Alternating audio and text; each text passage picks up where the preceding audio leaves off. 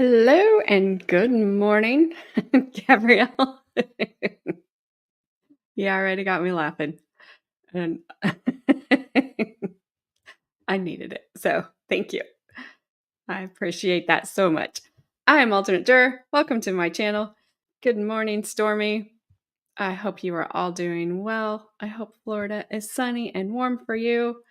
And did I see you guys are getting some snow, Gabrielle? Maybe? Possibly?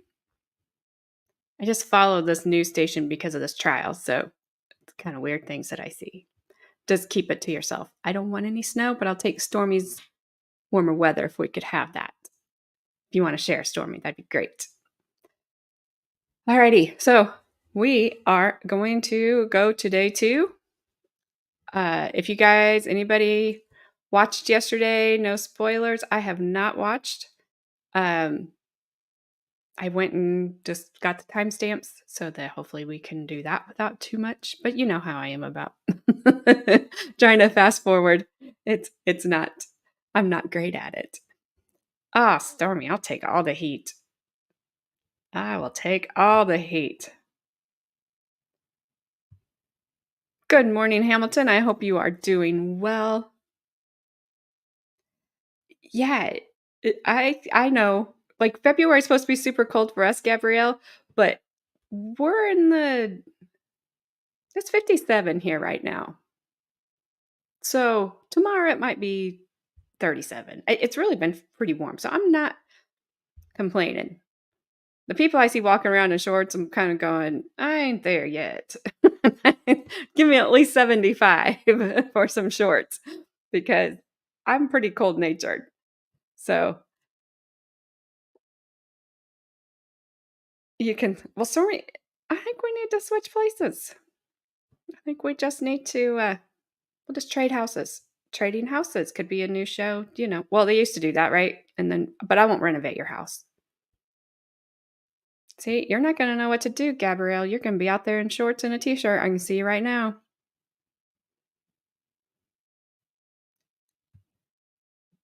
Alrighty. Oh, just an FYI, Carmen made it back to Texas just fine. No problem. She's safe and sound and warm. Yeah. You down for that, Stormy? A wife swap? Oh, goodness. Oh, I have one more update. I was trying to kind of let people trickle in here. I saw that so far just there is I don't know. I don't know. I hope not. That poor girl. Uh so far, although it didn't have a date, it just said in March. Um Franklin Tucker is just going on. So there's a new judge has been appointed and it just said it will reconvene sometime in March. Stormy, you haven't met mine yet. That's all I'm gonna say. No, he's a good guy. He's a good guy. Most of the time. He probably could say the same thing about me.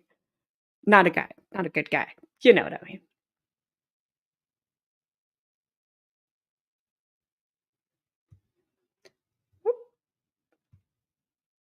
Well, welcome, Katrina.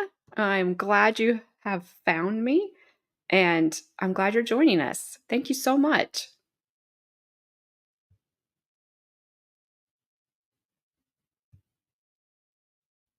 Yeah. I'm thinking that Tucker's coming back without an attorney. I I don't know. What he said at the end of that trial about don't they want you to take these plea agreements, it's a win, blah blah blah. I understand it. I myself would be like, you get the win because I'm not going to prison for life. I'm just not doing it. So that's what I think.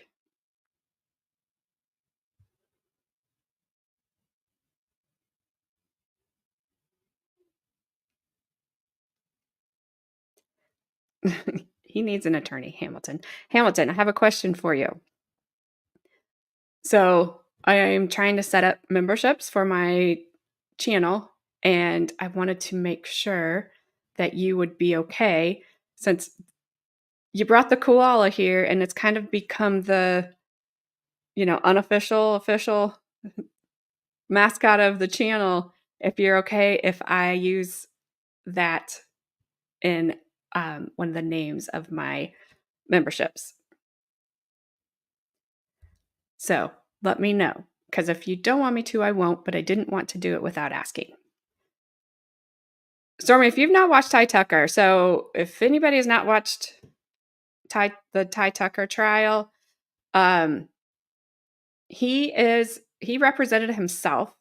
He's on trial for first-degree unaliving in a robbery that took place in Florida on the treehouse. I don't know if you've in the Keys. Stormy is where it is. I don't think the treehouse is still there, but it was this place where basically I think homeless people lived, and there's a lot of stuff that went on, illegal activities went on. Um, Supposedly, Ty Tucker, uh, the other two people's names just totally escaped my mind. What were their names? Oh my gosh.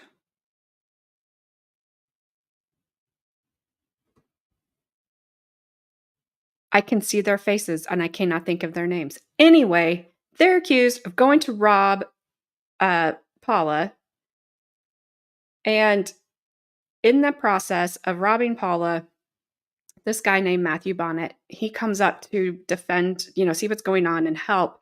He gets unalived. Now, they're not saying Franklin Tucker did the unaliving. They're saying he was there committing the crime, and so he's guilty. The other guy, which I can't think of his name, he's already been sentenced to life. And the so-called getaway driver, he got a plea deal, and he served 4.5, 5 years and has time served. He's out. And he testified against Tucker. Yeah, Detroit, but I can't think of what his real name is. So Ty Tucker had attorneys, but he wanted to try to get in evidence that the judge was not going to allow in.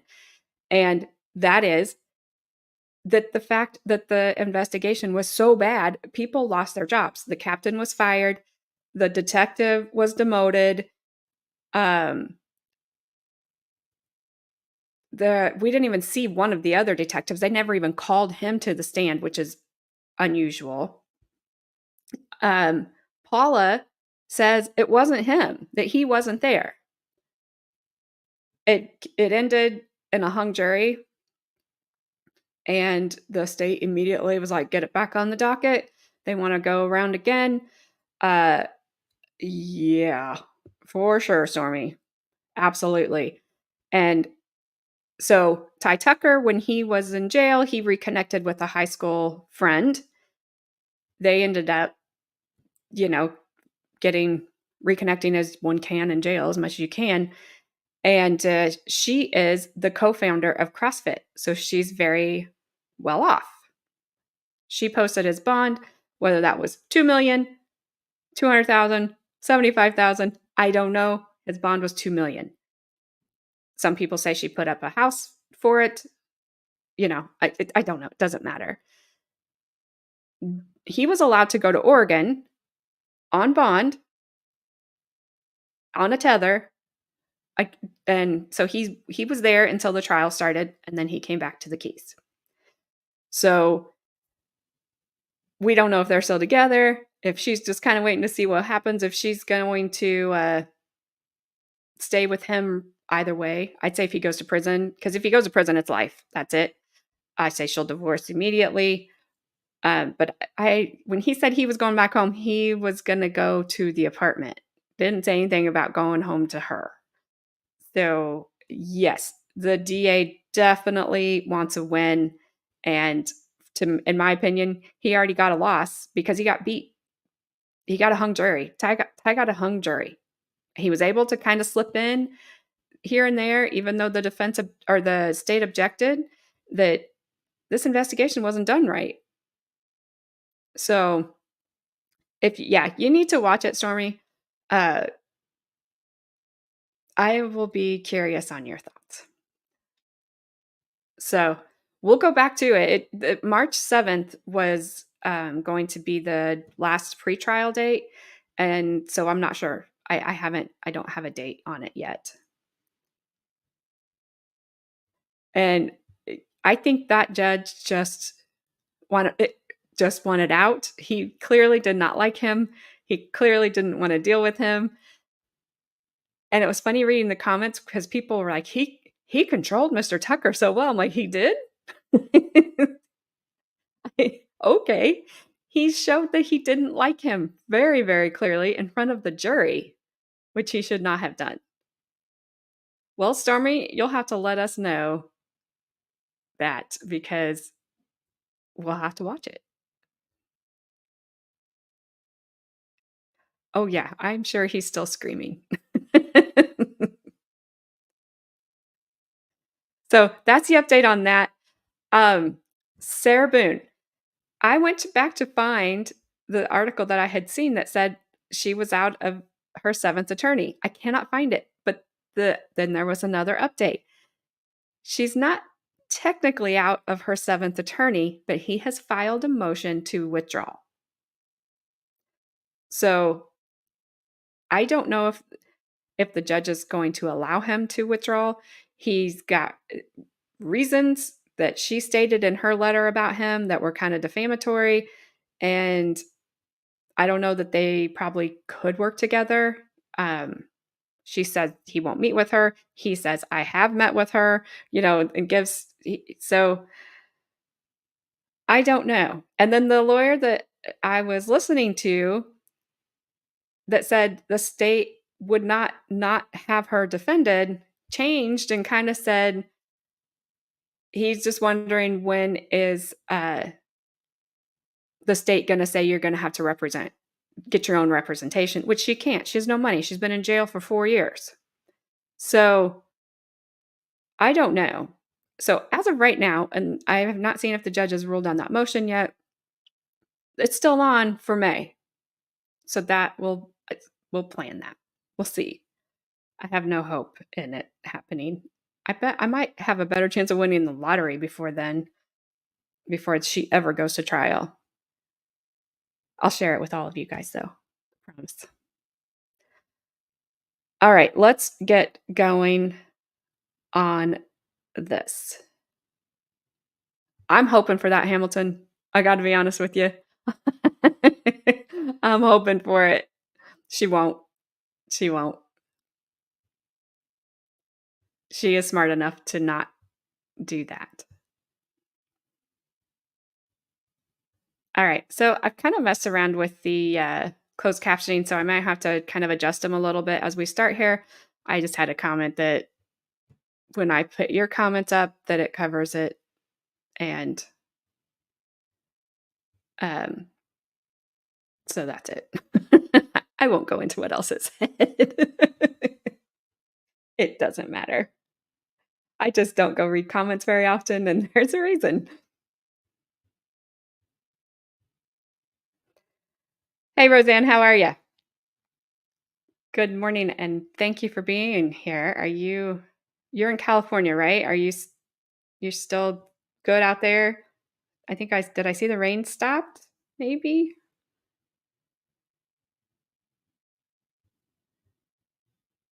Alrighty. Trying to push play on the wrong button. All right, got jury coming in, opening the defense and the state each get 45. Oh, you're in Pennsylvania. Sorry. Um, each side gets 45 minutes for their opening statement, so they're not terribly long. And then we have quite a few witnesses today. So thank you, Stormy. Yes, please hit the like and subscribe button. I'm really bad about acting because it's uncomfortable for me to do that.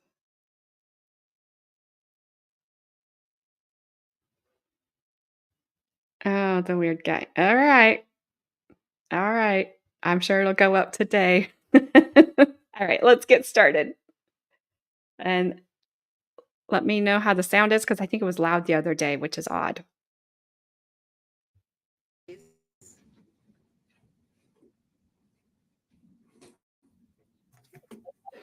Second. All right.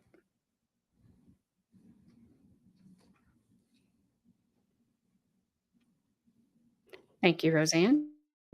I didn't watch it either, Hamilton. Watching it all with you guys.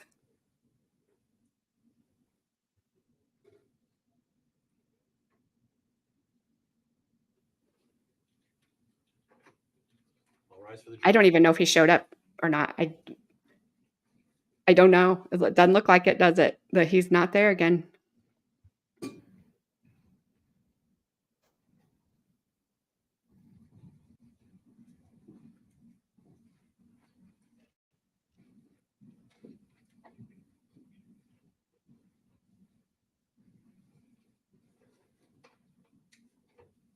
I did see that the tall Good state morning, ladies and gentlemen. guy moved two As I said to you microphones yesterday, to the podium, so I'm we hoping this sounds planned that better. we would begin with opening statements this morning, and that's exactly where we are. So when the state is ready. Thank you.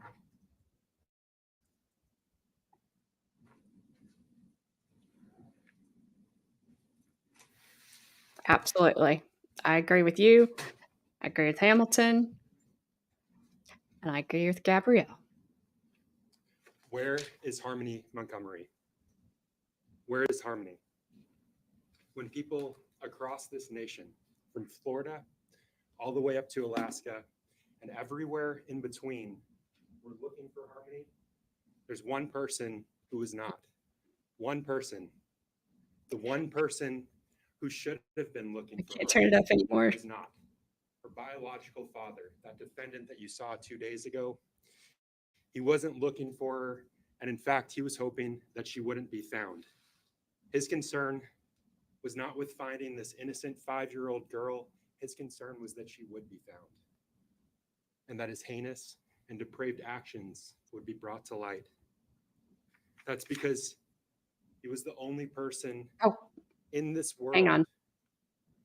who knows where Harmony is, who knows where her body is, and he was hoping that she would never be found.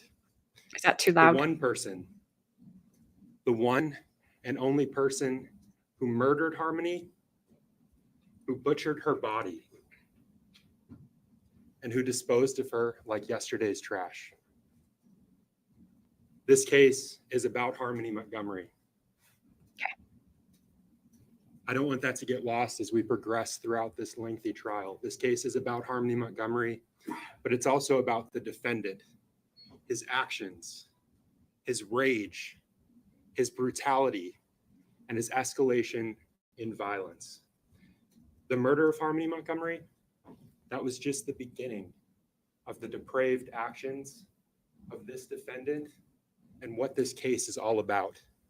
It's about a man who, for 2 years, evaded apprehension, didn't have to answer for his crimes, had no appreciation or concern about Harmony being missing because he already knew she was dead.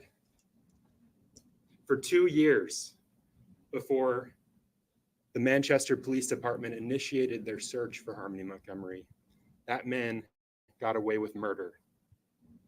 His only concern, other than Harmony's body being found, was to keep his wife, Kayla Montgomery, from coming in here and telling you all what he did to her. His heinous actions, his cover-up, what she witnessed.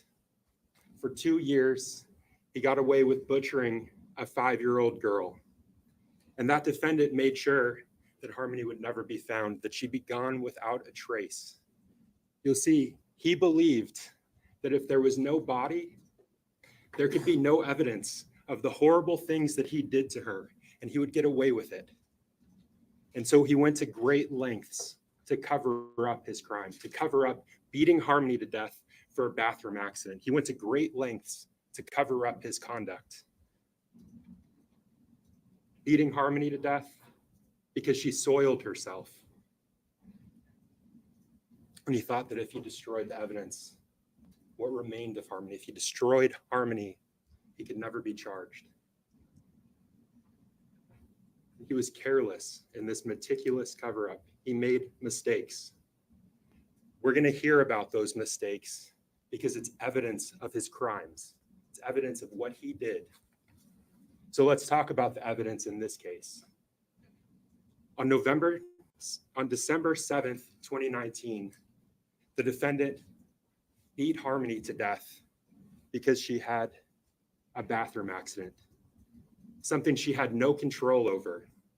She'd peed her pants, and he murdered her in a series of attacks, of brutal strikes that began that morning in the car that she was living out of and ended in the Burger King parking lot that you all saw yesterday on The View. He carried her body with him for months. For months, he carried her body, and he discarded her with zero appreciation for the life that he'd taken, just a fear of being caught. And in the months that followed, he beat, he injured, he terrorized the only witness to his crime, the only person that could come in here and tell you what he did. She was his loose end, Kayla Montgomery, his wife. He conditioned Kayla through force and through threats with the purpose of making sure that she would never come in here and tell you what she'd seen, what he did. Beating Harmony to death for another accident, destroying her body, freezing her, thawing her, squeezing the liquid out of her, compressing her body into a bag like this one.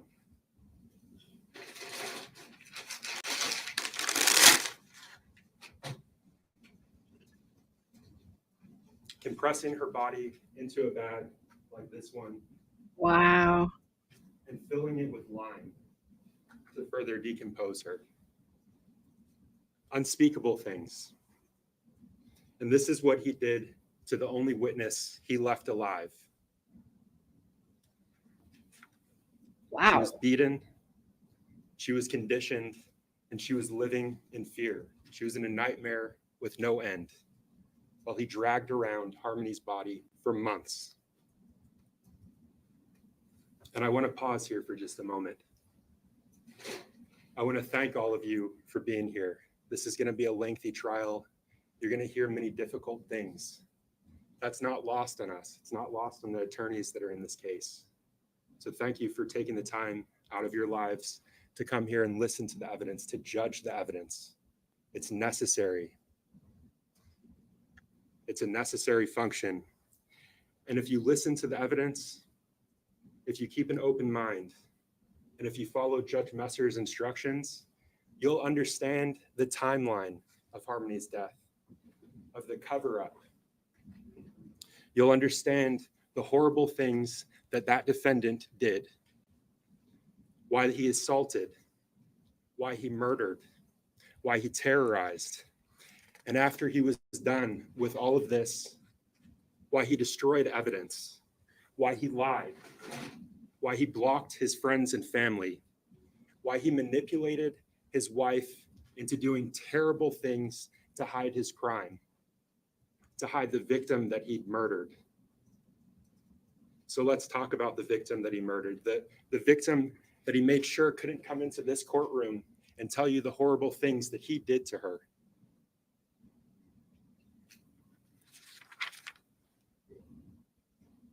Her name is Harmony Montgomery. And there are 4 descriptions that you're going to hear of Harmony during the course of this trial, some of them horrible. Harmony was born to the defendant, Adam Montgomery, and her mother, Crystal Sorey. She was born on June 7th of 2014. She was a daughter. She was a sister. She was a Minnie Mouse fan. She was a fun-loving girl that loved being a big sister. She was just 5 years old when the defendant brutally murdered her. During the course of her brief life, she was a fun-loving girl. She was someone that defied all odds. She spent most of her life with Tim and Michelle Rafferty, her foster parents, who she called Daddy and Mommy Michelle. And those odds that she defied. When Tim and Michelle got Harmony, when they got custody of her, she was just 2 months old. And Michelle was told she's not going to live past 7 months, told that she had learning disabilities.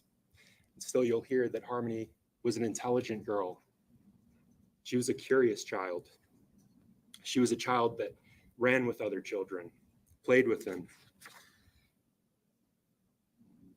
She was potty trained at a very early age. At a very early age, she was potty trained, and that'll become important as we progress throughout this trial. So keep that in mind. Harmony was potty trained at a very early age. She wasn't someone that was bound by limitations. And you'll hear that when she lived with her mommy, Michelle, and her mommy, Crystal, she was thriving. She was thriving in school. She was thriving with her peers. She was a child like any other. She was full of life.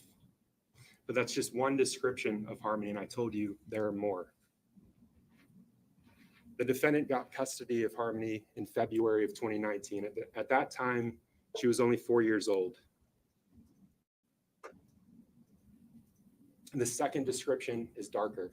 It comes from the 10 days before the defendant murdered her, and we'll talk about that more as we go along. The 10 days before he murdered her.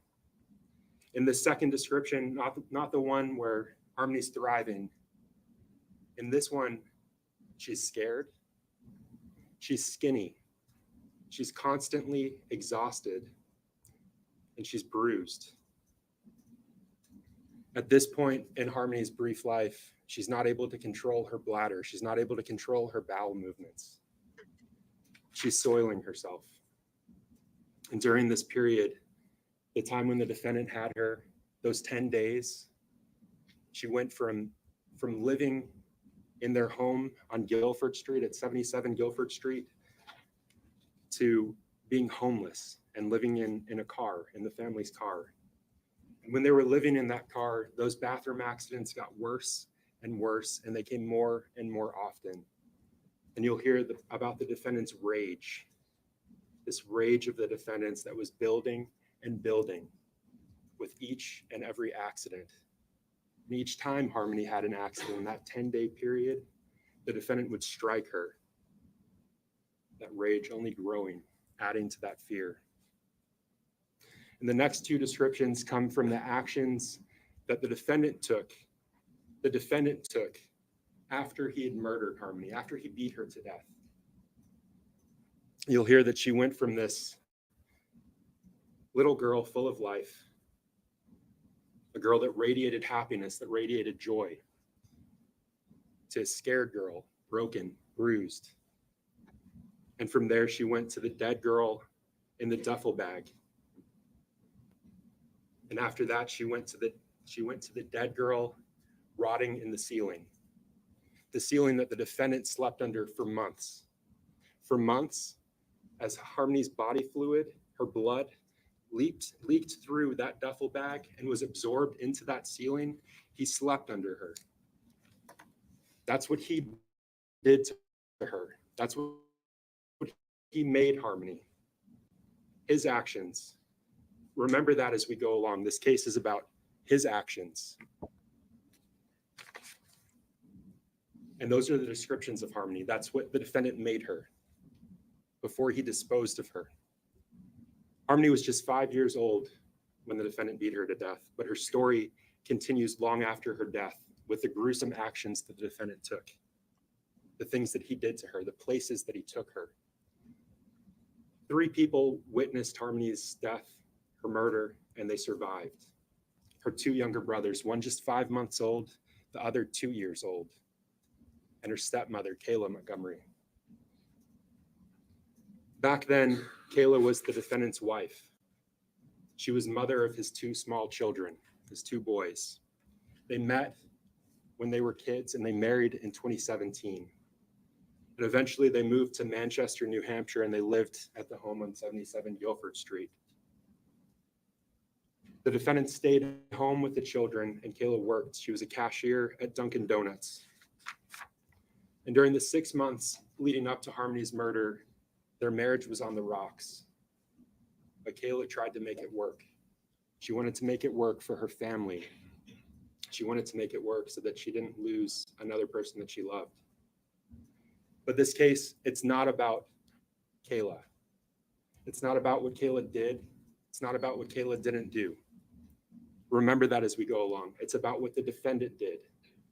Kayla was the defendant's loose end. She was the witness to his crimes. She was the witness to his confession to an assault that took place against Harmony by the defendant in July of 2019. She was witness to Harmony's murder. She was witness to the defendant compressing Harmony into bag, smaller bag, smaller bag, compressing her more and more over the months that he had her, adding lime to that bag. And she was witness to the defendant disposing of Harmony. She was the witness that was left alive. So let's talk about that first event, the assault on Harmony from July of 2019. That summer, the summer of 2019, Morning, Adair. was Harmony's first time living with the defendant. It was her first summer with the defendant. And again, they lived at this home on Guilford Street. You'll hear that they lived there with Helen Montgomery, the defendant's grandmother, and the defendant's uncle, Kevin. And Helen and Kevin left that summer. They went down to Florida, and there Helen had a triple bypass surgery, and Kevin stayed with her. He accompanied her to help her in her recovery. And you'll hear that Kevin was gone for 3 weeks. And when Kevin left, when he left that home, Harmony was uninjured. No bruises, uninjured. But when he came back, Harmony had a large black eye. A black eye that was so swollen that the profile of her face had changed. It was horrible. This girl was bruised. She was injured. And her face was swollen. And when Kevin walked through that door, he saw Harmony. And this immediately stood out to him. This was his niece, his great niece. And the defendant was standing next to Harmony, and he said, "Harmony, what did you do? What happened to you?" And Harmony didn't even have time to answer. The defendant interrupted and said, "She didn't do nothing. I bashed her around this house. I beat the dog shit out of her." That's what he told his uncle about Harmony, what happened to her, how she got that injury. "I beat her. I did that." The defendant in this case. You'll hear that this shocked Kevin. It frightened him. And that was the last night he stayed in the house. He never went back there. He spent that night in his house and he got out of there. And in the time that followed, he did everything he could to get Harmony help. He contacted authorities. He contacted DCYF, contacted Child Services. you'll hear that he was unsuccessful.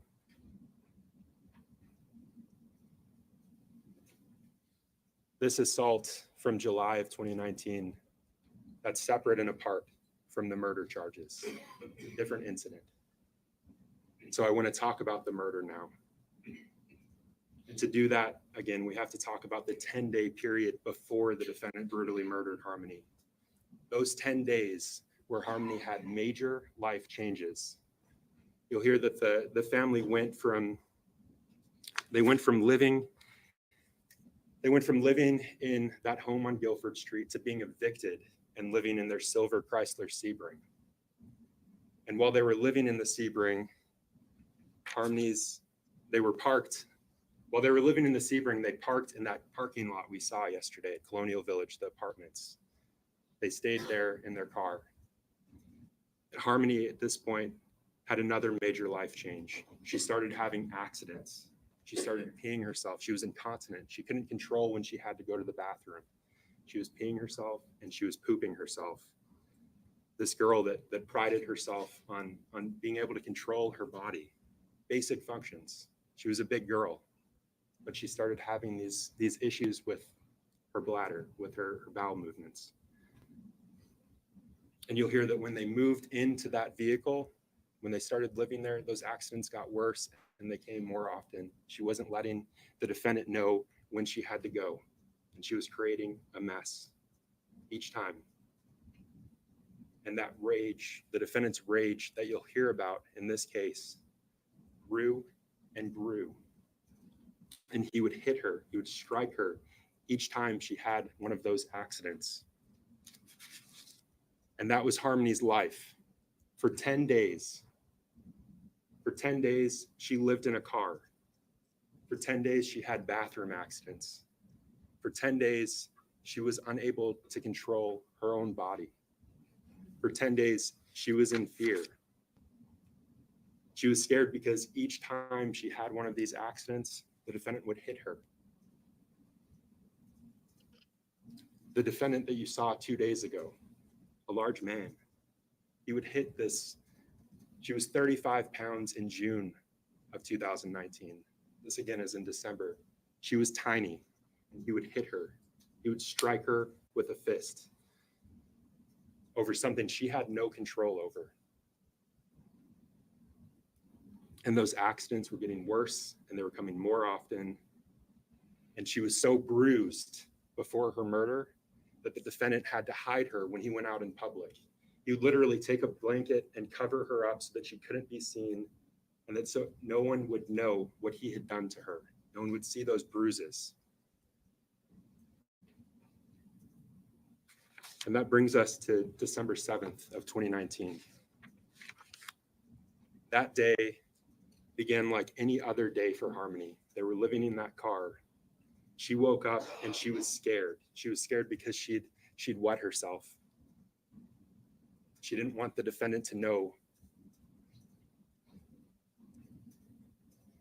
She'd wet herself first thing that morning, and she was afraid. And just as she feared what happened, the defendant smelled what she had done. And for that, he hit her. He struck her in the face, and he drove his car. He continued on with his day as if he had done nothing. He struck this little girl in her face, on the side of her head. He continued on as if nothing happened. He drove to the methadone clinic, the clinic that you saw yesterday on The View. And there he and Kayla took turns getting their treatment. You'll hear that Kayla went in first, the defendant stayed in the car, and then the defendant went in. And when the defendant came back to the car, he was hungry. And so he started driving the family's car to the Burger King that you saw yesterday on The View. And as he was pulling out of that parking lot, he smelled something. He smelled that Harmony had had another accident. And that rage that had been building inside of him, it was there. Remember, he was still upset about the earlier accident, that first thing in the morning. And he looked back at Harmony as he was driving, and he said, "Really, Harmony? again, and he began striking her. As he was driving, holding onto the wheel, he began punching this little girl repeatedly for something she had no control over. He struck her blow after blow after blow to the side of her small head. And he didn't stop. And you'll hear me say that. He didn't stop. He didn't stop with that first barrage of assaults, of strikes to her small head. He continued. And when he pulled up to a light, he continued hitting her, hit after hit to her small head, blow after blow. Now, during this barrage of strikes, Kayla, who was in the passenger seat, seated next to the defendant, seated in front of Harmony, she put a hand up. She tried to block what this defendant was doing to Harmony. She tried to stop him. You'll hear that in that moment, he looked at her as if to say, "You're next." And she was scared.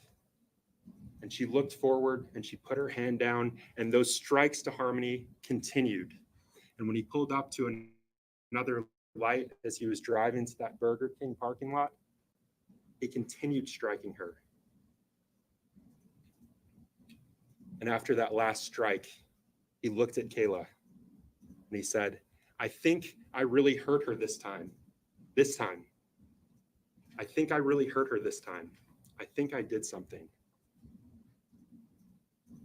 And he didn't stop.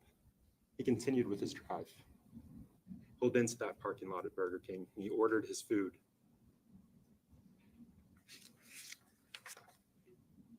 He ordered his food and he ate. He didn't stop to check on Harmony. He didn't look back at her. He didn't show any concern for this innocent little girl, the child he'd just beaten. He ordered his food and he ate.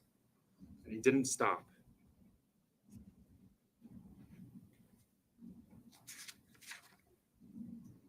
You'll hear that at that time, after that last blow, after that last strike to her small head, she began moaning, making a gurgling sound.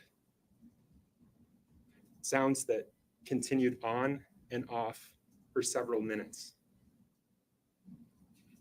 He didn't show any concern, ate his food, and he continued driving towards the Colonial apartment parking lot.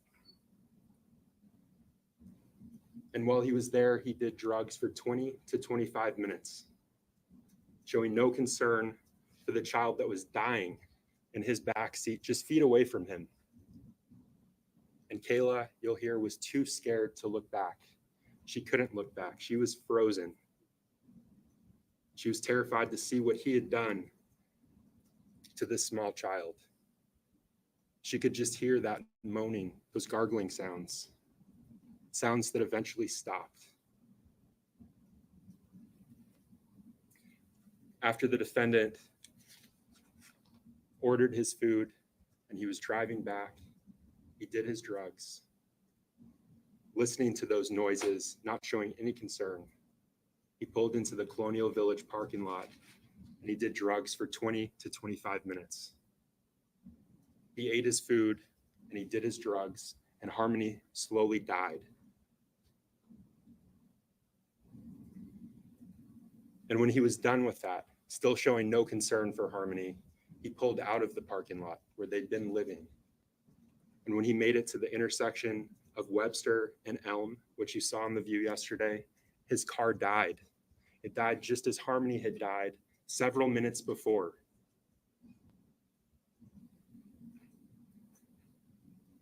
The defendant realized they were going to have to abandon that vehicle. And so he started removing items, getting the kids out, shaking Harmony, telling her to wake up. She wasn't responding. She couldn't. She was dead. He had done that. And when he realized that Harmony was no longer alive, that he'd murdered her, he grabbed a duffel bag. Remember, they were living in that car. All of their items, all of their possessions were in that car. He grabbed the duffel bag and he stuffed Harmony's body inside. And remember those descriptions that I told you about Harmony, what you'd hear throughout this trial. That's when Harmony became the dead girl in the duffel bag. He did that to her. That's what he made her. The defendant stuffed her into that bag, and he went on about his day as if nothing happened. But Harmony's murder, that was only the beginning. And remember what I told you, this case, it's about the actions of the defendant. They didn't stop after he murdered Harmony. That was the beginning of his conduct. His actions didn't end when he brutally murdered Harmony. You'll hear about how he carried her for months, scheming, plotting, coming up with a plan of how to get rid of Harmony somewhere she would never be found. And they went back to the Colonial Village parking lot that afternoon. They had a friend there, a friend who let them stay in his Audi. And you'll hear that friend brought them dinner for 2 nights, the 2 nights they stayed there, December 7th and 8th. He brought them dinner, and notably, he didn't see Harmony with them. He didn't see Harmony because she was in that duffel bag, the duffel bag that he was moving between the trunk of that Audi SUV and the ground outside. At night, he would keep her in the ground between his car, the Audi SUV, and the dumpsters that you saw yesterday that you walked around in that parking lot. He kept her on the ground because it was cold outside. Remember, this was in December, and he wanted to keep her body cold.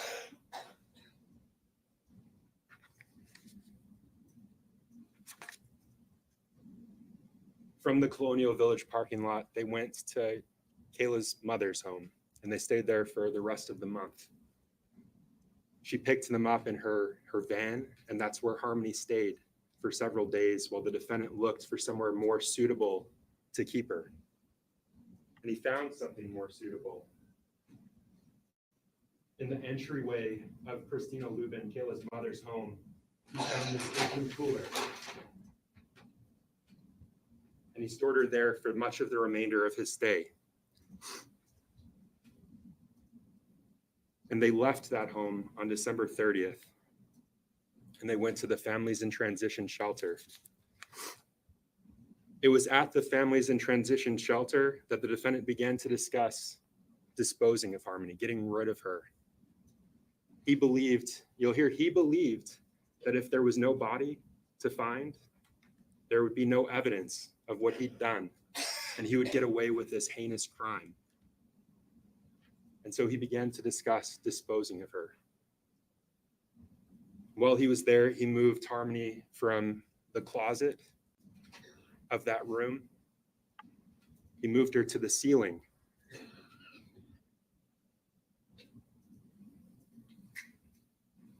He removed that vent cover and he stuffed her body inside. And that's when Harmony became the dead girl rotting in the ceiling that he slept under for months. Now, the defendant faced another problem at the Fit shelter. Harmony's body began to rot. It began to smell. He was storing her body in the ceiling above his room, and the heat was on. And the heat was causing her body to decompose more and more by the day, to rot more and more by the day. And it was smelling. And other tenants, other people that lived there were complaining about those smells. So he had to take her body out of that ceiling. And he brought it to the bathroom and he compressed it. He compressed and contorted her body into this bag, into a bag like this. And he put it back up there, back in the ceiling. And when he was taking her body down, when it was still in the duffel bag, before he'd added trash bags and put her inside a bag like this one, she was leaking. She was leaking. Her liquids were pouring through that duffel bag. And investigators followed up with the Fit shelter. They went to that room. They looked in the ceiling. And when they took that vent cover off, they immediately smelled decomposition, a smell associated with dead bodies, rotting bodies. They smelled decomp. Still present 2 years after the defendant had removed Harmony's body from the ceiling. And they saw deep stains in the drywall where Harmony's blood had been absorbed.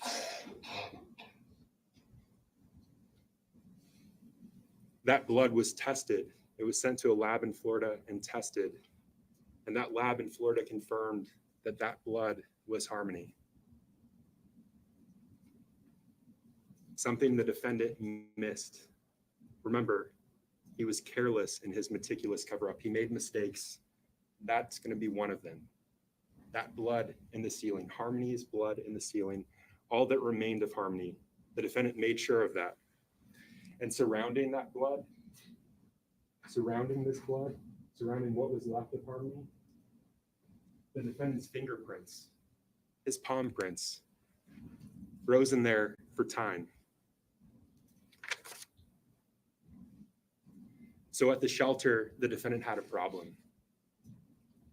He was living in a shelter. He didn't have access to a freezer, and Harmony's body was beginning to rot and stink, and it was getting worse and worse by the day. People were complaining.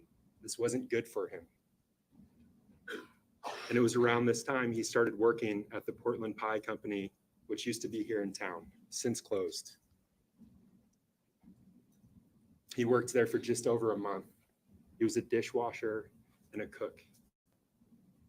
And that CMC bag, the one that looked like this, that accompanied him to work. It stood out to people because he placed it in the freezer during his shifts. He brought it with him regularly to work, and he stored it in a freezer where the company kept food, ingredients. People saw him bringing that in and out regularly. They couldn't have imagined what that bag contained, but they saw it. And after they left the fit shelter, after the defendant left the shelter, he moved into an apartment on Union Street. And it was in the Union Street apartment that he began to discuss dismembering Harmony, squishing her, further contorting her body. He discussed using a saw to cut her up.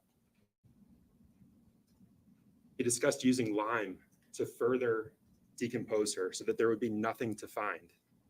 Remember, he believed that if there was no body, there could be no evidence, and he would get away with this horrible thing that he'd done, beating this little girl to death. And it was in the bathroom of his Union Street apartment that he compressed Harmony. Already in that CMC bag, filling that CMC bag, he compressed her further, and he added lime to the bag, thinking that it would eat away at anything left of her. He spent most of the day in that bathroom compressing Harmony. He took her out of the CMC bag and he placed her in the tub.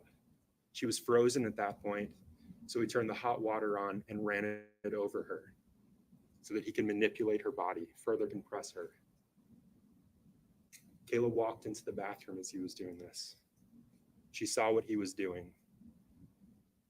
She saw Harmony. Harmony at that point was skin and bones. And she saw the defendant squeezing Harmony, squishing Harmony, trying to remove the liquids that remained from her small body and down the drain of the tub. When Kayla walked into that bathroom, he told her to help him. You'll hear that Kayla obeyed. She held Harmony's arm while the defendant used the scissors to cut off Harmony's clothes. But this was too much for Kayla. She couldn't take what she was seeing, what the defendant was doing, the sick and grotesque things that he was doing to this child's body. And so she went to the living room to be with her two sons, to make sure that they didn't walk in and see what he was doing. So in that bathroom, the defendant shut the door behind her. That once bulging CMC bag, the bag that Harmony's body filled, he compressed it enough to add much of a 40-pound bag of lime. And he took breaks from the horror show in that bathroom. And during one of the breaks from working on Harmony's body, he said, I can put her in pieces. I can put her in pieces. I can cut her up. And while he was working in that bathroom, working on Harmony, he clogged the drain. Remember that as we go along. He clogged the drain. While he was squeezing her, getting the liquids out, he clogged the drains of the bathroom.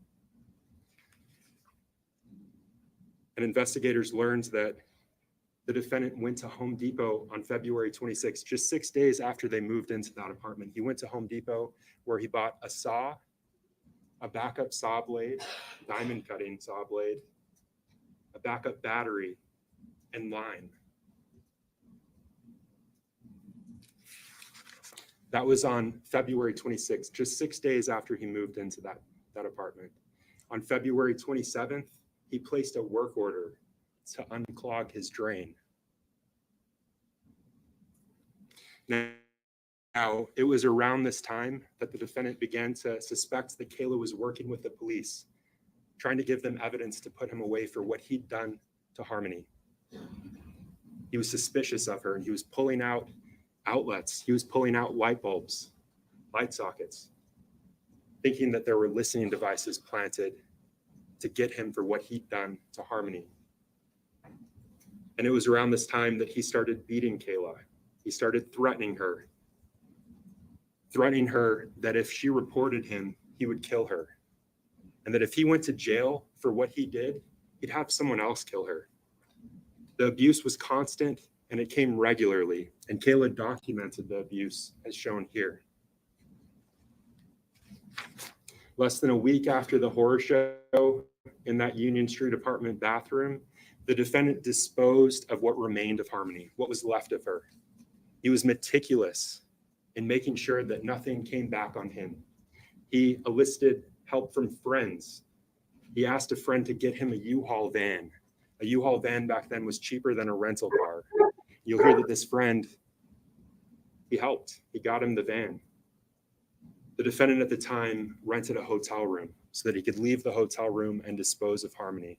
And when he came to bring the defendant the keys to the van with his girlfriend saw a CMC bag that was protruding from the hotel room's mini fridge. And that stood out to her. And when the friend gave the defendant the keys to that U-Haul van, the defendant said, I fucked up. And he repeated it over and over. I fucked up. Me, the defendant, I fucked up. But he couldn't say how. He couldn't say what he'd done to fuck up.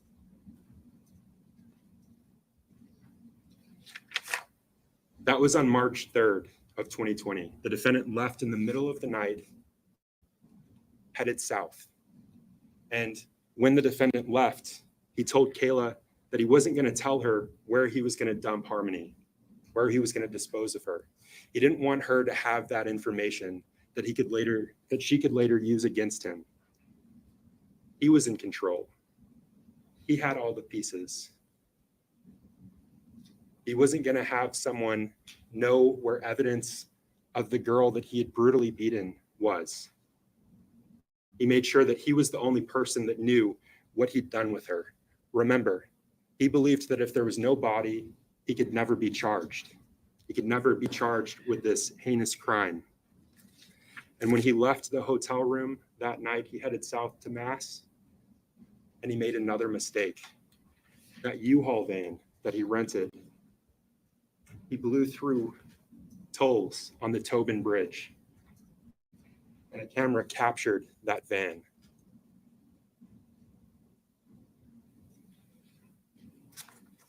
You'll hear about the many searches for Harmony Montgomery involving multiple states, Maine, Mass, New Hampshire, involving multiple agencies, both state and federal.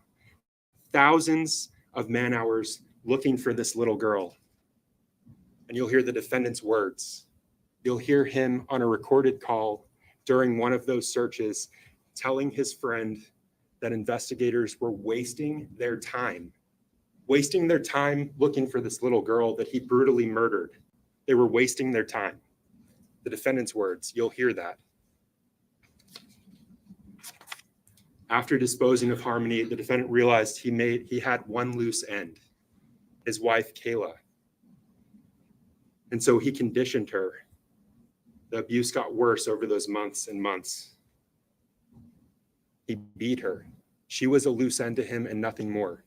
Now, you'll hear that Kayla lied. She stuck to a story that the defendant gave her. She was scared at what would happen to her at the hands of the man she witnessed beat this small child to death and drag her body around for months. She's gone to prison for those lies. She's gone to prison for those lies. And since then, she's helped investigators. She's helped investigators find proof that Harmony is dead. That blood in the ceiling with the defendant's fingerprints. She spoke to investigators and police for hours upon hours over multiple days. Statements that gave investigators evidence that they wouldn't have without her.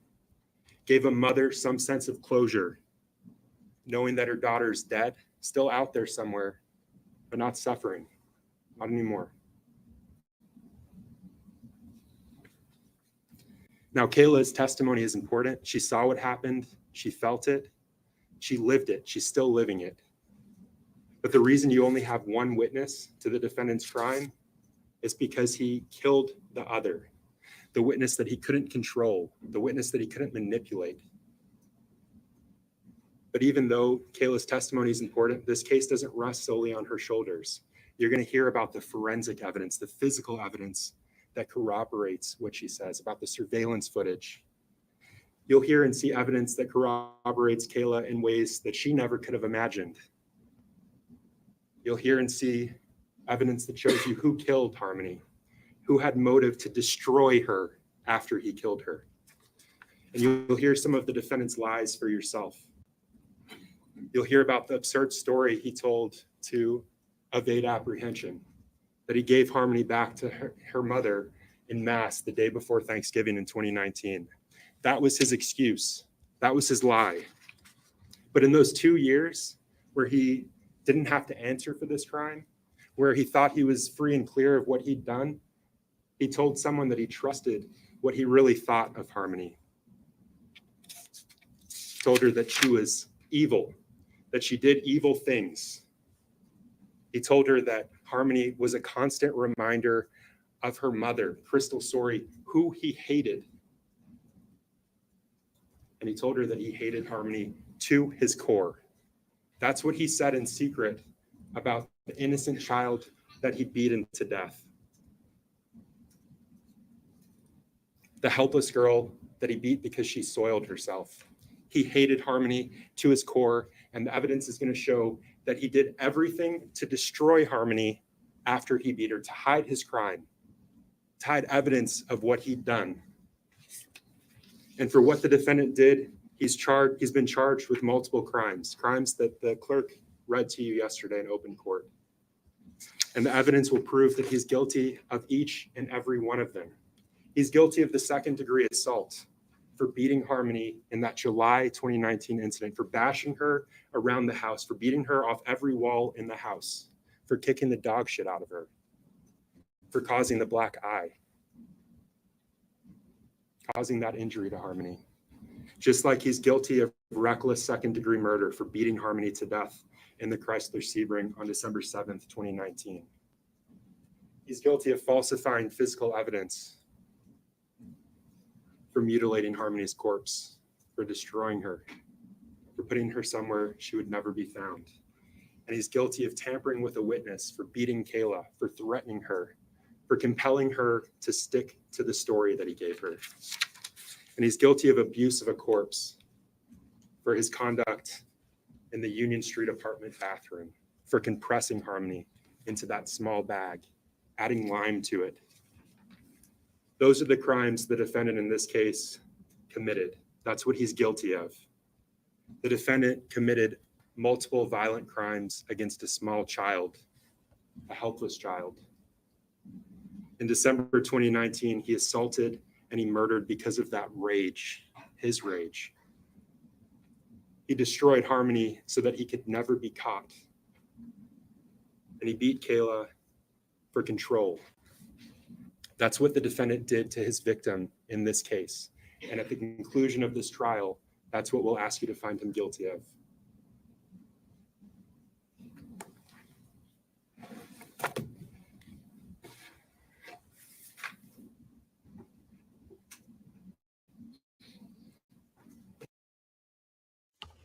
Can we take a breath?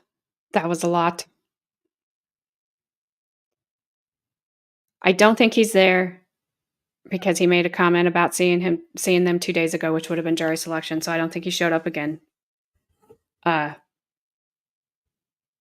Which we all know. We all have our thoughts. Yeah. This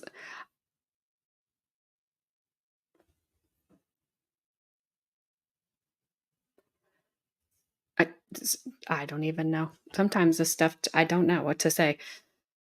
I'm very curious what their defense is going to be because he laid it out pretty good to not blame Kayla. And she's on the witness list. So I'm thinking we're going to see her. I can tell you that on the witness list today is the mother, Crystal Sorey, and the uncle is also going to be. We're going to hear from him as well. So, yep. I guess we shall proceed. I just wish he was there. Just show up. You did it. And you've already pled guilty to 2 things. You've already pled to the abuse of a corpse. You've already pled to falsifying evidence. How's that going to get you out of that you did it? And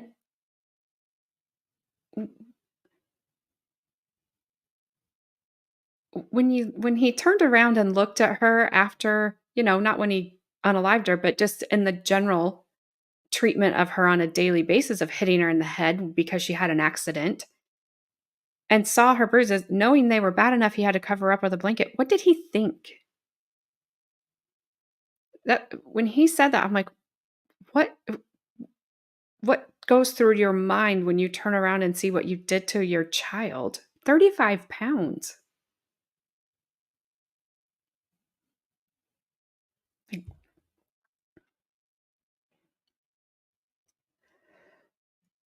I don't know.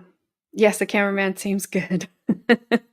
He seems good. If hopefully the closed captionings are okay, I can try to pull them down. I'm just trying to keep them above, so if I put your guys' comments up there, they're not covered up. Trying to keep everybody happy. I know that's impossible, but I'm trying. All right, let's go. Okay, now go. Are you ready?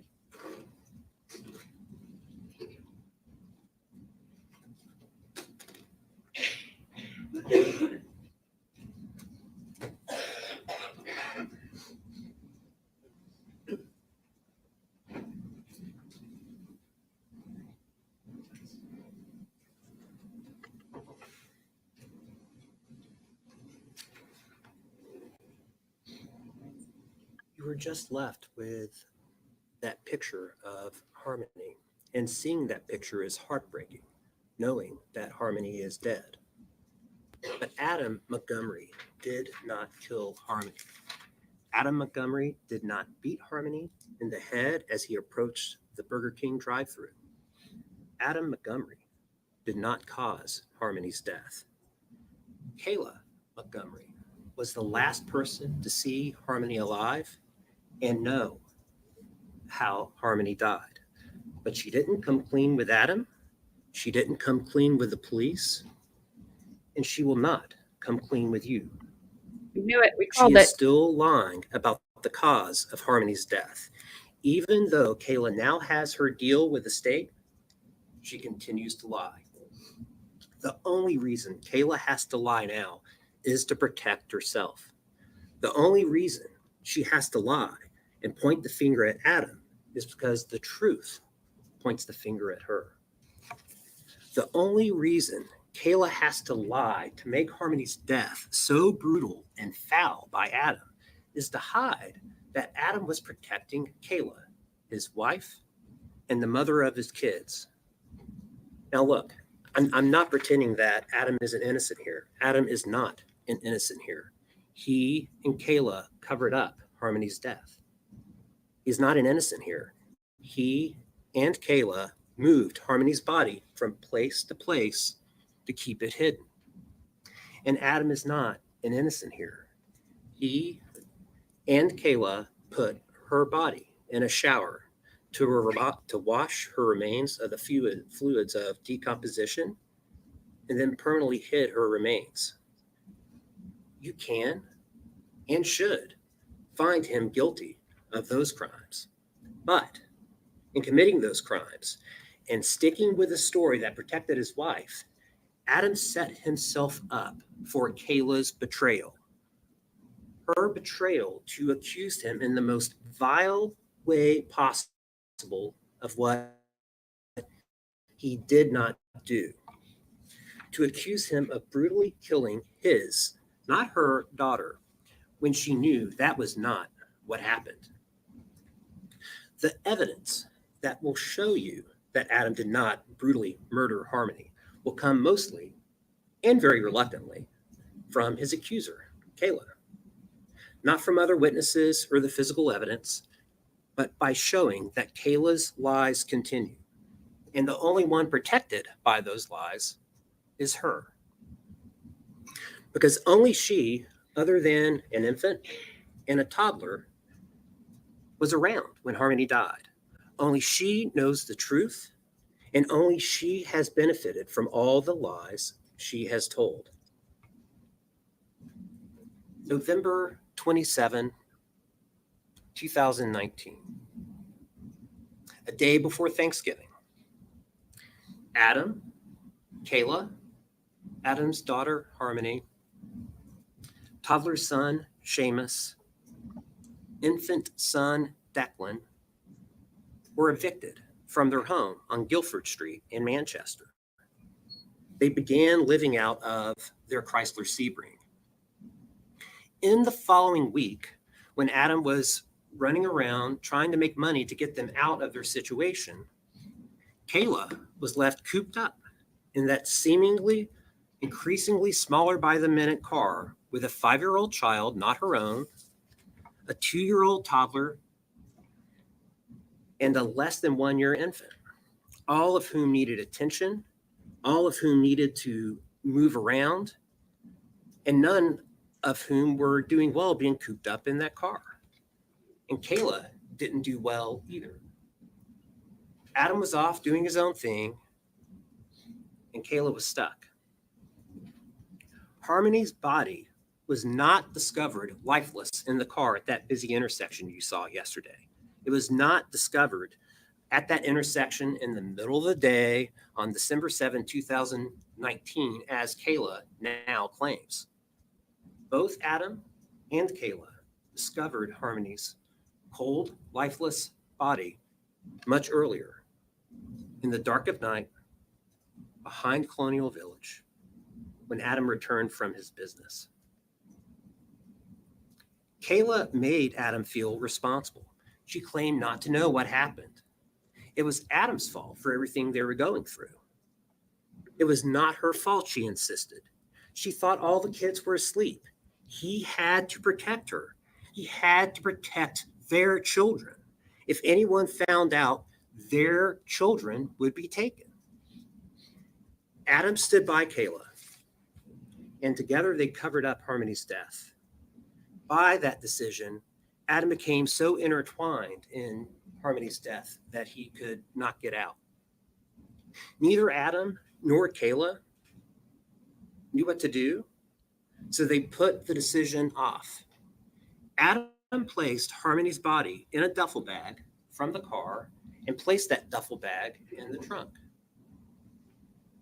And Harmony's body was in that bag in the trunk of the car when it broke down at the intersection of Webster and Elm. They had driven off from the Colonial Village apartments to try and figure out what to do, where to put Harmony's body. But then the car broke down. When it did, Adam grabbed the bag from the trunk and carried Harmony's body away from the intersection to the parking lot at Colonial Village. From there, as you'll hear, Harmony's body was moved from place to place until Adam and Kayla finally figured out a plan to hide the body permanently. When asked, Adam and Kayla told people that Harmony was back with her biological mom in Massachusetts. Let's now move forward 2 years. December 2021.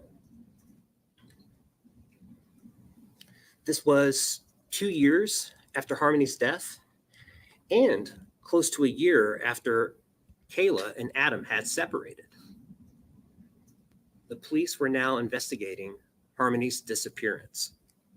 They found Kayla and asked her where to find Adam and where Harmony was. Kayla gave the lie she and Adam had used to explain why Harmony was no longer living with them after Harmony died in December of 2019. That Adam had returned Harmony to her mother in Massachusetts. Kayla also told the police that she believed Adam was in Maine. After speaking with the police, she contacts Adam and she told him, quote, "You need to come down here." She told him he needed to return to New Hampshire and deal with the police because she was not going to deal with all this by herself. Adam did what Kayla told him to do and returned. But unfortunately for Kayla, he also brought another woman, Kelsey Small, with him. Adam met up with Kayla and they talked about what to do. That New Year's Eve 2021, Kayla talked to the police again. This time, it was at the Manchester police station. She again gave the lie that protected her, insisting Adam took Harmony to her mother's, and that was all that she knew. And after well over an hour of talking, as Kayla stuck with this lie, the police gave her time alone to think, to write down what she wanted to say, just in case it was too difficult to verbally speak about. And Kayla did take that time alone to think and to write. And this is what she wrote. Quote, "I don't know what happened. No clue. I just know he left to bring her to meet her mom, to give Harmony to her after he dropped me off at work in the morning." And she wrote, "You need to get him to talk. He won't tell me anything. So he obviously did something and isn't saying anything to me." Kayla was ready to point the finger at Adam, but only in a way that protected herself. 5 days later, January 5th, Kayla was arrested anyway, but for something different than what the police had wanted to talk with her about. Instead of being arrested in relation to Harmony's disappearance, she was arrested for something else, what eventually became a theft charge. But she knew the arrest was to pressure her. While in jail, Kayla had more time to think and to scheme. How was she going to get out of this mess that she was in? She knew that the police thought she had information about what happened to Harmony. And she knew that the walls were closing in. Kayla also knew that pointing the finger at Adam was worth something. And pointing the finger would help get her out of this mess. And she thought about how to use Adam to get out of it.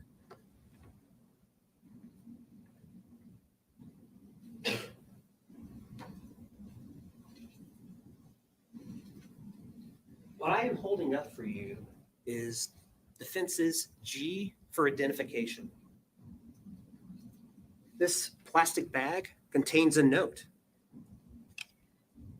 This note is written by Kayla, and it reflects what she wanted for a bargain. A few weeks after her incarceration, this note was found in Kayla's cell. And in her musings, she writes of her willingness to, quote, betray Adam, not to finally be free of Adam, not to finally be safe from him, not to tell the truth, to betray, meaning stab him in the back. But she also wrote of her longing to be alone with him one more time, to kiss, to make love if she could. She didn't write of fearing to be alone with him. She did not write of any fear that Adam would hurt or kill her for her betrayal. In her fairy tale musings, Adam would understand and protect her to the end. Their children needed their mother, she wrote. But as this note also shows, Kayla wanted more than just one last time with Adam. She had a whole wish list, a set of demands. She wanted, quote, immunity from everything. Everything being in all capital letters. She wanted immunity from everything, all charges I'm facing, and what I'm going to say about Adam. Maybe ankle bracelet, or probation, or drug court. Kids in my life. Not lose custody or rights to my children at all, and be able to have kids live with me once I do a residential treatment program and complete it. Kayla was willing to sing for her supper, not for truth, not for harmony, but for Kayla. Kayla was all about protecting herself to wiggle out of accountability for her own conduct. After that note was discovered in Kayla's cell in January of 2022, January 29th to be exact, Kayla told a correctional officer that she wanted to speak with the Attorney General's office. But no one came to her with a deal. And instead of a deal, she got a subpoena. She got subpoenaed to appear before the grand jury in March, and she remained in jail. Now, Kayla finally got out on bail on May 6th, but she still had been subpoenaed to testify before the grand jury, this time on May 20th. Still no deal. And when Kayla finally appeared before the grand jury, she still had no deal. It was explained to Kayla that she could choose not to answer a question if it would incriminate her. Instead, though, she chose to lie under oath, the same oath you'll see her take later, trying to make herself look innocent while pointing the finger at Adam. She told the grand jury that Adam had dropped her off at Dunkin' Donuts on November 30th with Harmony and the two boys in the car, and said that he was returning Harmony to her mother in Massachusetts. But even as Kayla insisted that she didn't know what happened to Harmony, a bombshell drops. The Attorney General's office, the AG, told her as she was testifying, she was working at Dunkin' Donuts, that they had her employment records. Was she sure? They asked. Kayla knew then that she was caught. She was caught in a lie. The AG had her employment records, looked at them, and knew that she was not working. And this was not just a simple, honest mix-up of days. Those records showed that the AG's office had, those records showed that she had been fired from Dunkin' Donuts for stealing even before the family had been evicted on the 27th of November. She knew she was caught in a lie. She knew the AG's office could prove it, but she had not developed a new lie and couldn't change course in midstream without a plan. So that day before the grand jury, May 20th, she kept marching forward, hoping that maybe they would believe her anyway. Nothing happened at first after her grand jury testimony was over, but Kayla knew it was coming. And roughly 2 weeks later, on June 3rd, when Kayla checked in as part of her bail conditions, it did. It came. She was arrested for lying before the grand jury. Kayla had a new story prepared, but with the new charges, the state had the upper hand. She was allowed to give her new story with the agreement that her statements could not later be used against her. But there was no guarantee of a deal, and instead, Kayla would only get that deal that she wanted if her statements helped the police figure out what happened to Harmony. And if the state decided that Kayla's statements were not helpful, she would be facing not only the charges she was already facing, but now 2 more felony charges, this time for perjury, perjuring herself before the grand jury, plus any charges that could come about if the police were able to figure out what happened to Harmony without her statements. And Kayla knew that the police were going to follow up on what she now said. And without something to corroborate this new story she was going to give, there wouldn't be any reason for the police to accept it. After all, she had already lied to the grand jury to point the finger at Adam. So instead of the truth, she told a lie of a brutal killing where she was also a victim. But because there cannot be any corroboration for the lie itself, Kayla intermingled some of the truth of how she and Adam covered up Harmony's death. The lie itself cannot be corroborated, but there would be corroboration in the truth of the cover-up.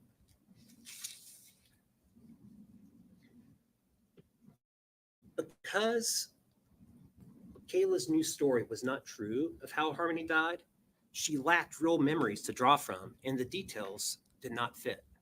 Both the details she provided and the ones she did not provide. And it is in those details based on a lie, that begin to reveal the lie still being told by Kayla. At first, Kayla's new story for the police, when she gave a proffer on June 3rd of 2022, her new story was that it was the middle of the night, 2 or 3 a.m. Harmony had been having trouble controlling her bodily functions while the family had been living out of the car, and Harmony went to the bathroom again. Adam responded by repeatedly punching Harmony, probably like 10 to 15 times. That story changed to Adam assaulting Harmony in the morning before they went to the clinic for their methadone.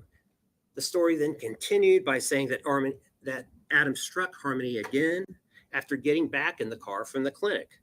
Then, as they drove to Burger King because Kayla wanted to get something to eat for her and the kids, the story expanded to Adam punching Harmony as he was driving into the Burger King parking lot.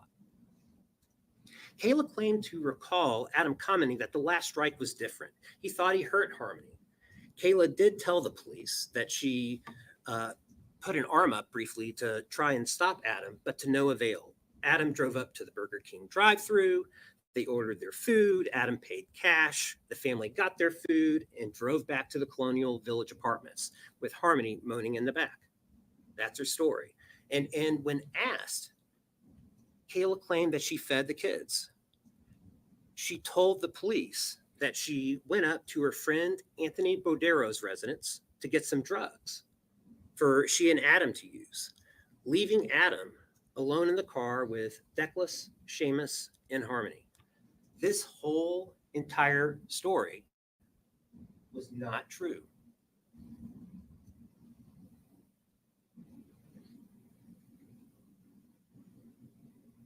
Excuse me.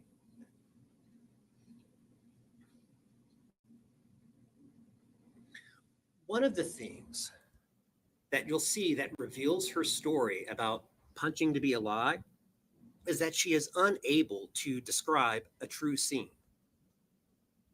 She does not describe 2-year-old Seamus crying as his sister beside him is being struck. She does not describe the baby screaming as violence and chaos break out around him. She does not describe trying to soothe or quiet the children. Nor does she describe Adam reacting at all to what would have been a cacophony of screaming and crying had all that punching been true. She does not describe trying to hide a broken child from the Burger King cashier or any concern on Adam's part that Harmony might be seen by the cashier or the camera. She does not describe Harmony as she feeds piece by piece food to Seamus, who is next to her in the backseat of the car. She does not describe seeking help from her friend she got drugs from. She doesn't describe any concern by her friend, Anthony Bodero's, that she seems upset. And please keep close attention to Kayla's various descriptions of the car breaking down, where she claims that she and Adam first discovered that Harmony is dead. Kayla told the police that with Harmony in what would have been a critical, perhaps fatal condition in the back seat, the family decided to drive away from their corner in the back of the Colonial Village apartments. Yet Kayla did not remember where they were going. Then the car broke down at the intersection of Webster and Elm, and they discover Harmony's dead body in the back seat. Kayla talked about waving, honking, agitated drivers behind them around the car as Adam manhandles a dead child in the back seat into a duffel bag. And no one notices. Their car did break down on December 7th at the intersection of Webster and Elm. That is not in question here. And the family did walk back to Bodero's. But Harmony's body was already in the duffel bag, in the trunk, from when they discovered her death in the early hours of the night before. Yesterday, before we broke, the court gave you a partial set of instructions on how you are to go about deciding this case. Among them was an instruction on assessing the credibility of witnesses. It is up to you to determine the credibility of witnesses. But the judge did suggest an illustrative list of factors to consider in making that determination. One factor is whether what the witness said appeared reasonable. In discerning this, details matter, the details that are given and the details that are not. Is the witness pulling from a well of true memory or just making it up? Another factor the court has offered for your consideration is whether what the witness said is consistent with other evidence in the case. And that leads me to some of the science that was used in this case. Kayla also described Adam cleaning up blood spilled by Harmony with a kerchief. That lie was exposed by a special test that can reveal blood traces, even blood that was supposedly cleaned up. Luckily for the police, they were able to locate the broken down Sebring 2 years later. They're able to bring it to their lot at the police station, and they were able to search and test it with a special test that could detect invisible blood, blood that cannot be seen with the naked eye. No traces of blood, including on the back passenger seat where Kayla said Harmony bled and Adam cleaned it up.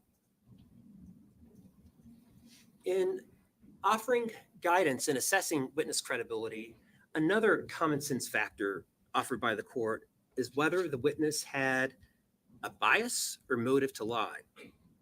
There will be time during Kayla's testimony, during direct and cross, to explore the changes, the inconsistencies, and details within her story, both those that are there and those that are not.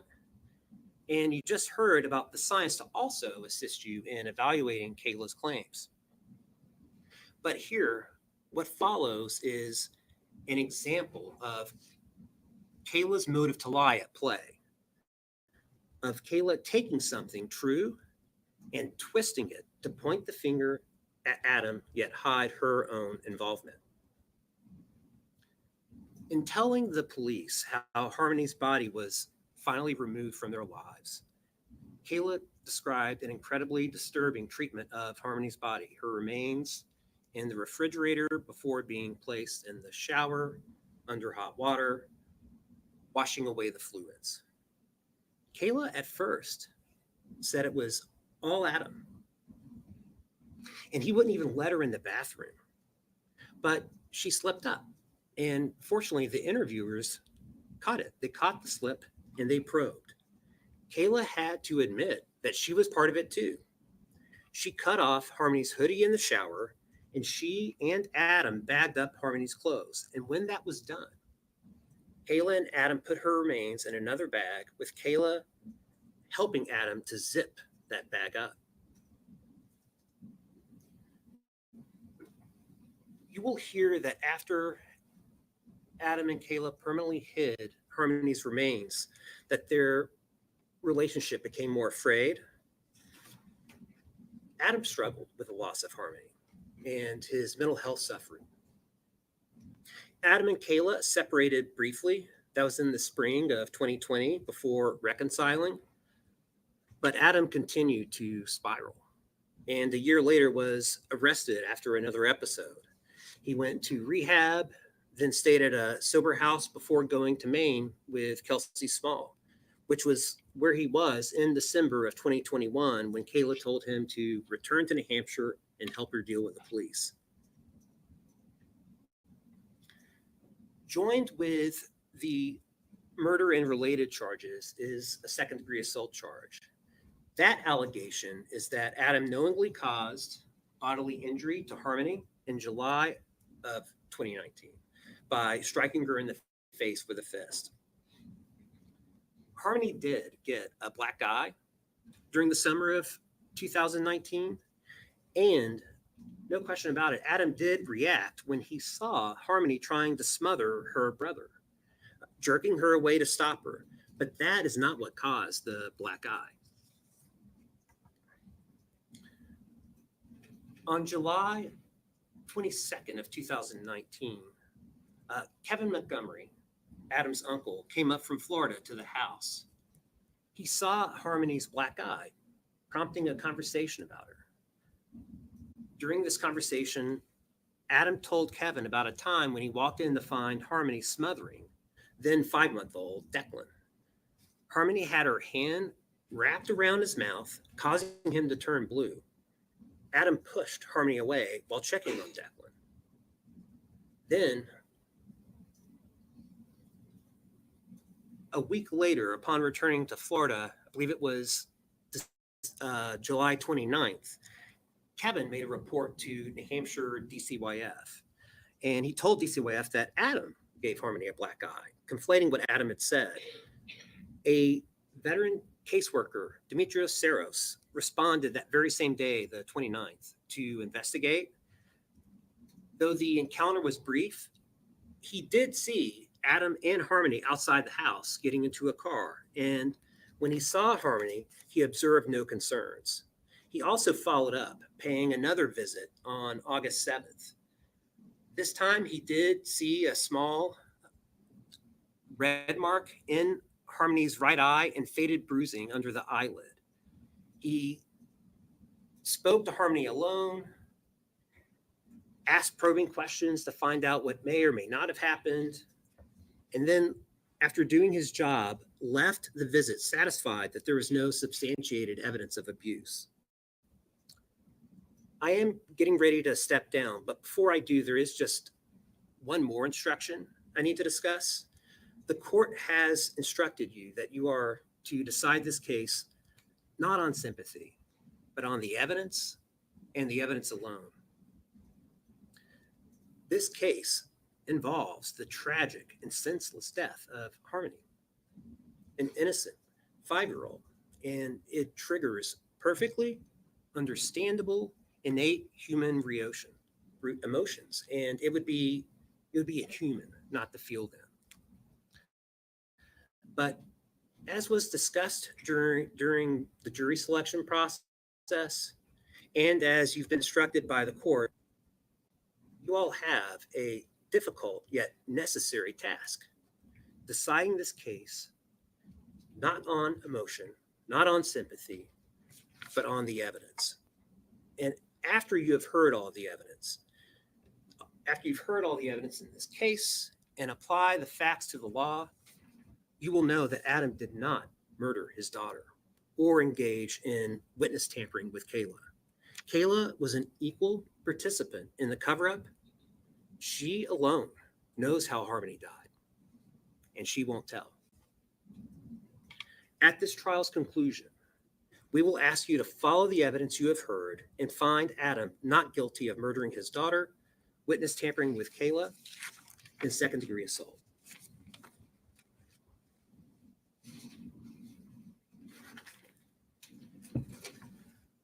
All right, ladies and gentlemen, you've now heard opening statements. Well, we knew that was probably going to be the strategy, was to blame Kayla. I'm not saying Kayla is like some super person, because it doesn't sound like she probably is. But you better bring some better receipts than what you just laid out right there, because that could just be a battered woman not protecting herself. And he didn't answer the question of when he walked in and saw Harmony supposedly smothering that 5-month-old and he pushed her. Okay, you stopped there. You pushed her, and what happened? Did she hit a toy? Did she hit the corner of the door? What happened? Where did the black eye come from? You just stopped. So, like, where is it? Like, what? Okay. Hopefully she wasn't doing that. Why would she be doing that?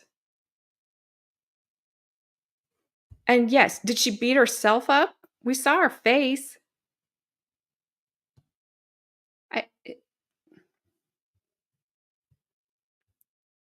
Like I said, she's not a winner. I don't think. She's in prison. She's serving her time for this, but I don't think she did that. Stormy, that sucks. I'm sorry. I hate losing power, and I do it. We live in the country. We lose power all the time. I was trying to figure out what his voice sounded like. I've heard people speak that way before, and I could not place it. I'm like, you're on TV, you're something, you're either in a show I've seen or a commercial or something.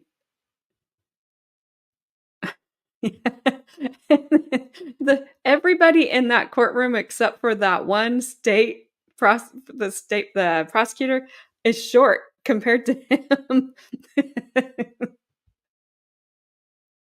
Roseanne, I don't know if you're still here. I know people don't like defense attorneys, and I say it all the time. They are a necessary evil because pieces of trash like this have to get, they have to, if they plead innocent, they have a right to a defense. And if you are innocent, then you want to have that same right. And I go back to Travis Rudolph trial, Matthew Moore trial. Great defense attorneys there. They're awesome defense attorneys. If I covered them, but if they are, I think Travis Rudolph was my second trial. So I'm sure everything's still kind of shaky there. And Matthew Moore, I think, was my third trial. so, so just beware.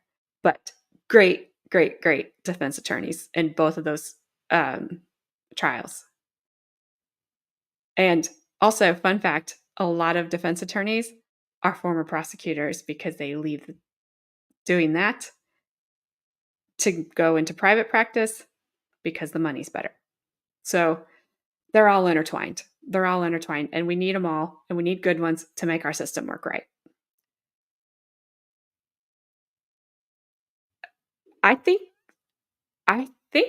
they're saying Kayla did it, Adair. I think that's what their defense is. Kayla did this, and he helped her hide everybody. He helped her hide the remains for 3 months.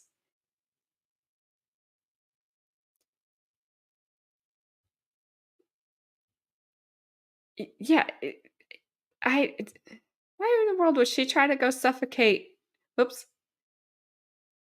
A 5-month-old baby. Why? I agree. Total BS. Sorry, my stomach's growling. I hope you can't hear that. And yes, the prosecutor's 87 foot tall. Everybody else is super short there. All right, they're going to take a break. So let me fast forward here.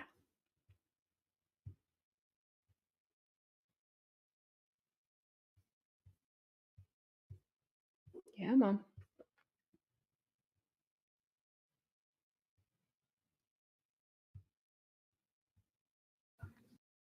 I learned something today. Hopefully it worked. We shall see.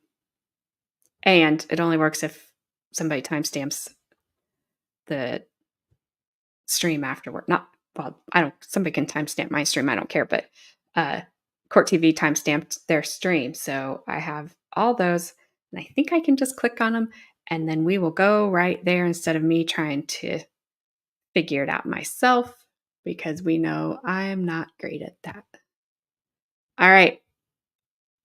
State's first witness is going to be Michelle Rafferty, and that is Harmony's foster mom that we heard about.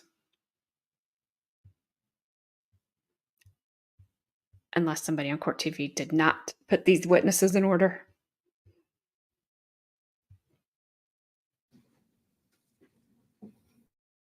And Ms. Rafferty, if you could just remain standing and raise your right hand. Do you swear that the testimony that you will provide will be the Gabrielle, all I can hear now is ho, ho, ho. Green giant. You can make yourself comfortable, Ms. Rafferty. There's a microphone in front of you, and I'm just going to ask that you speak into that so that everyone can hear what you're saying. Can you begin by stating and spelling your last name for the record? Yep. Michelle Raftery, Raftery. And what's your date of birth, Ms. Rafferty? 9/11/70, Where do you currently live? Haverhill, Massachusetts. And how long have you lived there? In Haverhill, about 25 years. Who do you live there with? My husband and 3 of my children. And what's your husband's name? Timothy. And your children? What The are their ones that are ages? home? Oh, their ages? Yes. Ben's 25, Jaden is 14, and Claire is 13. And do you have children that live with you? Those are the ones that live with me. Yeah. What do you do for a living? I'm a behavioral health partner And how long have you done that? for a year. Prior to that, what did you do for a living? I was a FRL, a family resource liaison. And can you explain what that is to the jurors? Yes, I work with foster parents and I help support them and run support groups and trainings for them. Do you have any experience as a foster parent yourself? Yes, I do. Over 13 years. And can you tell the jury about that experience? Yes, we had the privilege of being Harmony's foster parents. And you mentioned the name Harmony just now. Yep. Who is she to you? She was our foster daughter, What did she call you? Mama. Your husband, Tim, what did she call him? She called him Dada and Papa. You said that you'd been a foster parent for 13 years? Yep. What point in that timeline, those 13 years, did you take Harmony in? Like probably halfway through the years. Yep. So she came to us at 2014. And tell us about that. Yep. So you always start off with, you get a phone call from DCF and they tell you a little bit about the child. And Harmony was 2 months old at the time, and she had a pretty intimidating diagnosis at first. So, I did a lot of Google research, but I still knew that we wanted to say yes. And Harmony came and lived with us when she was 2 months old. Pretty intimidating. What were you told about Harmony before So you we took her? we were told that she has hydroprocephaly, which is like a disorder with her brainstem. And we were told that she was legally blind in both eyes, and that she probably wasn't going to live 7 months. I'm sorry, can you say that last thing? Yeah, that she probably wasn't going to live past 7 months old. Hydroprocephaly was the original first diagnosis. You mentioned this blindness. Mm-hmm. What can you tell us about that? So at that time, she had a whole team of doctors, and she was considered legally blind in both eyes. However, I started to notice when I would feed Harmony that she would track me with one of her eyes, at least one of her eyes. And, then we went on to get different diagnoses for her. You mentioned having Harmony since she was 2 months old. Yes. What was Harmony's date of birth? 6/7/14. June 7th, 2014. That's correct. What kind of child was Harmony Montgomery? She was a loving child. She was very sweet, very happy. She was super social. She loved to be with people. We used to joke around with her to leave a sparkle wherever she went, because wherever she went, she left people happy, and you knew that you met her. How long was Harmony in your care for? So which time? We took care of Harmony 3 times. She came back into care 3 times. So for the first time, she was with us for about 2 months. Then she returned to her mother, and then she returned to us. And then she stayed with us for about a little over 2.5 years. And then she went back with her mother and then came back 10 months later. You mentioned these disabilities. Yes. Was Harmony developmentally delayed? She was not. It definitely could have been a possibility. She started off with that original diagnosis, and through going through testing, she had a neurologist, endocrinologist, ophthalmologist, and we had a whole team of specialists that worked with her, and they changed the diagnosis to septo-optic dysplasia. And were you taking any steps when she was in your care to treat her needs? Yeah, absolutely. Harmony had, like I said, a team of doctors, but she also had early intervention workers. So she had 2. She had a nurse that came weekly, and she had a vision specialist that came weekly, and we did all the treatments and the programs that she needed with that. Was she meeting benchmarks at that time? She was meeting every benchmark. She was succeeding. Yeah. Ms. Rafferty, when was the last time you saw Harmony Montgomery? The last time I saw Harmony was December of 2018. Your Honor, may I approach the witness? Yes.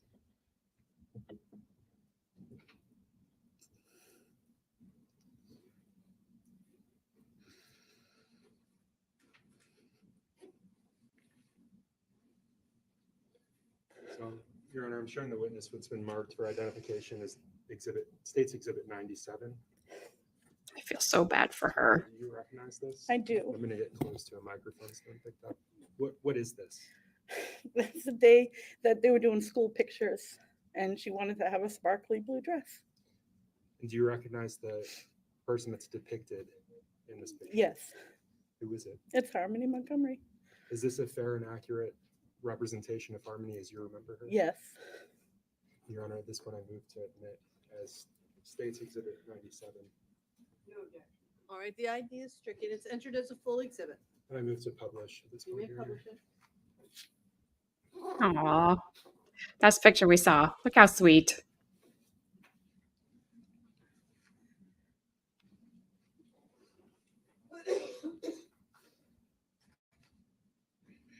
Mrs. Rafferty, do you know someone named Adam I do. Montgomery? Yes, How do you know him? he was Harmony's biological father. Would you recognize the defendant if you saw him again? Absolutely. Your Honor, may I approach you? Yes, you may. I have to show him a picture because he's not there. Showing the defense what's been marked for identification as State's Exhibit 101. Can I approach the witness? Yes, you may. It can't look well for the jury that he didn't show up. Yes. Do you recognize this item? Yes, Can you tell me what it is? it's Adam Montgomery. And Your Honor, at this point, sorry, is this It's a a fair? picture. Is Yes. this a fair and accurate representation of Adam Montgomery as you remember him? Yes. I move to mark as full, Your Honor, to strike the ID and mark as full State's Exhibit 101. Did he say, can you identify this thing? We agree that that is a photo of the defense. Thank you. The ID is stricken. It's entered as a full exhibit. And I move to publish it at this You may point. publish it.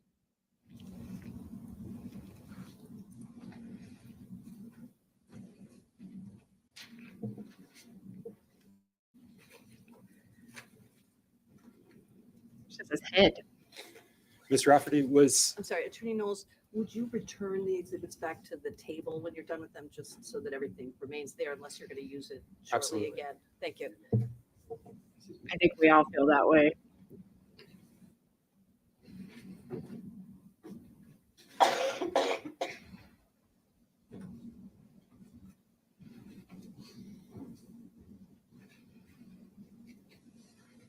Ms. Rafferty, was Harmony potty trained when she was in your care?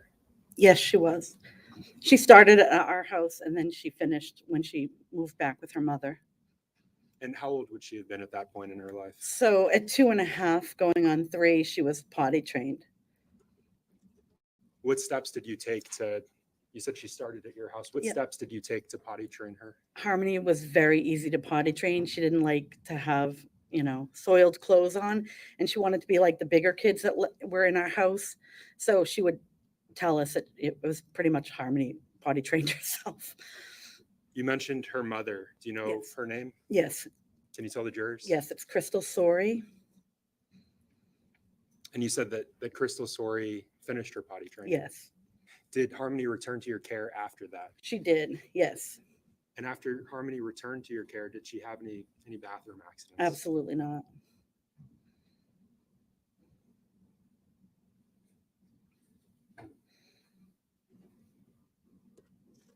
If I could have just a moment, Your Honor. He's so soft-spoken. Ms. Rafferty, I don't have any additional questions for you. The defense attorney may. Okay. Thank you. Thank you. Thank you, Your Honor. Good morning. Good morning. And I know this is difficult and I won't be long, okay? I'm sorry, we need to get you a microphone and we'll figure out the other podium if you want to do that, but we might as well set it up. I'll just take it over for now. I only have a few. Yeah, that's fine. And that defense attorney, she's super short.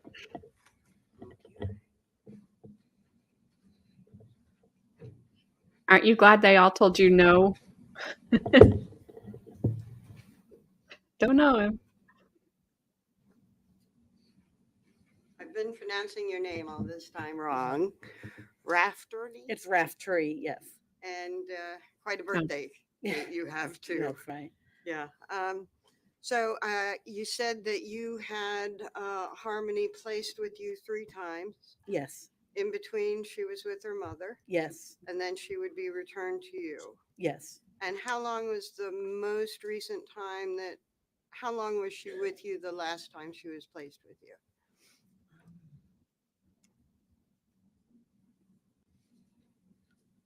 About 10 months. Okay. And from being placed with you for about 10 months, she went to another foster care? Yes, And you felt like she had more needs than you could deliver, so she went to a therapeutic foster care. no. Miss Kumba? That's not? I don't know that other foster parent. Ah, okay.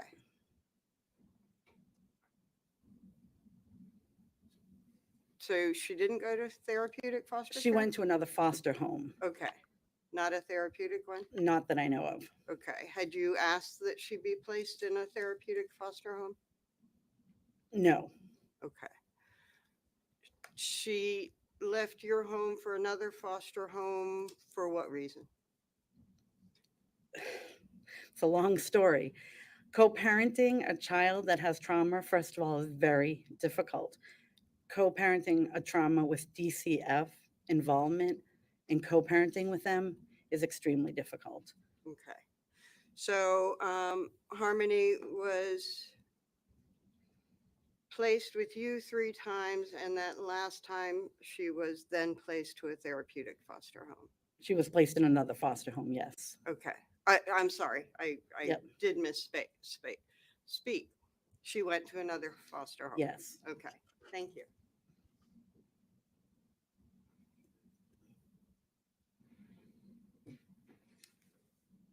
Your Honor, no further questions for this witness that asked that she be excused. Any objection? All right. You may step down and Thank you are you. excused.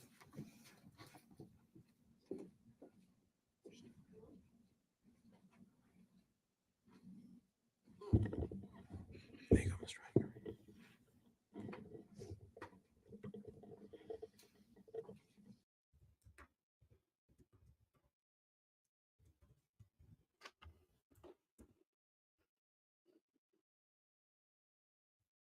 Well, I feel sorry for her. We need more people like her.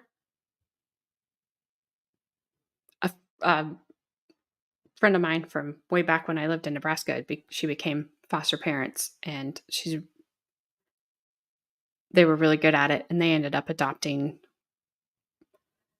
I don't know, five of them maybe.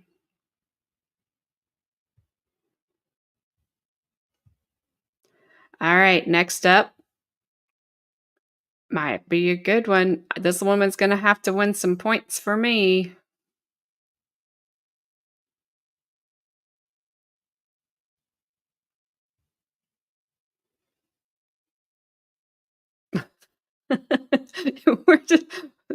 we were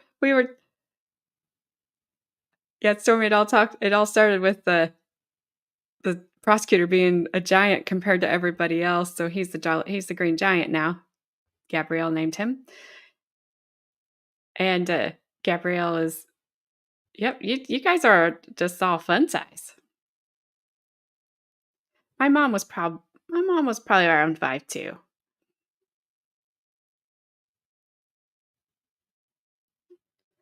Somebody told my mom when they moved to California, a guy that had lived out there his entire life, if she had lived in California her entire life, she'd be taller because she would have gotten more sunshine.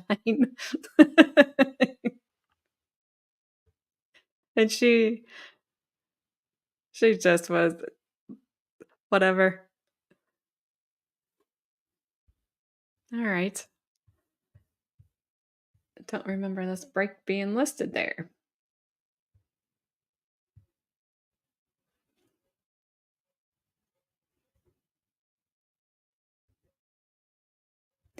So the next person that's coming up is Harmony's biological mother. Like I said, she's going to have to score some points with me because I don't understand how she did not report her missing for 2 years.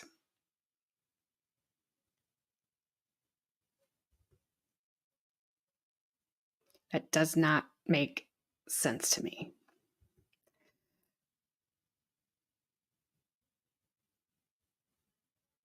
I don't.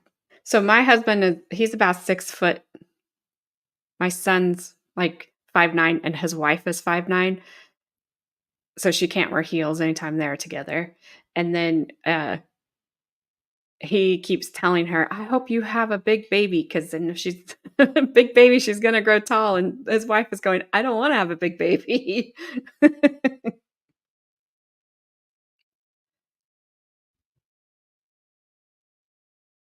Looks like we're probably gonna go to break.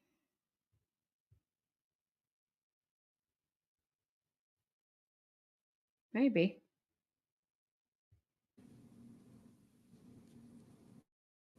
Guess not.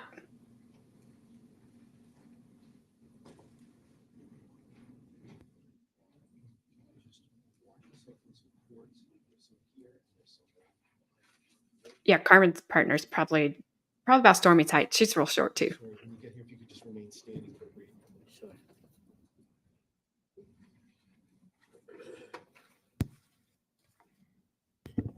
If you would please go ahead and raise your right hand. Do you solemnly swear to this jury that you will tell the truth, the whole truth, and nothing but the truth? So help you God. I do. Thank you, Ms. Sawyer. Please feel free to have a seat.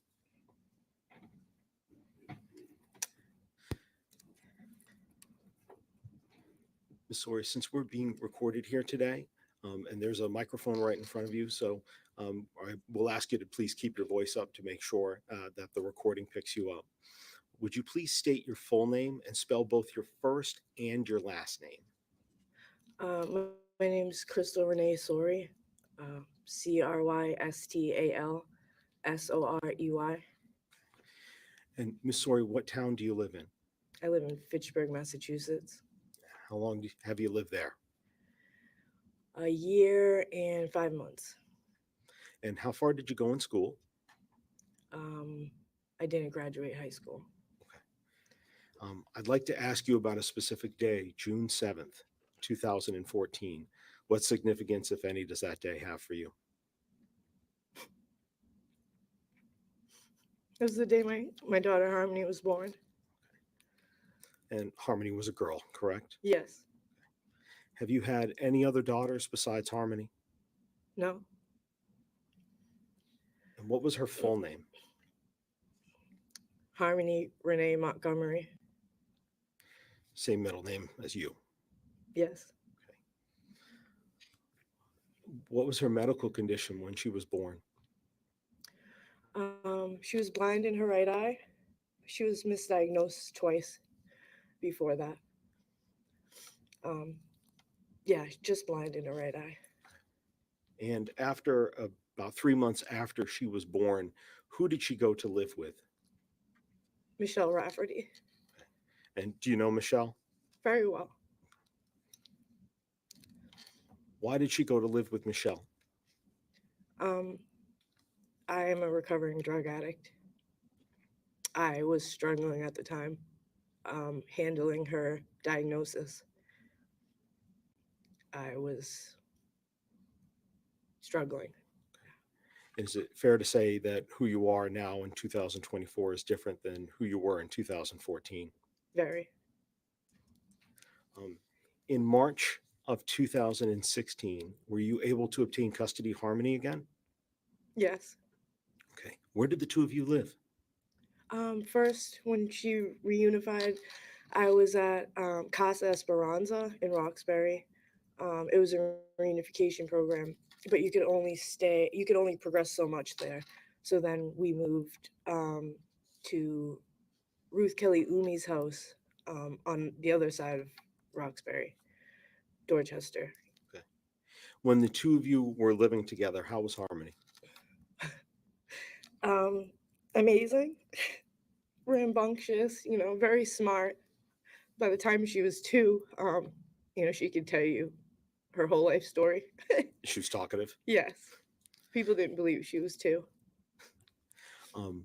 When you got custody and were reunified with Harmony in those two places, did you work and finish potty training with Harmony? Yes, Okay. I did. And how did she take to that? She did very well, honestly. I was kind of surprised. She was just really excited to be a big sister. Her brother had diapers, and I told her, babies wear diapers, and you're not a baby anymore. You're a big sissy. So she was right on it, and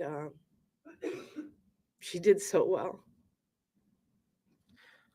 In September and then October, I know you were reunified in March of 2016.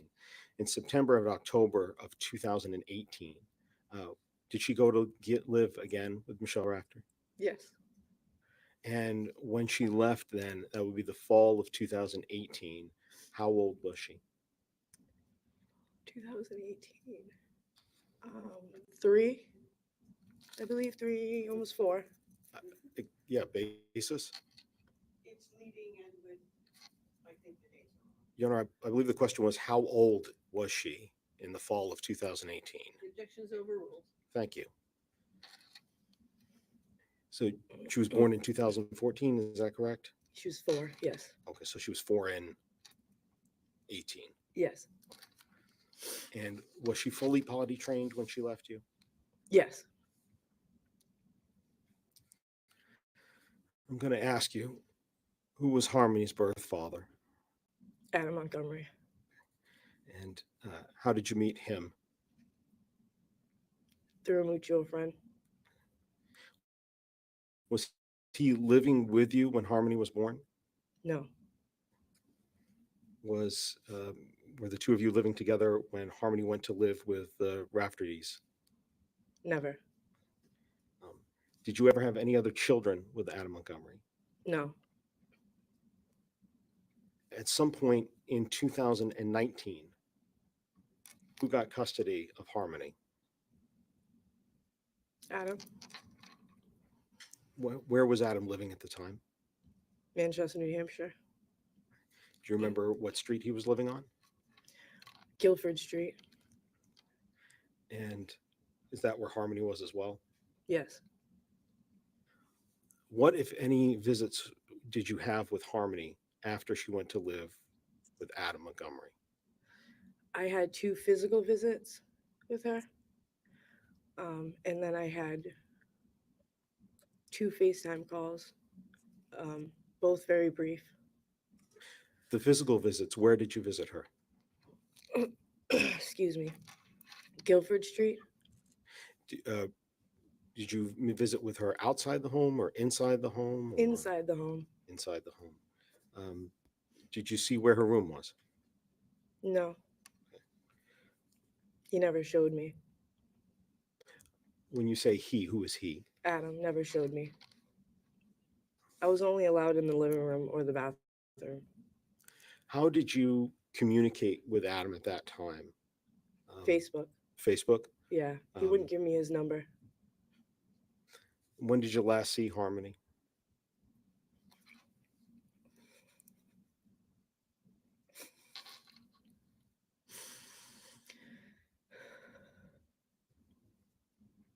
April April of 2019. April of 2019. Yeah, right before Easter. How did you see her? Oh, I was doing a Facebook video call. That was how I had job training, so I couldn't do a physical visit that week because I didn't know my schedule. You said that was before Easter, is that correct? Yes. Did you see her on Easter? Yes. Were you able to see her after that? No. What did you try to do to be able to see her or talk to her after that? I just kept reaching out to Adam and Kayla and, asking, begging them to let me see her. And I was sorry for whatever I did. I wasn't even sure what I did. But I was just trying to reach out to really anybody at that point, his family, his grandmother, his uncle, his dad, anybody. Let me ask, did you try to reach out through the months of May and June? Yes. What about in July? I believe so. Did you receive any phone call from Kevin Montgomery, Adam's uncle, in July? Yes. I'm not going to go into the detail of what was said, but after that call, did you continue these efforts you talked about before, trying to get in touch with Adam? Yes. And what about September of 2019? Were you trying to get in touch with Adam then? Yes. What about October and November of 2019? Were you trying to get in touch with Adam then? Yes.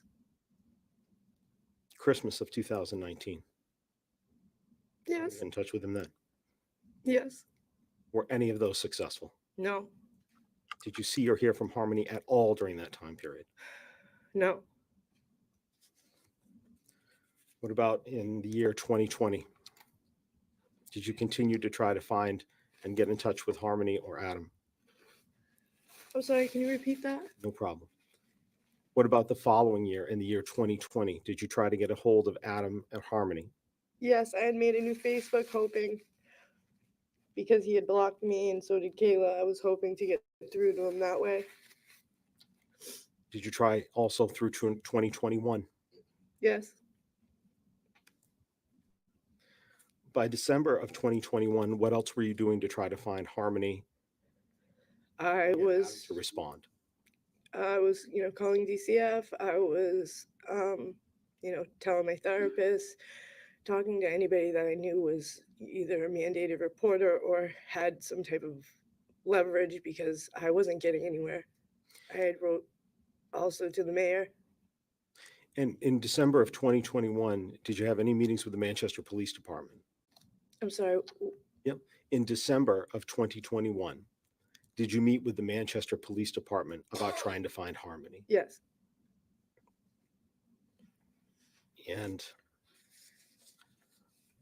with regards to that, did you provide them with any permissions to try to get more information to help find Harmony? I signed whatever they needed me to sign.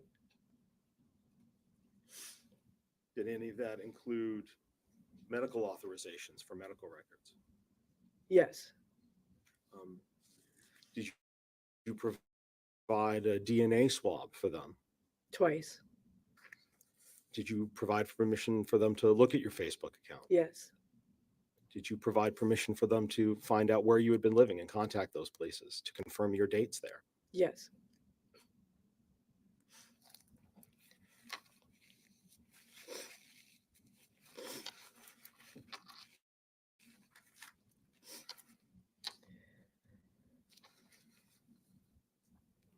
But it still took her 2 years. Just go to the police and ask them to do a welfare check. Even though you don't have custody, maybe at least you can ask. If they say no, then it's no. So I'm going to show you what's been marked State's Exhibit 101. For identification? Your Honor, I believe we made this. I'm sorry, that's full exhibit, thank you. Do you recognize this person? Yes.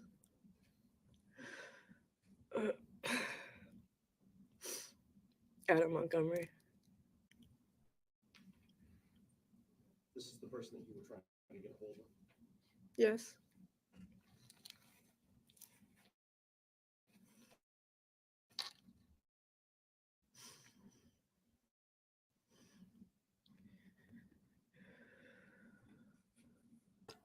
She was, and that's why she lost custody State's Exhibit to him. 97. But still,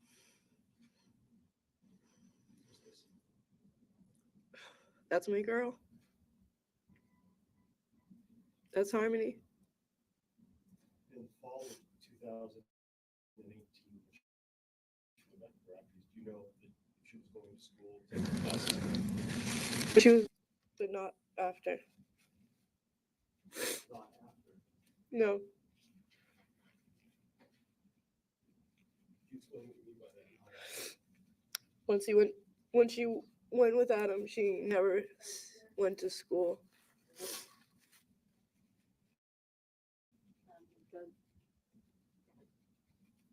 I'm sorry, Your Honor, flip it apart.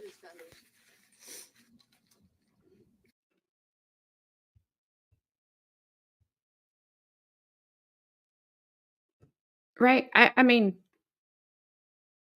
it's her child. Like I said, I guess she didn't have custody of her, but 2 years. Obviously, what you were doing wasn't working.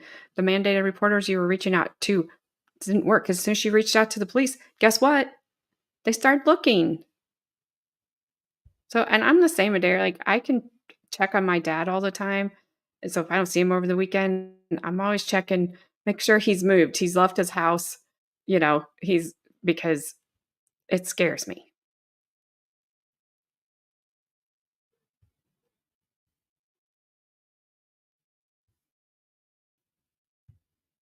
That's what I'm struggling with, Gabrielle, is the 2 years.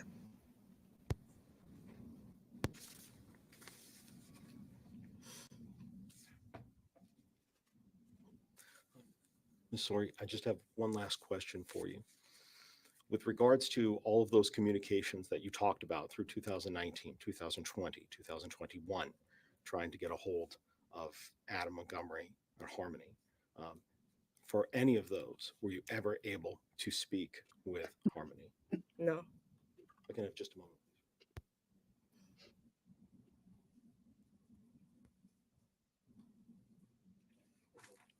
And just to clarify, I'm sorry, the last time that you saw her, I believe your testimony before was April of 2019. Yes.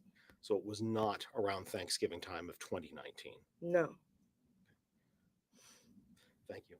I have no further questions for you, Ms. Sori. I believe defense counsel will have a few. You just use the podium if you want. Thank you. I'll pull it out after this. I'll pull it out after this because I only have a couple of questions. And it sounds like Harmony was a lovely child and a joy. Is that right? Yes. And you described on direct her getting potty trained and you comparing her to her brother, Yeah. your son. Yes. And I think she loved being a big sister to her brother, your son. Yes. Right. And you described how old Harmony was in September of 2018, I think. Harmony was not living with you at that time. Is that right? That's right. Okay. Thank you. Nothing further, Your Honor. All right. You may sit down. Just be very careful of the water. Okay. It was a lot quicker than I thought it was going to be. I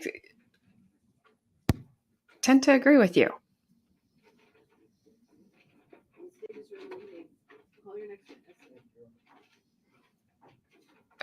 Wow, I thought they would go into a lot more than that. Why did it take you so long? Guess I was wrong. I was really looking they were going to do something.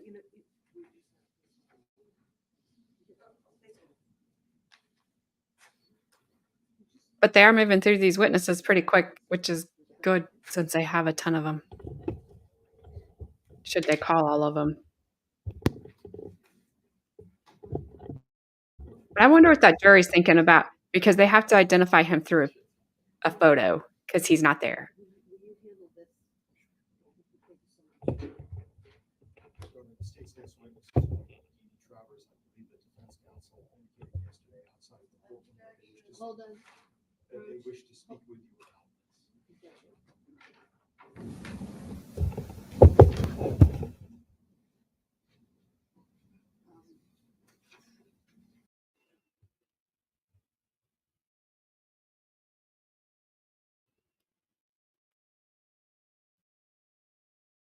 Well, that would be awful, and then I'd be glad she didn't have her. I hope she's clean. I hope she stays clean. I hope she gets on with her life. And it's kind of like I said in the Tucker trial. If this got them all clean, I'm sorry that somebody had to lose their life over it, but they're clean.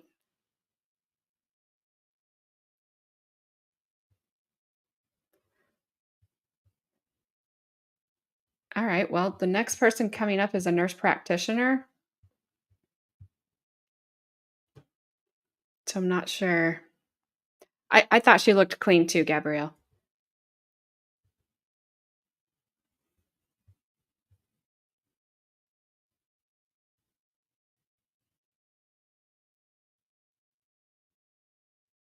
That poor guy over there. He's like, make sure I don't have anything in my teeth.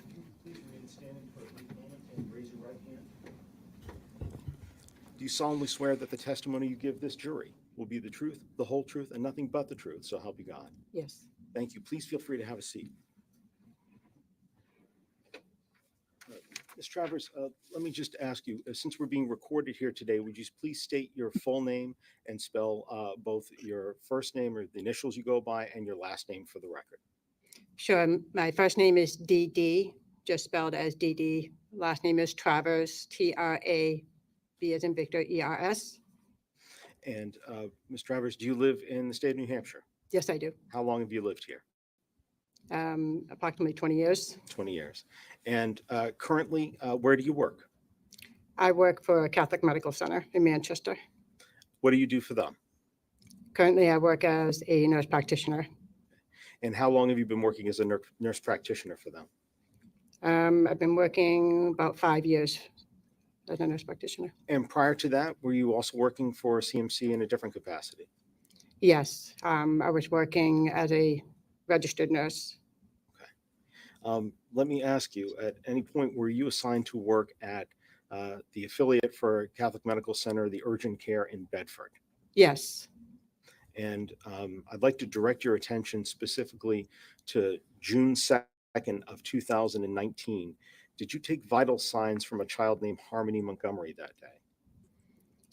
yes, And as part of those vital signs, did you measure and record her weight? yes. How much did Harmony Montgomery, the patient that you saw that day, weigh when you saw her on June 2nd of 2019? I don't recall the actual number.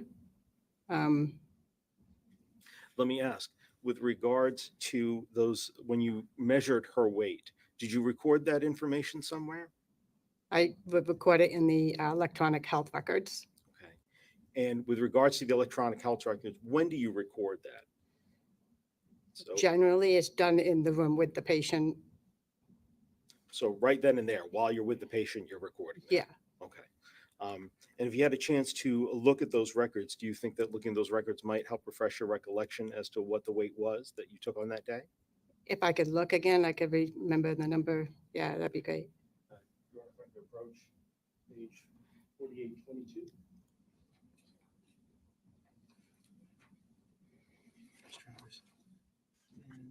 Do you recognize that to include the medical records that you entered that day? Yep, it has my name right there. Okay. And- And I'm about to say, I'm going to have you go ahead and take a look at it for a moment. And when you're ready, just look back at me. I'm going to ask you what her weight was. Okay. And does that, looking at that, does that help refresh your recollection of the weight? Yes, And how much did Harmony Montgomery weigh in June of 2019 when you measured her? 35.20. 35.20. And are those grams, those pounds? The I'm sorry, I didn't 35.20. look at that. I apologize. That's all right. I'm sorry. The 35.20, is that pounds? 35 pounds? Or 35.20 pounds, I should say. I didn't actually see that it said pounds on there, but Okay. Let me ask, do you typically, when you do your measurements, are they in pounds or are they in kilograms? they're usually in kilograms. Usually in kilograms? Mhm. Okay. Well, I want to make sure that your memory is fresh. So with regards to the record, do you recall off the top of your head whether it was 35.2 kilograms or 35.2 pounds? I don't recall. Okay. And having a chance to look at the vital signs again, do you think that might refresh your recollection? Sure. Same page? And let's say, does that help? I see you nodding your head up and down. Does that help refresh? Yes, All right, yes. so that 35.2 are those pounds or kilograms? Pounds. 35.2 pounds.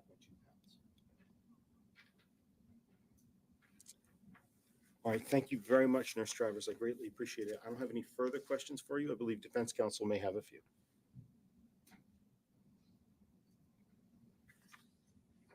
And I think Harmony's weight was appropriate for her size and age?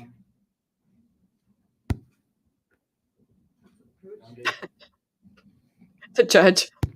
Oh, what? Didn't we just talk about this? I hope that woman is nervous for being a nurse practitioner. I think she seemed a little hard of hearing, but not quite confident in her information. That I see a nurse practitioner, and she's, if she doesn't know something, she'll tell me and she'll figure it out. She'll look it up, but I just hope she's nervous. I don't think she sighed. She just looked at them like, really? We just had a sidebar. Just had a sidebar about this. She's looking, you know what she's looking for right now? She's looking at the ceiling.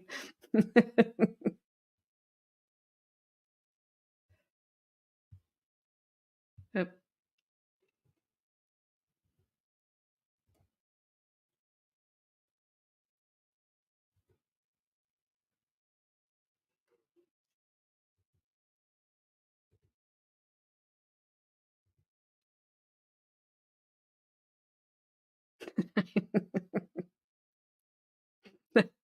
That's never going to go away.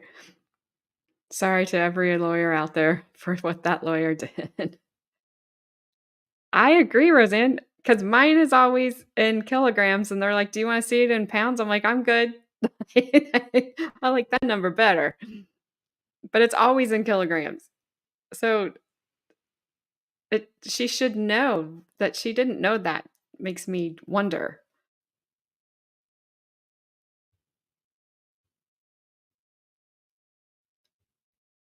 And why is this taking so long? It's either average for her age or it's not. He said he objected for lack of foundation. Obviously, I'm not attorney,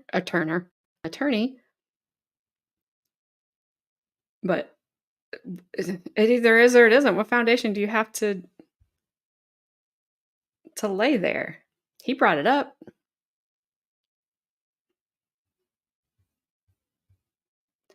Gabrielle ought to appreciate that comment, Adair. she's our New Englander.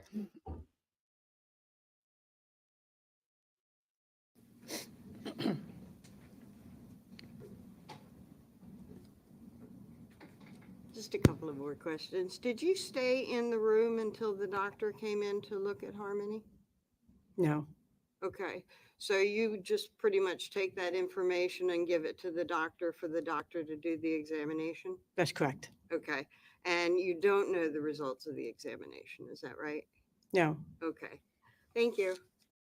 All right. I think you and Roseanne, I think you and Gabrielle are talking about or Gabrielle and Roseanne, I think you guys are talking about two different things. Roseanne, are you saying Gabrielle looks okay for her being 35 pounds for her age? She's thin, but looked okay. And I think Court TV had this woman labeled wrong because I think she is just a nurse. Doesn't matter.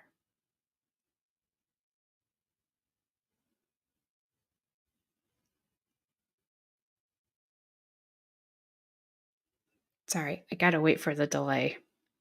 Okay. Yes.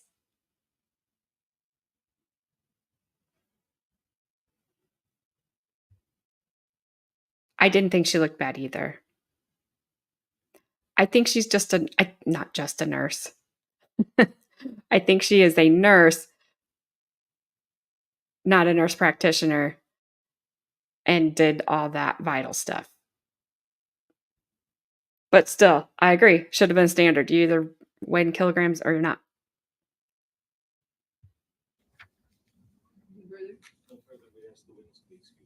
All right, any objections or being excused? May I ask one more question, Your Honor? Okay, go ahead. Okay, I'm sorry. But one of the observations that you did make was the sores around her mouth? That's what I wrote in the report, yes. Okay, and that was a rash or sores around her mouth that she was present for, right? Oh, she Yeah, did? that's what I wrote in the report, yeah. Thank you. Okay. Any objection to her being, oh, do you have any follow-up questions from that? We could just have a brief. Yes. I mean, I here, nurse practitioners have to give everything to a doctor, but my nurse practitioner, she just comes in and she sees me and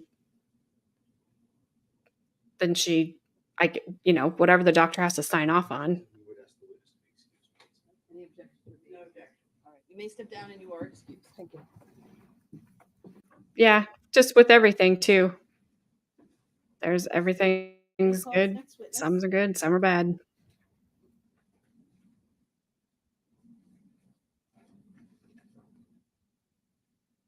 Your Honor, at this time, the state calls Mr. Kevin Montgomery to the stand. Oh, here comes the uncle. It's hard to get in to see a doctor sometimes. And I've had 3 of them leave on me. 2 were best friends and they went to the same place, but I can't go because I'm not an IU student. And the other one, she went back to Michigan. So this one supposedly is supposed to be here. So I just do nurse practitioner now. She's been fine. I haven't had any issues with her.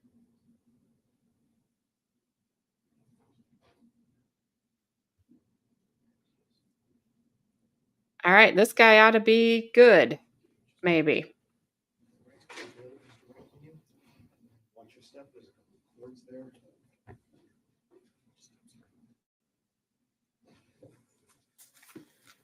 You'll remain standing for just a moment. Thank you. Mr. Montgomery, if you would please go ahead and raise your right hand. You solemnly swear that the testimony that you will give this jury will be the truth, the whole truth, and nothing but the truth, so help you God. Yes, sir. Thank you, sir. Please feel free to have a seat. Mr. That can Montgomery, be your as we are excuse being there. recorded here for the record, could you please go ahead? And I'm going to ask you to please go ahead and state your name, both your first and your last name. Sure, hang on 1 second. Could you carefully open that, otherwise it sort of comes, the top can open. Thank you. Sorry. Just sounds funny. I'm a child. Thank you, sir. If you would please go ahead and state your full name and spell out both your first and your last name for the record. Kevin Lester Montgomery, Kevin Montgomery, And Mr. Montgomery, what town are you living in now?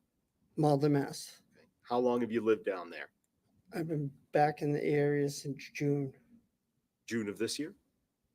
last year, June of last year. 23. Of course, sorry. And are you currently working? I am. What do you do for work? I am a plumber. And how far did you go in school? 10th grade. How long have you been a plumber? Roughly 3.5 years ish. What are some of the other kind of jobs that you had before being a plumber? Landscaping. I was in the drywall, union, roofing, Okay. stuff like that. I'd like to ask, in 2019, where were you living at the first part of 2019? 2019, first part of 2019, I was living in Manchester, And what was Manchester. the street address that you were living at? 77 Guilford Street. Who owned that home? Excuse me? Who owned that home? Sorry. My mom and my ex. And who else lived there? Let me ask, let's say in February or March of 2019, who else lived there?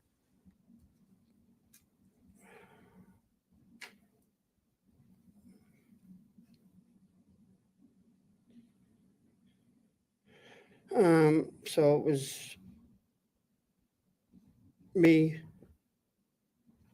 my nephew, his wife, and their kids. And who's your nephew, sir? Adam Montgomery, And who was his wife at the time? Kayla Montgomery. going to go ahead and show you State's Exhibits 1 and 2. Just see if, let's just talk about State's Exhibit 1 for a moment. Do you recognize State's Exhibit 1? I do. Okay. And what is that a photograph of? The front of the house, Which house? 77 Guilford Street. Okay. And what about, and with regards to that photo, did the house look that way when you were living there in 2019? Um, And by that, I just mean where the windows are, the door is, the color. yes, Okay. And now I would like to show you State's Exhibit 2 for identification purposes only.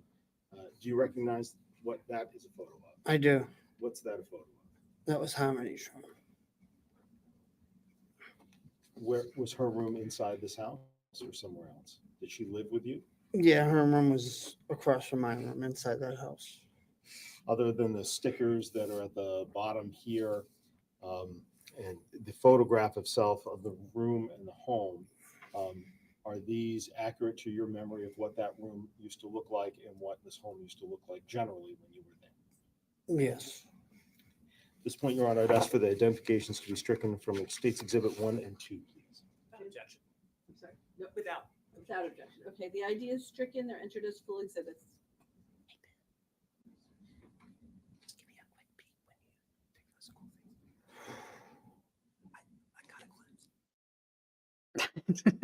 I don't think we're supposed to hear them whispering.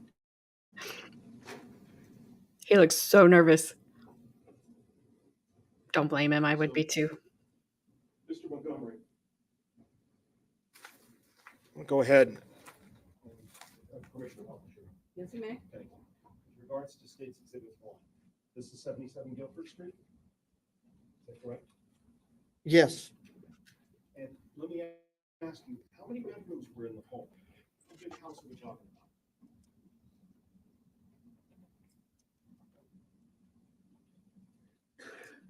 Living room on the first floor, 2 bedrooms in the back, and then like an attic that was like made over upstairs. When you say made over upstairs, was that also used as a bedroom? Correct.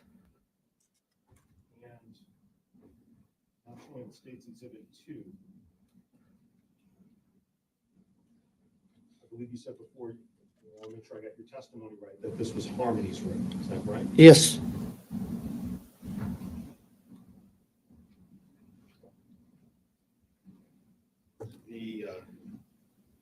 The stickers on the wall, do you know what that's a sticker of?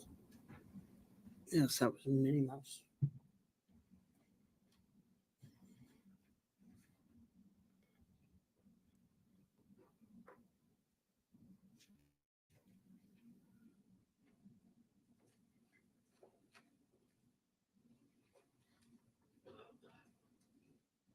Mr. Montgomery, excuse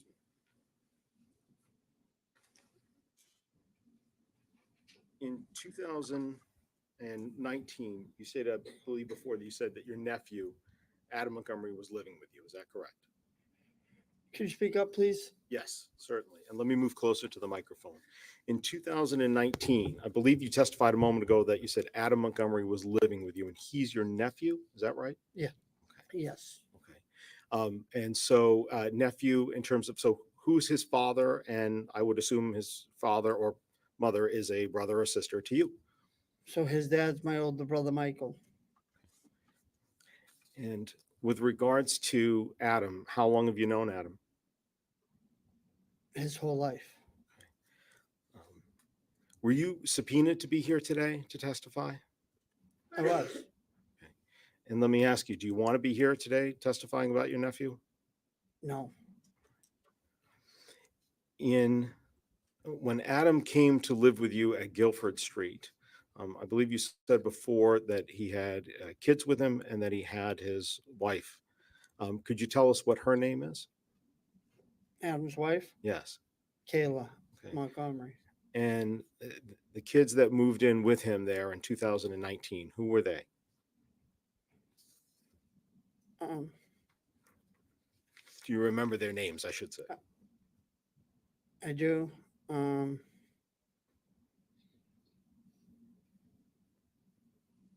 Could you say that question again, please? Certainly.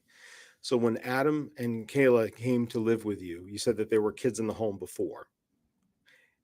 What were their names? So when Adam and Kayla came in, who came with them? Yes, exactly. At first it was just Seamus. Okay. And who is Seamus? Seamus is their son. Okay. Who came to live with you next after that? Which child came next?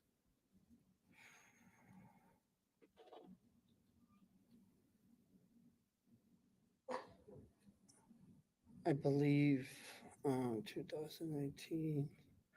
So I believe a baby was born somewhere, and then Harmony. And then Harmony. So Harmony was the last child to move in? I believe so. Okay. We looked at a picture of Harmony's room. Where was that room in the house? Was it upstairs? Was it downstairs? So it was downstairs at the end of the hallway on the right, Okay. And where was your room in the home? right across the hall.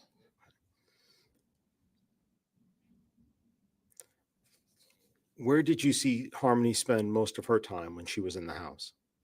Permission to approach, Judge.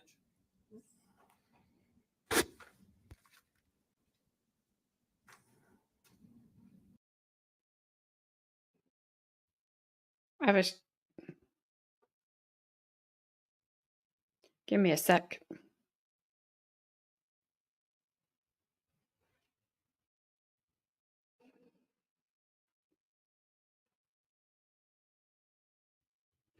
So I know that she must have.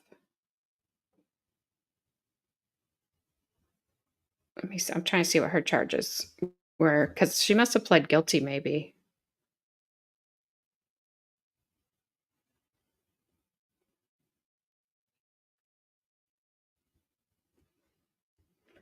Okay. So in November 22, says she pled guilty to 2 felony counts of perjury. The charges Kayla took are not the charges Kayla took responsibility for are not related to the disappearance of Harmony. So she lied to the grand jury.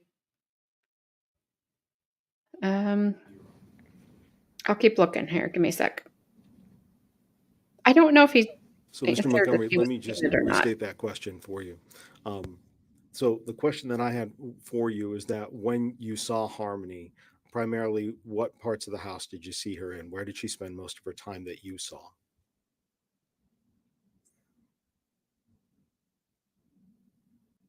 Just everywhere. Just everywhere. Kitchen, Okay. living room, just everywhere. In July of 2019, did you stay in New Hampshire or did you go to any other state? I lived in New Hampshire, Mhm. and then I went for roughly 3 weeks to Florida. Okay. And let me ask you about that trip to Florida. Did any other family members go with you on that trip? My son. Your son? Okay. And when you were in Florida, did you visit any family members? I did all my family. Okay.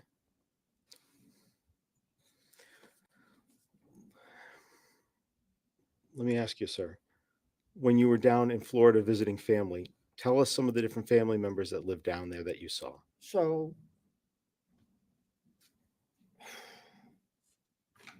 the trip was primarily to go see my mom because my mom had some health issues. But I have several brothers. I saw them, nephews, sister, the whole family. And I know testifying can be very difficult. So if you need a break or anything, you just let us know and let the court know. Okay. Okay. All right. You said that you were seeing your mother and she had some health issues. What health issues did she have? So I believe that April she had triple bypass heart surgery, and that's what the trip was based around, was going to see her. And did you spend a lot of time with her during that July trip? I did. Okay. When you came back, do you remember what day you flew back into town? Roughly the 22nd or the 23rd of July. And I apologize. I made an assumption there, and I shouldn't do that. How did you come back to New Hampshire? Did you fly? Did you drive? Did you take a train? We flew, James and myself. And when you flew back, and who's James? James is my son. Okay. So when you flew back into town, did you fly into Manchester or into Boston or somewhere else? Boston, Logan. Okay. Did you come back to Manchester that same day after you got off the flight? I did. Okay. And did you go to visit 77 Guilford Street? Did you go home? I did.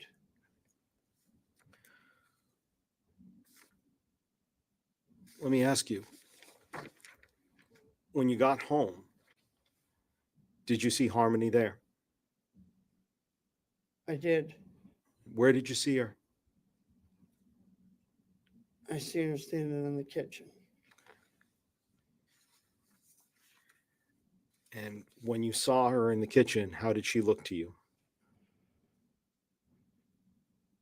She had a black eye.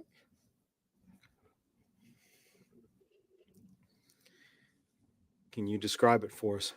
How did the black eye look?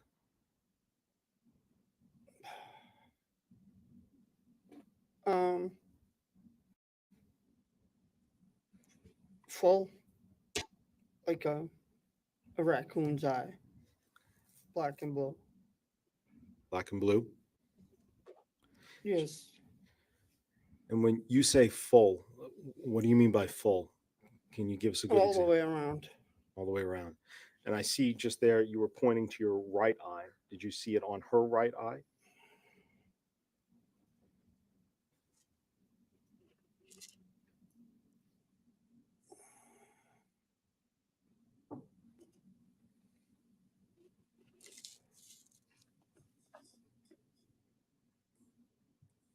I honestly can't recall, but I think the left. Okay. You think the left. Okay. I appreciate that for your honesty there. You said you saw her in the kitchen with this black eye? Yes, Okay. So when you saw her in the kitchen with this black eye, what, if anything, did you say?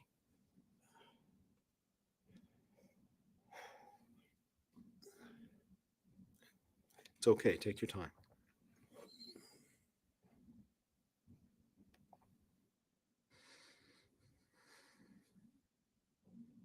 something along the words of, "Oh my fucking God, what did you do, Harmony?" And who answered that question? My nephew Adam, Where was he? When he- standing right behind her. And what did Adam say?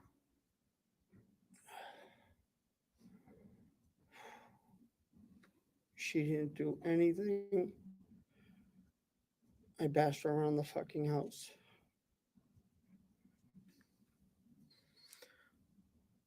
Did Harmony ever say anything in response to the question, or just Adam saying, I bashed her around the fucking house?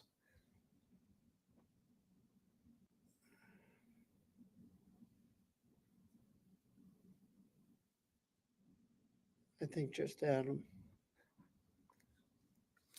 How did Adam say this?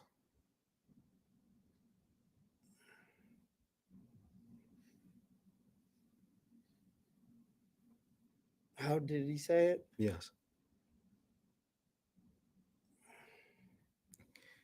Or let's put it this way. Can you say it the way that he said it so that we understand? I'm not sure. If I had to describe it to the best of my ability, it would be like a cocky son of a bitch. Did Adam tell you why he bashed her around the house and caused the black eye? He did. What did he say?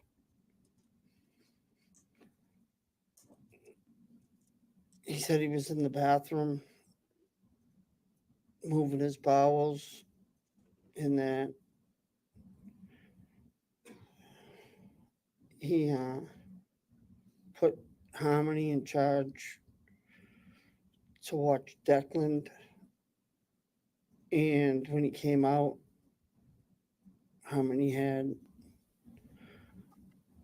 her hands over his mouth, and I guess his lips were supposedly below. That's what was explained. That's what Adam explained to you. Correct. And after he explained that, how did he say he caused the black eye? I bashed her around the fucking house. Was there anybody else in the kitchen when Adam said this to you? Just the three of us. Just you, Adam, and Harmony. Harmony. Let me ask you, did you stay at your house that night? I did. What about the night after that? I left the following morning. Did you ever stay in the house after that? Overnight? I did not. When you heard this from Adam, who did you tell about what Adam told you and seeing the black eye? Who did you tell? You want names? Yes, please. Told my mom. Told my son's mother, Christina. Told my sister, Erin. My brothers, Sean, Michael, and Richard. I told one of Adam's friends, Nick and Aaron. I told Harmony's mom, Crystal. I told Harmony's foster mom, Michelle. I think I told my sister, Janine. My mother, Helen. That's kind of what I remember.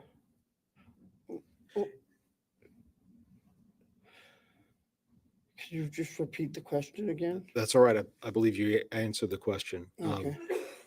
Let me ask, did you also make any calls to the what's called DCYF, or the Division of Children, Youth, and Families? I did. And the Nicholas and the Aaron that you referred to, is that Nicholas the same person as Nicholas Ahern? Yes. And is that Aaron the same person as Aaron Rue? Yes. Why did you tell all these people? Why did you call DCYF about this? Say that again. Yes. Why did you tell all of these people?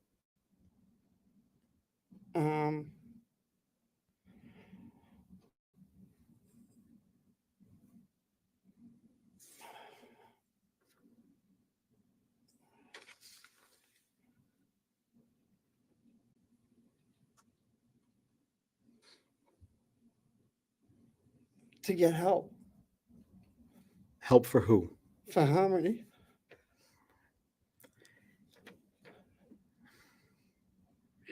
Did you ever see Harmony after that day?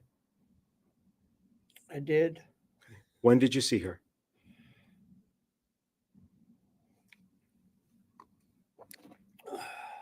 And by when, I mean what time of year? What time of year? Yes. Maybe approach her.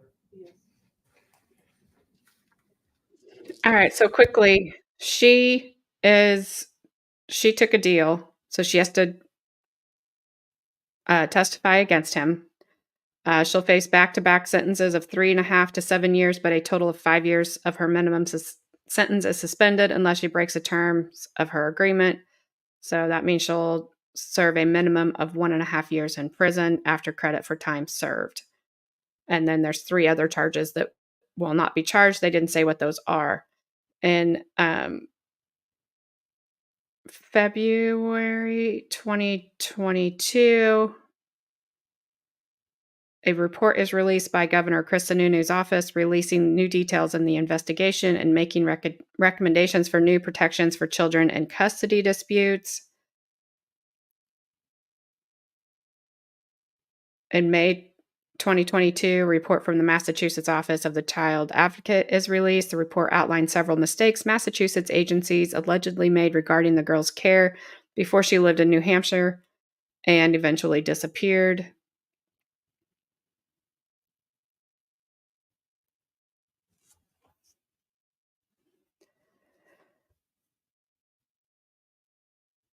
I'm trying to see if there's anything else that Child Protective Services are doing.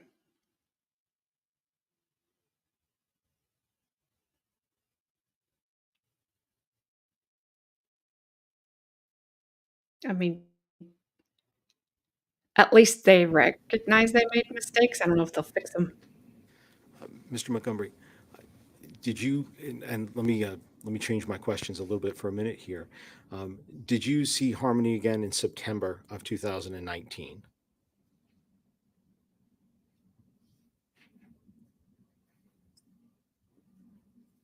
I believe so. Okay. And let me ask, on when you did see her, was it at 77 Guilford Street? Yes, And was that before Adam was evicted from the home? yes, Did you see Harmony after they were evicted from the home? no.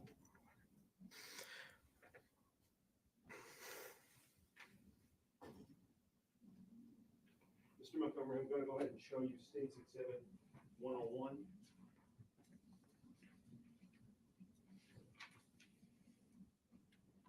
Do you recognize this person? Yes, Who is this? that's my nephew, Adam Montgomery. After Adam told you about causing Harmony's black eye, did you have any further conversations with him about that incident?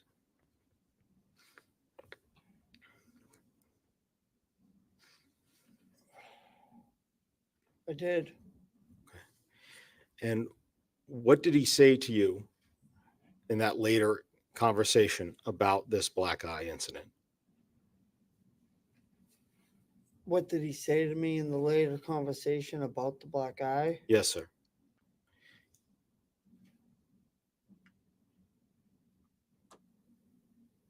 I'm not sure what you exactly mean. I'm about to say, let me back up and I'll clarify. Attorneys need to ask very clear questions. So you've described for this jury about seeing Harmony's black eye and Adam telling you that he bashed her all around the fucking house. Did you talk with Adam about that black eye at a different time, at a later time?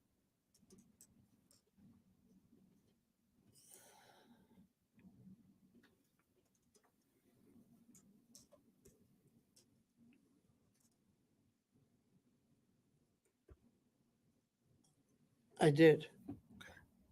And at that later time, what did he say about having bashed Harmony around the house?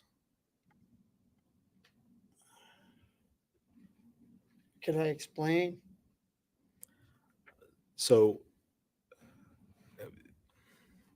if we could approach for a minute, Your Honor.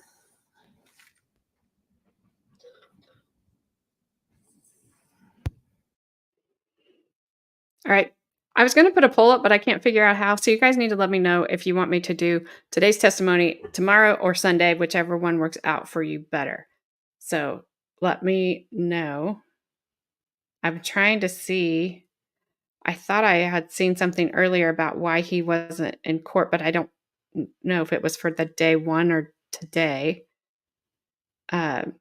Something about he didn't like that he had to be strip searched before he came into the courtroom or before he went to court, whatever.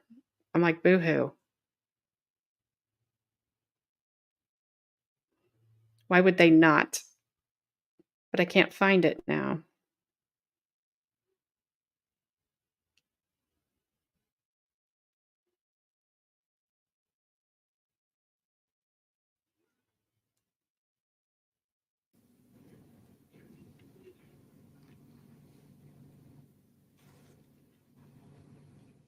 I'm good for either day too, so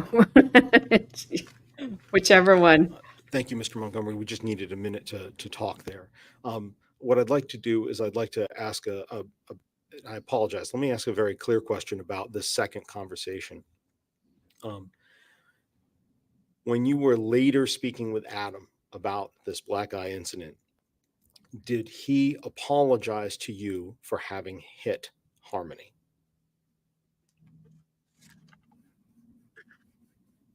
Just yes or no, right? With regards to the question, yes. Did he apologize to you? Did he say he was sorry for having hit Harmony? Yes. He did. Going into the fall of 2019 after the eviction, and then going into 2020, did you try to get in touch with Adam, with defendant? Give me the time frame again. Yes.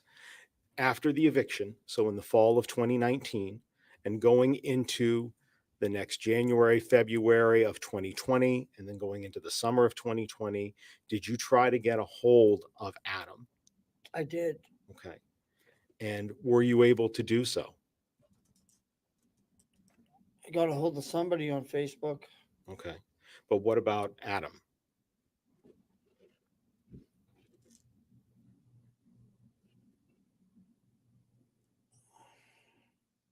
It's hard to remember.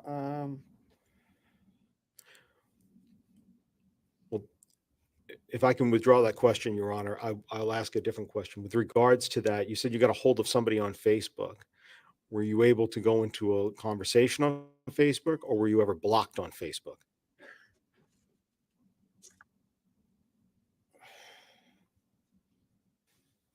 Summer of 2020, correct?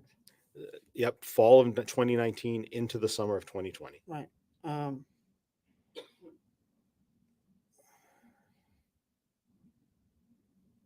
pandemic happened in 2020, right? Yes, sir. Like March, right? So that's like my first summer in Florida.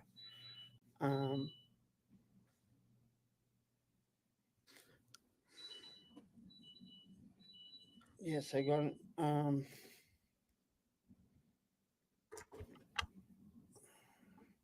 I believe I got in touch with someone on Kayla's account through Facebook Messenger that summer. What about with one of Adam's accounts?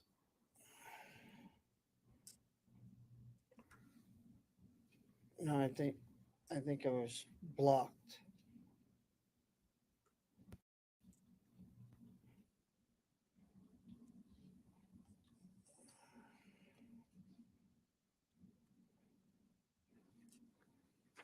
All right, so Mr. Montgomery, I just have one other quick set of questions for you.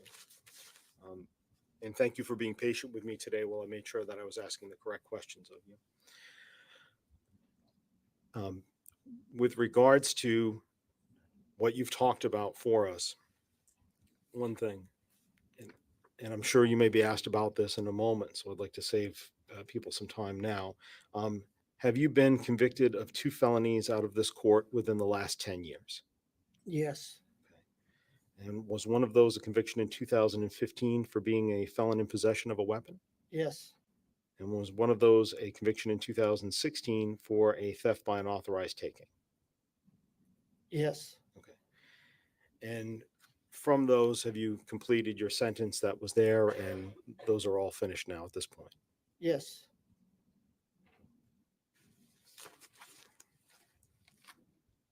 Lastly, Mr. Montgomery, I'd like to show you State's Exhibit 97.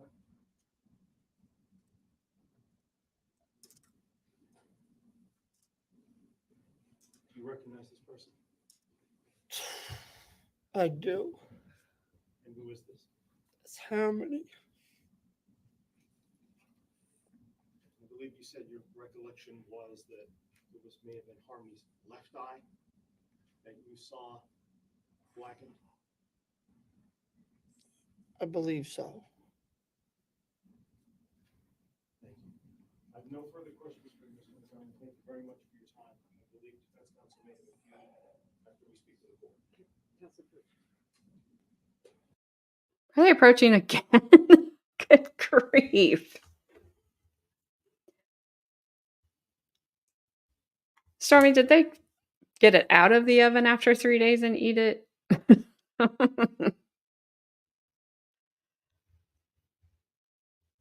that's a long time, especially for pork. Yikes. I'm going to vote for wings. I want some. I'm hungry.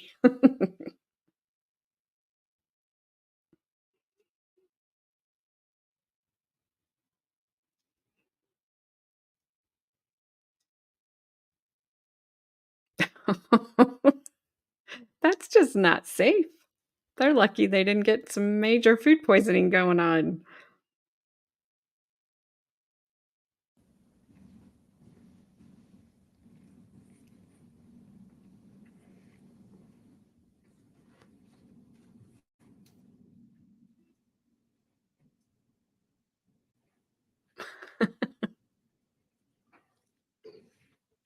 Good afternoon, Mr. Montgomery.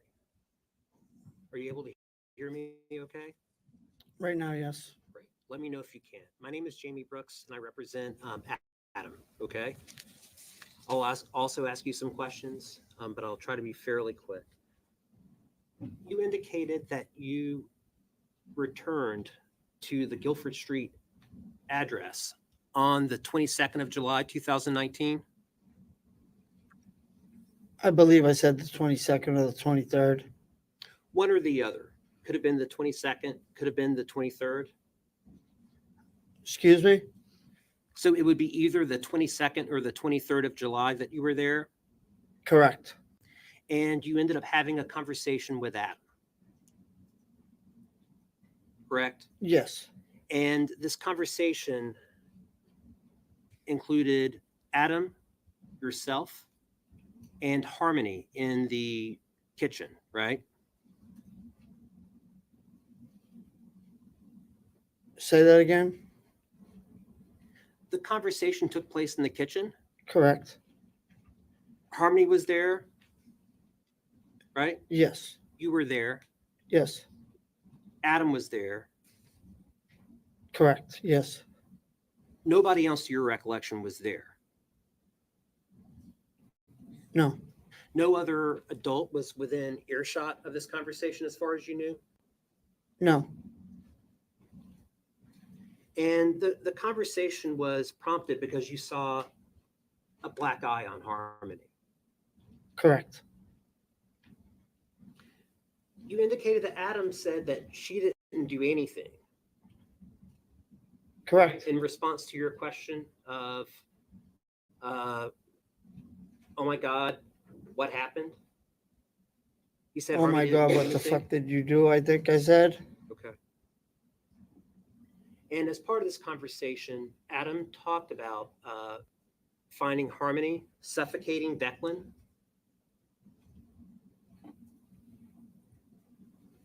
Hands over the mouth, I stated. And with the hands over the mouth, Declan was turning blue. Lips were blue, is Lips were what blue. I recollect. 5 months old at the time. Declan, roughly something like that, yeah.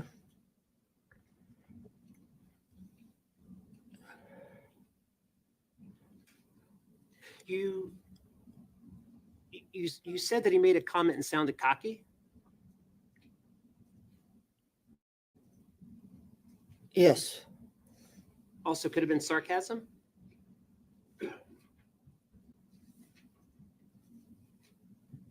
Not in my opinion, if that's what you're asking. But he did express concern regarding Declan and the blue lips. Yes. You later made a report to DCYF. Yes, That report was approximately a week later. correct. Would July 29th of 2022, I'm sorry, July 29 of 2019, would that sound correct to you? Roughly about a weekish later, 7, 8 days or something. Is that what? Yeah, approximate, I guess. It's going back a while. Roughly 7 to 8 days, and this was after you had returned to Florida? After I was back I'm in sorry, New back- Hampshire, right? Is that what you're asking? After I came home? Right. But Yes. you didn't go back to you didn't stay at the house except for that one night. Did you go back to Florida or did you go back to Massachusetts? No, I went to Massachusetts. Okay. Thank you, Mr. Montgomery. I don't have anything further. Just briefly, please, Your Honor. Mr. Montgomery, about that. We just asked a moment ago whether. We were asked a moment ago with regards to Adam. We were asked a moment by Attorney Brooks about him sounding cocky and whether that might also be some sort of sarcasm. When he said, "I bashed her all around the fucking house," did that sound like sarcasm to you? No, And when you asked Harmony, "Oh my God, what the fuck happened to you?" Were you asking about her eye? I did. I was. At any point, did the defendant tell you that he had just jerked her away from Declan? No, And at any point when you were asked a moment ago on cross-examination about Declan's lips being blue, I want to make sure that's clear. That's not something that you saw, right? That's what the defendant told you had happened yes, correct. That's what I was told. from the defendant. That's what he says. Correct. Let me ask one last question with regards to your understanding. When Adam said that he bashed them all around the fucking house, do you feel that you have somehow conflated what Adam had said? Conflated. Could you explain, please? Confused one action for another? Do you think that Adam, when say he that- said about, yes, State it again, so let me please. restate that. With regards to confusing one issue for another or conflated what Adam had said, with regards to that, do you feel that you may have been mistaken that when he said that he bashed her all around the fucking house with regards to the black eye, that he was actually talking about just jerking her away from Declan? I wasn't confused. Thank you. No further questions. Nothing further. All right, you may step down. Thank you. Yeah, I don't know how you get Okay, ladies and sarcasm gentlemen, it out of is that. Just a little past 12:30, so this is a perfect time to break for lunch. I will remind you that you are not to discuss this case, not with each other or with anybody else. While I've indicated to you that you can check your phones on a break or during lunch, you cannot read any media. Make sure all your banners or notifications are turned off. You are not to view any media related to this agree. case. Don't do any independent research. Don't look up any of the names that you've heard throughout this case. And I'll have you come back at 1:30 and we will resume evidence at that time. Please rise for the jurors, everyone.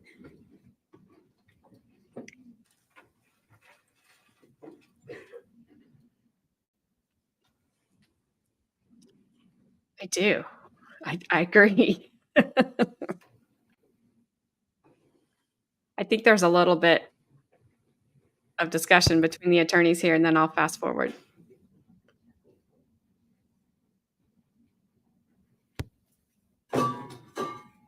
Oops. You may be seated. Just to clarify, Mr. Montgomery is excused. He may be excused if any objection? No objection. Okay, yes, he's excused. With the understanding, Attorney Agati, that excused means he's not going to be called now or later. Yes, Your Honor. In this instance, I think the state can. Okay. So that is what I mean by excuse. So if we we don't all agree that that's what excused means, then we should maybe revisit that after the lunch break, or, you know, so that everybody can take a look at it. Okay. Did we need to address any other matters now?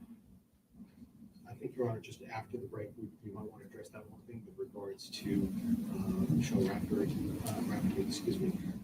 But other than that, no defense counsel. You mean Michelle Rafferty? Michelle Rafferty? Rafferty, I apologize. I think other than that, Your Honor, the other things can certainly wait until after the break. There's nothing right now. Okay, I just don't want to, when we, I guess I want to know what we're going to talk about so that we can make sure we're starting on time with them. So if we want to have some legal arguments about something, let's talk about what that will be, and then I can tell you when you should come back so that we can do that rather than holding them. If we can just have a look. Sure.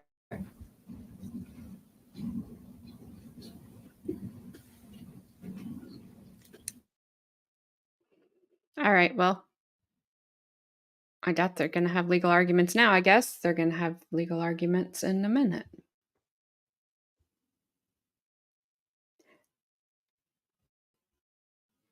And also, who doesn't know that when the judge asks if somebody can be excused, that they're excused?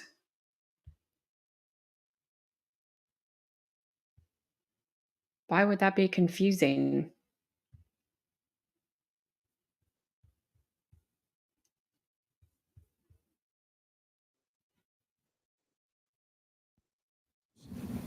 That we should probably need to come back and discuss. One is with regards to Michelle Rafferty's ability to sit in on the rest of the trial. The state feels that she is entitled to do that under the Victims' Bill of Rights, specifically RSA 21-M:8. She is considered to be a family member, and so as a result, she has that right to do that, even though she has been a witness.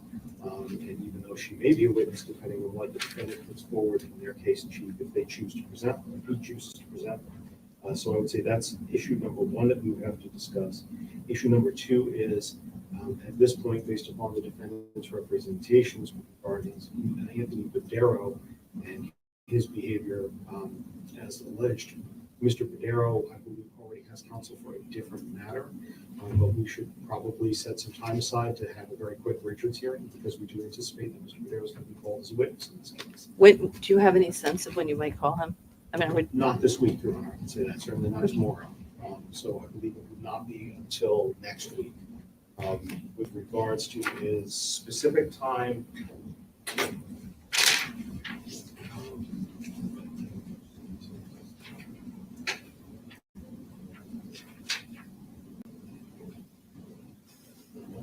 I would anticipate the early part of next week, Your Honor. Okay, so I think we will reach out to his counsel and see about some availability, maybe either towards the end of the day or early in the morning, either later this, I guess later this week is tomorrow, so, or early next week. But that counsel is going to need some information about. I believe she has a lot of information already. But does she know about what this is? Yes, Your Honor. So he is currently represented, he's not currently represented on this matter, but he is currently represented by Attorney Ashley Sheehan. Yes. And so as a result, before we went to be able to subpoena him and to be able to speak with him as part of the witness prep, we informed her. And so with that, I know that she is up to speak with regards to the issues that they hear. Not necessarily But the issue this that, issue. well, okay, but that's correct. the That we issue. have to get So I up to think, speed. so why don't we do this then? Rather than have the court contact her, the clerk's office, why don't I suggest, you tell me if you disagree with this, why don't I suggest that the state contact her to get to, the defense and the state can talk about what the issue is so that she's apprised. Find out her availability.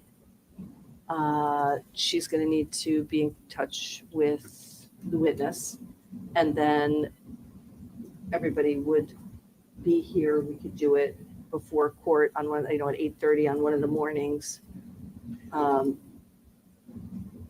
I can tell you, I think she'll be able to do that in short order. It's our understanding that she was intending to be in the courtroom when he was testifying anyway.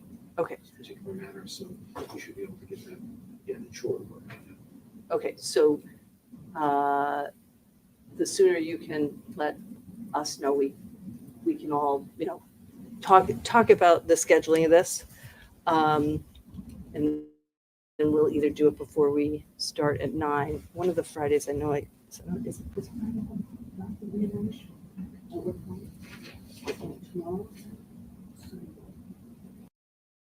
All right, well, during the break, I'm going to take a look. I know I have a short docket tomorrow morning at 9, so we won't start this at 9. I'll see if we can start at 9:30, but it might be 10. So maybe seeing about Monday morning.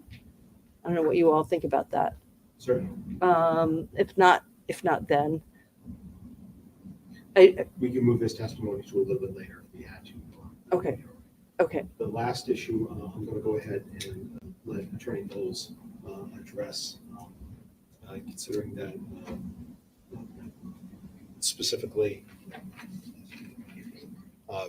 that Dimitrios Tsaros is going to be one of the state's witnesses who's going to be called today, and it's with regards to statements that defense counsel made in Your Honor, I will say that the state, in listing witnesses that were going to be called today, did not mention Mr. Saros. I'm sure who's right on the slip. I gave you guys that sticky. He was.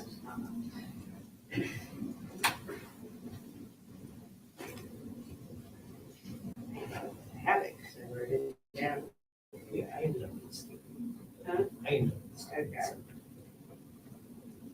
He was not, but we will figure out a way to deal. All right, well, he had looked for the paper but either way, it sounds like we're going to be able to continue the testimony. So what is the issue that you wanted to raise? And is this as to this afternoon's witness? It is. Okay, go ahead. Again, Your Honor, I believe it was on the sticky note that we provided. Okay. That said, Your Honor, and excuse me.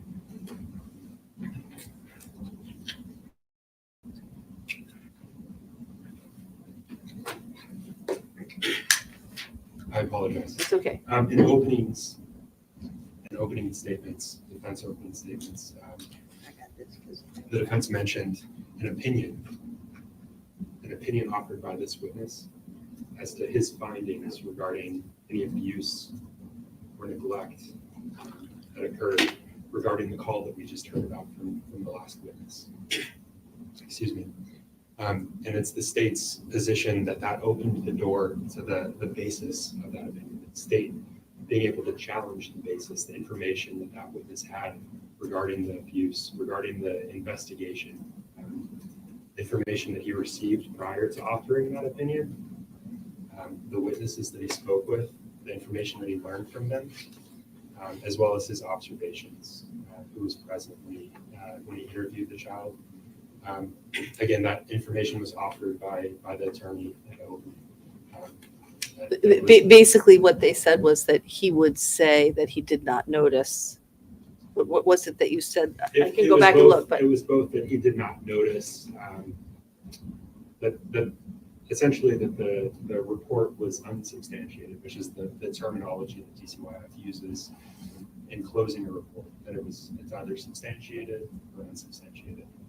And so it he was offered to the jury that the report was unsubstantiated. And I would just say, Your Honor, this would be the equivalent of asking an officer who testifies their ultimate opinion toward innocence of the defendant. And so under 703, the rule on expert testimony, when such an opinion is offered, an expert opinion, which was unnoticed to the state can then, or the person that's challenging that evidence, so not the moving party or the proponent of that evidence, but the other party can then challenge that evidence, and inadmissible, what would otherwise be inadmissible, becomes relevant and admissible once that opinion is offered. And that opinion was given to the jurors. And I would argue that bell cannot be unrung, and that we get to challenge that opinion. and what is it that you want to say? So what is it that you want to get into then? The statements that he was provided by the statements that he was provided that led to his investigation, the statements, the witnesses that he spoke to, what he was told, what he reviewed. So you want to get into the whole investigation that led to the determination that it was unsubstantiated. That's correct, Your Honor. Okay, let me see what the defense has to say, and then I may have some more questions. Go ahead. Sure. So the 703, it's not applicable, Your Honor. This is not expert testimony. We're talking about a factual finding, or a lack of a factual finding, rather, made by a fact-gathering witness. So this is No, no but if you're expert going to ask, opinion. but whether expert or not expert, I guess the question then becomes, if you're going to ask him, you deemed this unsubstantiated, why could they not talk about all of the information that went into the ultimate conclusion? Well, I think that perhaps they could, but as long as also it allows for Harmony's own words to be used and what she said, and the circumstances surrounding her being interviewed alone. There can't be cherry picking. Well, although you're basically, you put in information that then leads them to open the door to the information that you actually want to get in. That seems a little suspect, Attorney Brooks. No? In fact, I'll look, but I think there's some law on you opening the door for the purposes of getting in otherwise. I'm not opening my own door, Your Honor. I'm not allowed to do that.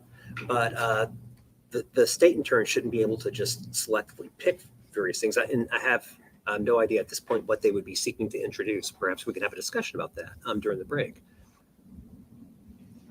But this is not a 703 or an expert situation. 703 is inapplicable. Again, It does feel that it leaves the jury with a misleading impression. If you just get to say, he reported, Kevin Montgomery reported this to you, and ultimately you deemed it unsubstantiated. And that is my concern. So, and then it does seem that your expectation would be that they would then get to put in the other parts of that, the rest of the investigation, which would include the statements that you would like to get in, which would be Harmony's statements. I mean, isn't that sort of the natural? Yeah, I'm not sure if the state is seeking to get in. I'm not sure what from the DCYF investigation they're seeking to get in, or the limitations of that investigation, or the fact that there may have been subsequent information that Soros did not have. I don't know. Let me ask you, Attorney Knowles, what are you trying to get into? The substance of the investigation. I know, but what is the substance beyond that Harmony had said that? Because what you don't, well, let me start here. If I let you get into what you want to get into, and then the state says, well, if you say that, then we want to get into Harmony's statements. Is that acceptable to you, that it just all comes in, everything about the investigation? Sure.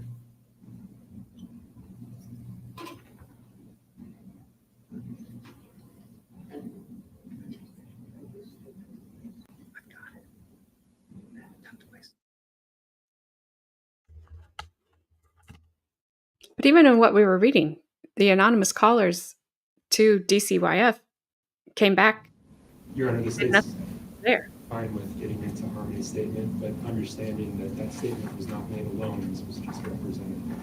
She wasn't alone when that statement was made. And the balance of the information that you want to admit with respect to the defense having said that it was unsubstantiated is what? The substance of the statement that the caseworker received in responding to the call and initiating the investigation, what he did with that information. But can you just tell me what it is? Oh yeah. Okay. Sorry, I'm just trying to understand where we're going with this so we don't end up in the middle of trial. So Right. go ahead. So it's Kevin Montgomery's call, his repeated calls to DCYF. And the substance of those calls, or just that he's those calls. okay? And I would admit those through the witness. Okay, so the substance of those calls being what? Tell me, walk me through what you want to admit here. And I'll give you a chance to respond. I'm just trying to get the lay of the land here. You all have this discovery. I don't have this. So I'm looking at Bates 2084. Yep. Reporter is hard to follow and understand. Reporter said that he came back from Florida on Monday, July 22nd, 2019. And his 4-year-old niece had a shiner from her 29-year-old father. Reporter said that the reasons for the shiner was that the father gave an ass whooping because the 4-year-old had been left alone with the 2-month-old, the 6-month-old, while the father was in the bathroom. Reporter heard from her niece and nephew that the baby had been crying, screaming, so the 4-year-old had to put a hand over the 2-month-old's mouth. Father said that the 4-year-old that did this very tight and very hard. Father said that he had beaten the dog shit out of her. When reporter left for Florida, there was one running water in the home, and now the electric had been shut off. And I'm just reading the statement. Okay, basically, you just want to get in. You want to get in the rest of Kevin Montgomery's statement. Correct. I want to get into the rest of his statements, but I also want to get. You had Kevin Montgomery on the stand, so I'm. Right. So I'm not sure why we're having this conversation.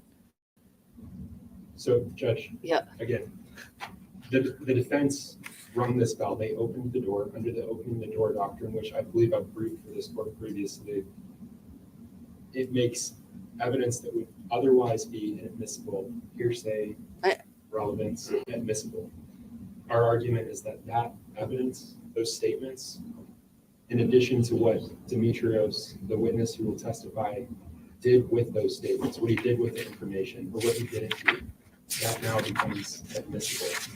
It allows Why us. was that, though, what you just read to me, not admissible through Kevin Montgomery, who you had on the stand? It's offered for another purpose, to challenge that witness's opinion that was offered to the jury. To say, this is the information that you received. Let's talk about what you. So you essentially, okay, now I think I'm understanding maybe better. You want to undermine the fact that he came to an opinion that this was unsubstantiated by just strengthening the statements made by Kevin Montgomery to him. So you want to basically say he told you all of these things and you still found it unsubstantiated. Contacted you on this date, Okay. And okay. Yes. And what he did with that information, Your Honor. And what did he do with that information? I think the evidence would be that he did nothing with that information, Judge. He contacted the police and told them it was a non-issue without seeing the child. Okay, so when he saw the child, he saw an injury to the child, which was also discussed to the jurors. And he still found it unsubstantiated. Investigating. Okay, so why? So putting aside, the Kevin Montgomery's additional statements, do we all agree that Mr. Soros could testify? It's my understanding it's your plan to elicit that ultimately he made a finding that the report was unsubstantiated. And then the state is going to say, so even though, this Mr. Kevin Montgomery contacted you and told you all of these things, you didn't follow up, that's right. You didn't do anything further, that's right. And ultimately you came to that conclusion that's unsubstantiated. That we can all agree that that's admissible so far, right? Yeah. Okay. Go ahead. Just to be clear, though, and I don't think the state is suggesting this, but just so there's no misunderstanding, Mr. Montgomery Kevin Montgomery, yeah. made a lot of phone calls, continued on and on and on for months into, I think, 2000. Okay. After Harmony was even gone, making all kinds of sets of allegations. Obviously, that would not be coming in. The door isn't open to everything or anything. And also tangential to the concern about the black eye, which was reported on the 29th, there was also think about a spoon or potential drug activity. And obviously that is not something that should be allowed to get into. Okay. So let's put aside the drug information for a moment. it sounds like we are not in disagreement, except that the statements by Kevin Montgomery, I mean, you can say, now you got a call from Kevin Montgomery, and he contacted you and he informed you that he was aware of this abuse, and then what did you do? And you can follow up, because it's your view that it's what he didn't do that undermines the defense view that this is unsubstantiated and therefore did not occur. So I think that is admissible. But I don't know about all of the hearsay statements from a witness you just put on the stand and didn't elicit the additional statements from. I'm not convinced about that. Well, then, Judge, I would move to strike. I move to admonish the defense for making that statement to the jury. No. Take a minute, yes. Take a minute and explain to him why that's not going to happen.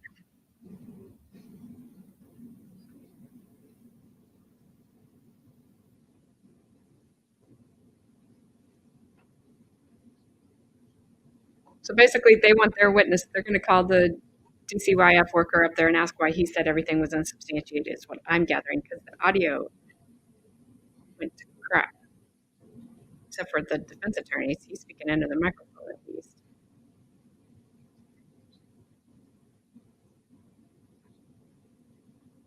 Because they did say it was unsubstantiated, and that's, why the governor called for changes after this.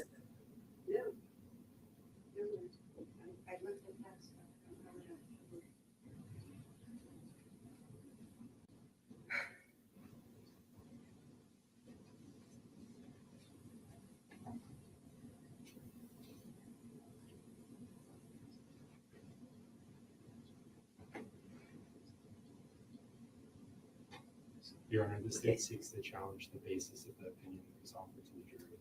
The basis including what this witness was told by Kevin Montgomery, what he did with that information. So challenging the basis of what he was told.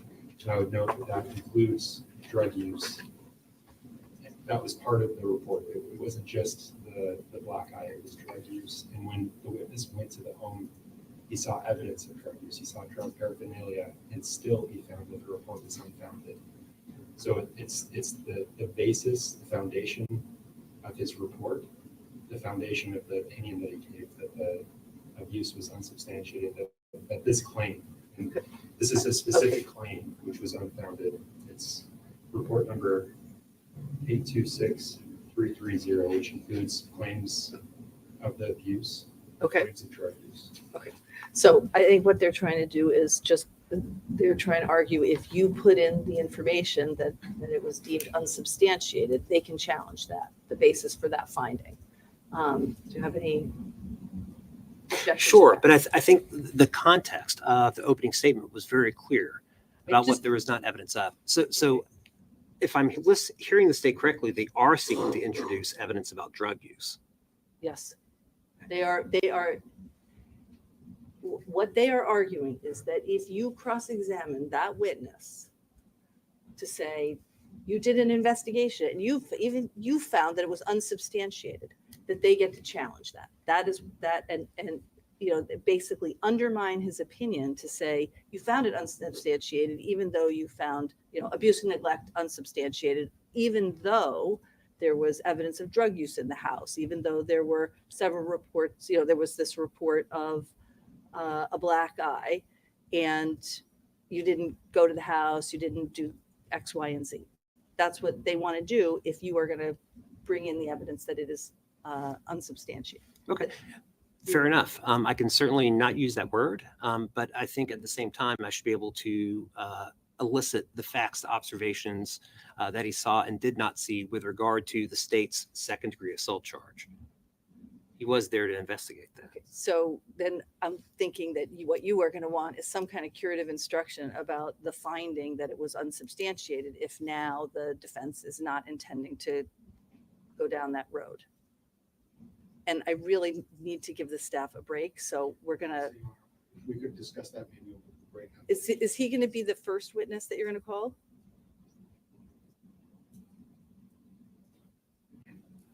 He's I'm- not going to be the very first witness, Your Honor, that we're called on. Just briefly, he's going to be third witness. Okay, so maybe we may have a little bit of time in the mid-afternoon break, but I do want to have us come to some conclusion about this beforehand. So, So if I can just clarify, Your Honor, from our perspective. So with regards to if the defendant is intending to ask about his findings, mhm. and then what his observations are, certainly relative to those findings, then the state is seeking to ask about what his other observations were and what he did or did not do before he reached those findings. And our position is that those findings have already been talked about now in opening argument, with the implication that the conclusion was made that this was unfounded. So in essence, the door has been opened, the bell has been rung, that there is a finding out there that this event was unfounded, despite what Karen Montgomery just testified to, or the other work that was done. If that's there, and if we're going to be talking about the findings of what did Mr. Saros do, then the state should be able to ask also what else did Mr. Saros know, and what else did he do and not do. So it's What do you mean? What did he know in terms of that investigation? Right? Yes, Okay. not in terms Okay, of. I just want to make sure this we are investigation just talking alone. about this investigation. This Okay, and then, so there's investigation. You are basically right. two questions on the table. If they go down the road to challenge Mr. Soros's findings in any way, it is your view that you want to talk about what did he know in coming to those findings and what did he do or not do in coming to those findings only as it relates to that particular investigation. And if the defense is now saying, maybe we don't want to go down that road, then we've got to talk about, I understand it's your view that they rang the bell and in any event you get to do all of it. And I'm not yet convinced. So I guess Attorney Brooks, you're going to have to make a very, very clear decision about that. Oh, and I think the decision will be clear. What if you have the decision? Sure, I'm not going to ask for if he made a specific finding as part of his obligation as a DCYF person. Then you need to be thinking about the issue about a curative instruction if I don't say that you've already opened the door to it. Okay? So we're going to go off the record now. Okay. Because I do want the staff to take a break. If you want to say something off the record, I will listen to it, but Okay. then we can put it on the record. But otherwise, we're going to think about where we are. Okay? All right. Thank you, everybody. She's like, my staff wants a break. She wants a break. They all wanted some breaks. Yeah. I agree if it was clear.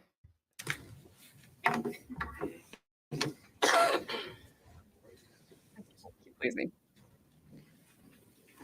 If it was clear, the conversation would have already been over. Exactly. I think Keaton going downstairs and grabbing a beer.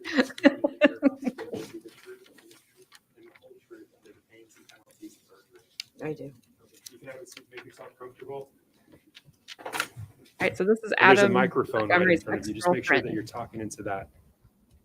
Can you start by stating and spelling your full name for the record? Katie, Katie, Morin, Morin, And what's your date of birth, Ms. Morin? 6/10/78. What city and state do you currently reside in? Laconia, New Hampshire. And how long have you lived in Laconia? About 3 years. How are you presently employed I work in retail. in retail? And how long have you done that? How long have you worked in retail? My whole life, about 20 years, probably. And what's your highest level of education, Miss Morin? GED. Do you know someone named Adam Montgomery? Yes, I do. And can you tell these jurors how you know Adam Montgomery? We were in a rehab facility together, and then we became romantically involved for a little bit. What year would that have been in that you were romantically involved with the defendant, Adam Montgomery? 2021. And Your Honor, may I? I had to take your word on it. You're our resident New Englander.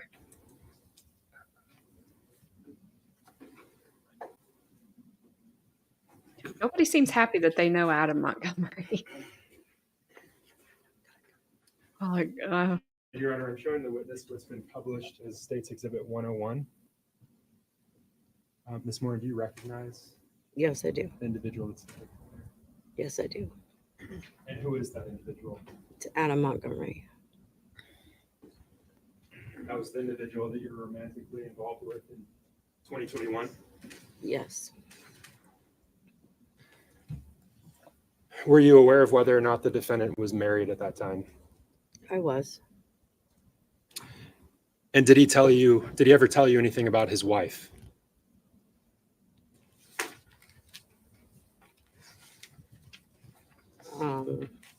Not just that they hadn't seen each other in a while. Do you remember providing a statement to an officer with the Manchester Police Department back in February of 2022? I do. And that statement was regarding the defendant, is that right? It was. Do you think that seeing that statement would refresh your recollection of what the defendant may have said to you about his spouse, about his wife? No, I recall. Okay. And what do you recall him saying about his wife? That she would do anything for him. That she would do anything for him?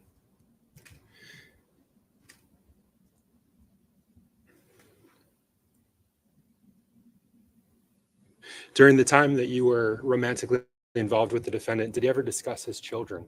He did. So you were aware that he had children? It was. Was there a particular discussion with the defendant that stood out to you about Yes. the children? And Yeah. Tell us about that.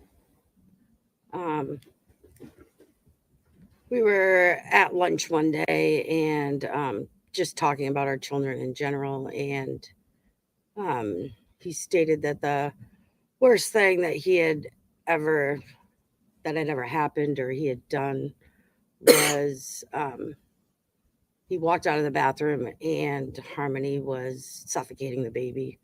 So he backhanded her I don't know if it was as a reaction is the way it was told to me, to stop her from suffocating. So he said he backhanded her. Yes. Did he say what the result of that backhand was? He said he hit her glasses, so she ended up with a black eye. Did he describe anything about that black eye that you just mentioned? No. In that conversation where he discussed causing that black eye, did he say that he had nudged Harmony out of the way? I don't recall. He said he backhanded her. I don't recall his exact verbiage.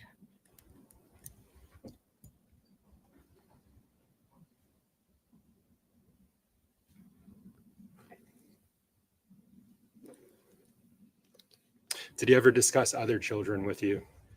Yes. And what were those discussions? What was the substance of those discussions? He told me that he had 5 children, all under the age of 7. They all had the same mom. At one point, I asked him to go to Maine with me when I was leaving, and he said he would be too far away from his kids, so he could not. If I could have just a moment. when he's clear-headed and not on drugs, he probably maybe was a good dad. Thank you, Ms. Moore. No additional questions.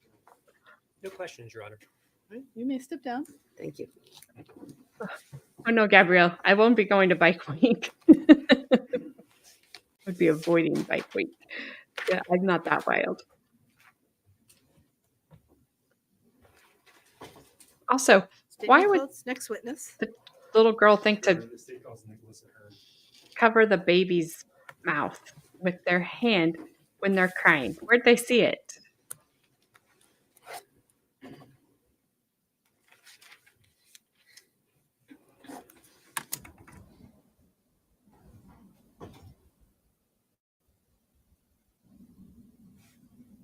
All right, so we heard this name from the brother or from his uncle.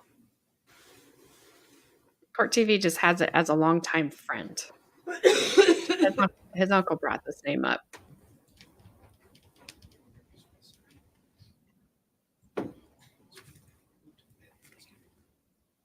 Yeah, I'm thinking she saw it, and you're right. She probably thought she needs to stop him from crying. Mr. Ahern, if you can just remain standing and raise your right hand. You swear that the testimony that you're going to provide this jury will be the truth and the whole truth under the pains and penalties of perjury. Yes. You can have a seat, make yourself comfortable. Mr. Ahern, can you start by stating and spelling your full name for the record? Yes, it's Nicholas Ahern, Nicholas. Ahern, Ahern. Thank you. And Mr. Ahern, what city and state do you live in? Manchester, New Hampshire. How long have you lived in Manchester? My entire life. How old are you? 34. Mr. Ahern, what do you do for a living? I do construction, metal framing, drywall. Framing and drywall? Yeah. How long have you done that? Since I was like 20. It's 14 years. Yeah, a long time. What's the highest level of education you've obtained? I think it was 11th grade. And did you get your GED? No, I went right into the trade. Do you know someone named Adam Montgomery, Mr. Ahern? Yes, I do.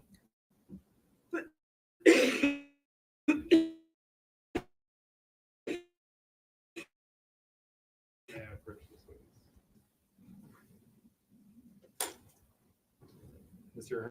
Ahern, I'm showing you what's been published as State's Exhibit 101. Yes. Do you recognize that individual? Yes, that's Adam Montgomery. And how long have you known Mr. Montgomery?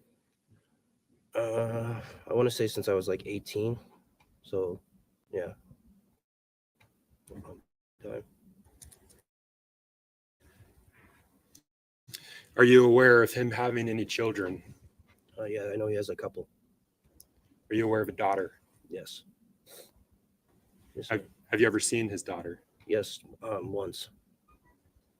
Do you know her name? Harmony. What can you tell us about that one time that you saw Harmony? She came out of the house and she had marks on her face, which was a black eye. Okay, and so let's unpack that a little bit. When you say she came out of the house, what house did she come out of? I think it was Guilford Street. Yeah. Is that the house that she lived in? Was that your understanding? Yes, that's where they lived. So were you visiting the defendant when you Yes. saw Harmony? Yes. And what were you doing when Harmony came out of the house? Just sitting out front talking to Adam. What time of year was this? Summertime, I want to say around July. Do you remember what year? I think it was 2019. And let's talk about that injury that you saw.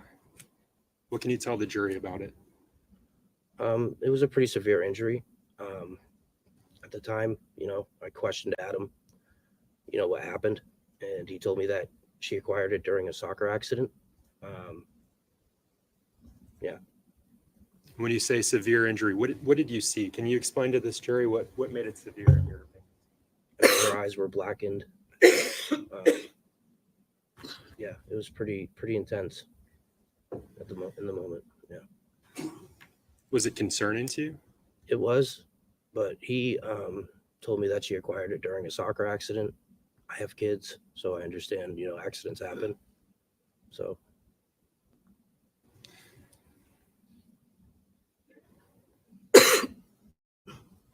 Do you know someone named Kevin Montgomery? Yes. At some point after you saw that injury to Harmony, did you have a conversation with Kevin? Yes, he contacted me. And I'm not asking you for this substance, just whether or not Yes. Yes. And you said he contacted you, is that right? Yes. When Harmony came out of the house, about how long did you see her for? Maybe 4 seconds. It was quick Why was it quick? because he told her to go back inside.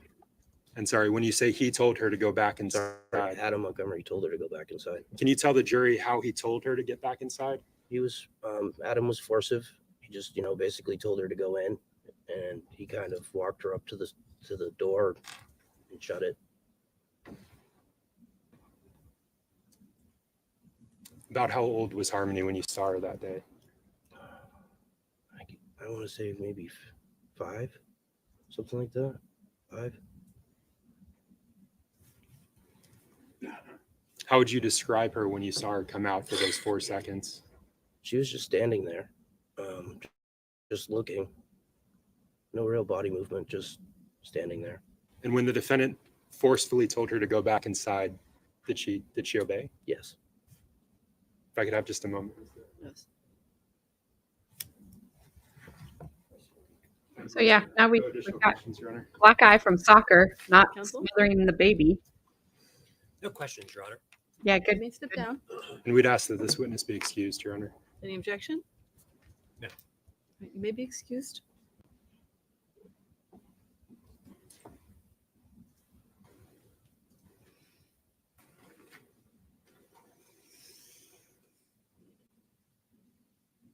Your Honor, at this time, the state would call Deputy Sheriff Paul Montgomery.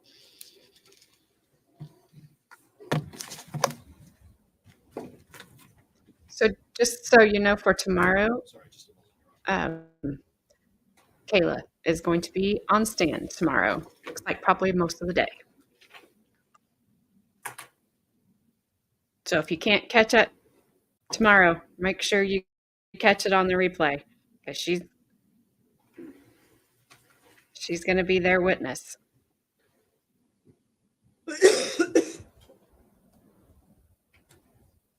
And hopefully, whoever's coughing will get a cough drop. Yes, that is the wife that was in the car that they blamed all this on.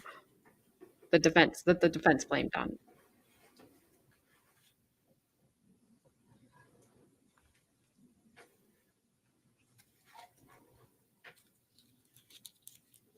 Yep, I understand that, Hamilton, but then you'll have one that'll it'll bring it back around, trust me.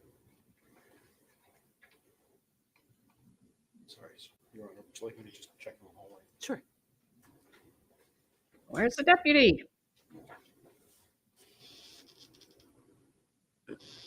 I'm assuming this is Hillsborough County, so I'm thinking this is a Florida deputy.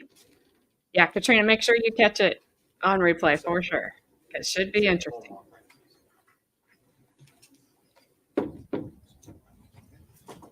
Careful with the wires, please.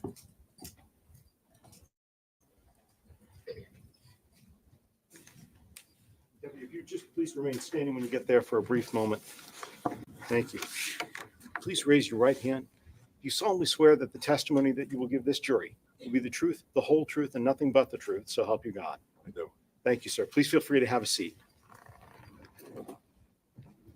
And Deputy, as we're being recorded here today for the record, would you please go ahead, state your full name and spell both your first and your last name for us? Paul Montre, Paulmontrey. Okay. And I bet I already know the answer, but where are you currently employed, sir? Hillsborough County Sheriff's Office. Okay. How long have you worked for them? 7 years. 7 years so far. Remind Okay. And with regards to your employment with them, did you ever work in any other sort of law enforcement before working for the sheriff's office? I started in New York City in 1985, NYPD, Whereabouts in the city? Lower Manhattan and Brooklyn. Okay. How long were you there? 5 years. 5 years. Okay. And after that, any other sort of law enforcement Town of experience? Henniker for 5 years. Okay. Merrimack County Sheriff's Office for 20. State for 2. And now I'm here part-time. And County. when you say state for 2, what agency did you work for those 2 Quality years? Control DMV. Okay. And what were some of your day-to-day duties for them? We basically dealt with trucks and inspection stations. All right. So with regards to your duties now for the Hillsborough County Sheriffs, you said you're working for them part-time, is that correct? Yes. All right. So what are your day-to-day duties? What do they look like? Primarily transporting prisoners to and from the jail and the prison Okay. to the courts. And let me ask you, do you ever, I'm about to say, when did you come back to do part-time again? 2019. 2019. Okay. I want to specifically draw your attention to November 27th of 2019. And on that particular day, I'd like to Actually, ask, 2017, sorry. 2017 is when you I came went back. to, yes, Okay. Hillsborough County. That's all right. Let me be specific though. Let me steer you to one day in 2019, just before Thanksgiving, November 27th, 2019. Did you help serve or were you present for an eviction notice at 77 Guilford Street in Manchester that day? I was. Okay. And I wondered if you could explain a little bit for the jurors, just for an eviction process, what is the role of the deputy sheriff? What are you there to do? So we have a court order that's evicting whoever's there on the premises. I was a second deputy. I'm assisting the primary deputy. Usually we send two guys. And for some reason, I don't know what, his partner was tied up with something else, so they sent me over. And I just assisted with posting the property and having the people leave. And typically, how long does this process take to do an eviction? Just typically in your experience, I mean. We usually give them 10 to 15 minutes to get some belongings and skedaddle. Okay. And on this particular one at Guilford Street, do you have any recollection of roughly how long that took? Probably 10 to 15 minutes, the ordinary time. Was there anything about that eviction that necessarily stands out to you, or was it just a very typical eviction for you? Pretty much the same as all others. Okay. There were a lot of clothes around. It was kind of dirty. And there were a couple children there. And there was a male and a female. Okay. And when you say a male and female, and you say male, female, and children, so the male and the female, are they both adults? Adults, yes. Okay. And then the children, do you remember how many there were? I couldn't tell you for sure. Okay. There were a couple. I would say at least two, but I can't tell you if there was any more than that. Okay. Where did they go at the end of the eviction? They got into their vehicle and they left. Okay. And with regards to the home, what happens to home when an eviction takes place? So we post it with no trespass stickers. Mhm. And usually the landlord will come and change the locks. Okay. I don't recall if there was a landlord there that day. Sometimes they don't show up and we just post it. And I just want to make sure that I understand on this particular one. I believe you said before when you do an evictions, it's based upon an order from the court. Is that Yes. right? Right. Do you have a copy of that order when you go to do the eviction? We do. Okay. I did not personally have that. That would have been my partner that had that paperwork. Sorry, I need to be near the mic. Is that a routine practice of being a let me try this in English. Is that a routine practice of the sheriff's office to make sure that a copy of that order is in hand before the eviction is done? In our hand, yes. In your hand? Yes. Okay. And do you have any reason to believe that's not what happened that day? Not at all. Just a moment, please, Ron. I don't know why I connected him with Florida. I know the uncle was. For some reason, I was thinking he was down there got in trouble. I must have been thinking of somebody else. I don't have any further questions for you. Defense counsel may have a couple. Okay. No questions, thank you. All right. You may sit down. Thank you, Ron.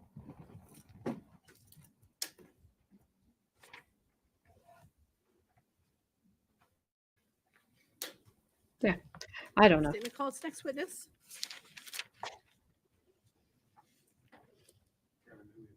Yes.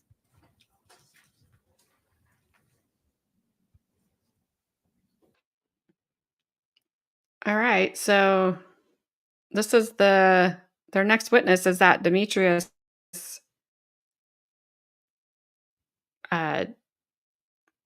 DCYF CPS worker that they were arguing about before they went to lunch. So we'll see if they're gonna do another break. I don't know what the point of that one was, Hamilton. They just do these little things to get them in, and never know.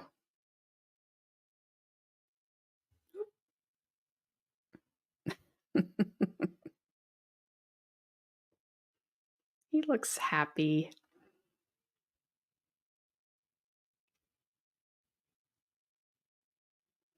Church's grandpa, Judge's grandpa. It's all good. He looks happy for a New Englander, Gabrielle. Is he a transplant? You guys said nobody's happy out there. Oopsies. Sometimes things go more quickly than we think. Oftentimes they go more slowly than we think, but sometimes they do go more quickly than we anticipate. This is one of those times. So what I'm going to do is I'm going to have you take a break as soon as the next witness is ready. And we're ready to take their testimony. We will call you back in. We hope that will be in the next 10 to 15 minutes. All right. So same rules apply, not to talk about the evidence, not with each other or with anybody else. Don't do any independent research, and we will call you back in as soon as we can. Thank you, ladies and gentlemen.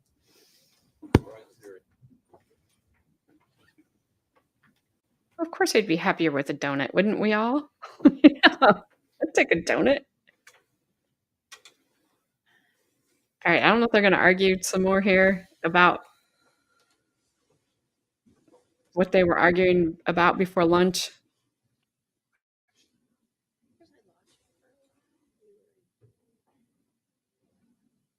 All right, so counsel, are we going to need still to have you speak to that witness before we are able to take the witness?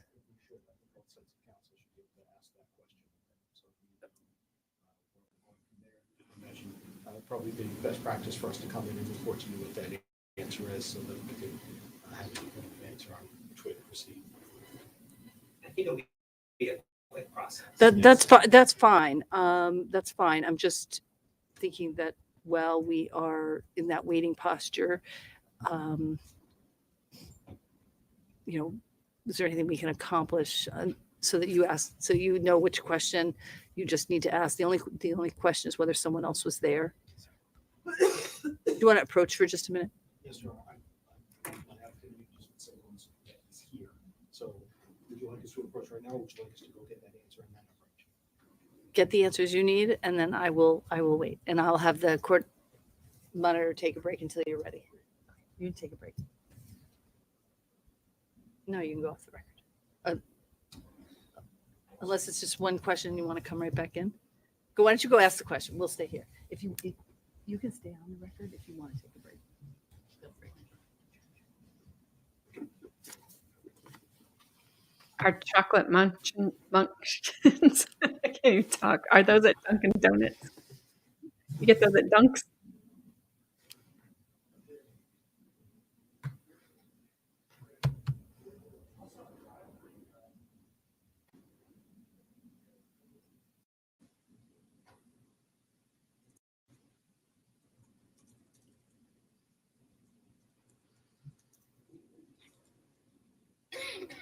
I do like red velvet cake, but I've never had a red velvet donut.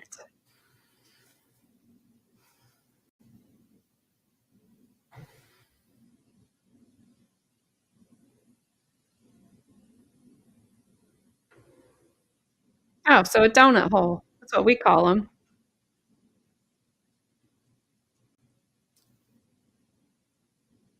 We just call those donut holes out here.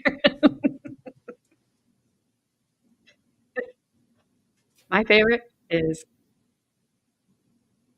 maple flavoring on the top with cream filling in the middle, like on guess would be a glazed donut. Well, there, Katrina, we are going to need your help in all this because Gabrielle's been laying all this stuff about Dunkin' Donuts down on us.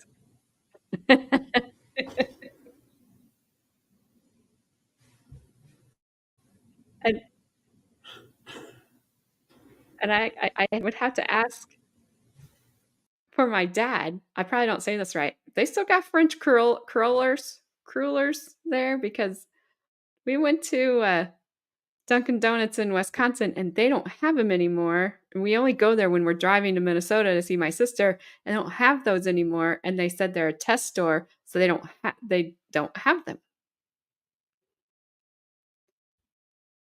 So that store in Wisconsin does not.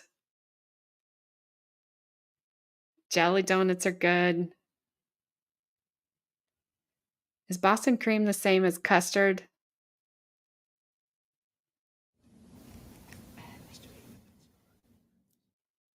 Come on, people.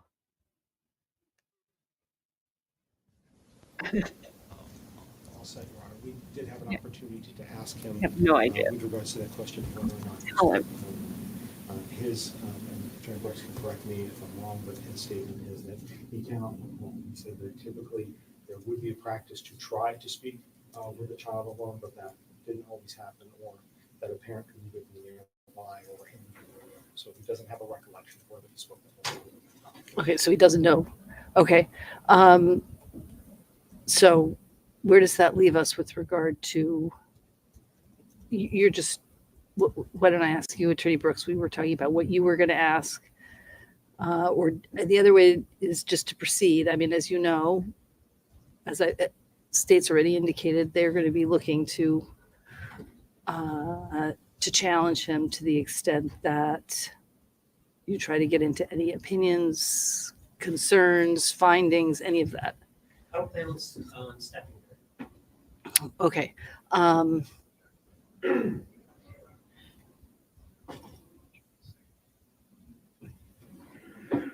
sorry, Your Honor. That's okay.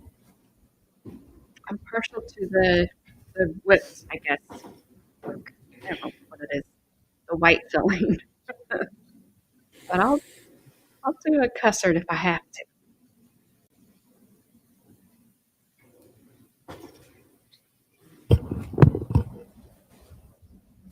They were supposed to get this all straightened out at lunch. We're all set. Okay.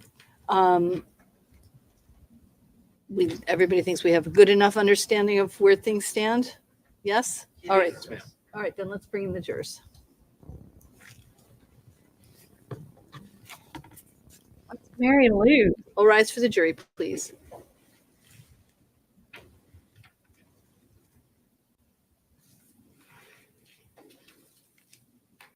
You guys are, I'm so hungry. So I could eat anything right now. I grew up with Daylight Donuts in Nebraska. Best donuts ever. They had these things called pine cones, which you just pulled them apart and they were little cinnamon things. So good. When I go back there, I'm like, just give me all the donuts because I don't know when I'll be back to get any more. Got it. Trying to think. We have like so we have square donuts here and Krispy Kremes. And then we have a little local place called Crescent Donut, which used to be open 24 hours a day, not anymore since COVID, but they intentionally spelled Crescent wrong for some reason. It's been in the same location forever. Used to be able to go in there and get donuts any time of day, and they were so good. I guess I like the vanilla cream, but I don't think it's cream. I think it's not, I don't know what it is. It's just good.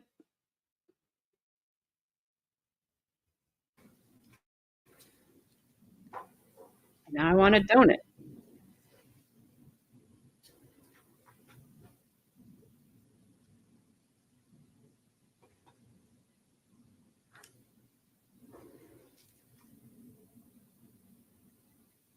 Counsel, so after this witness, am I releasing them and having them come back at 8:45? 45, I anticipate a very full day. Okay. Counsel, I'm sorry. Attorney Smith, did you hear that? No. After this witness, we'll be releasing them then for an 8:45 return tomorrow. Yeah.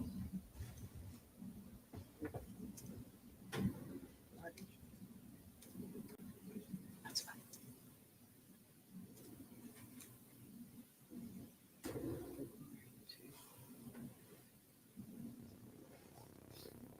That's what I'm saying.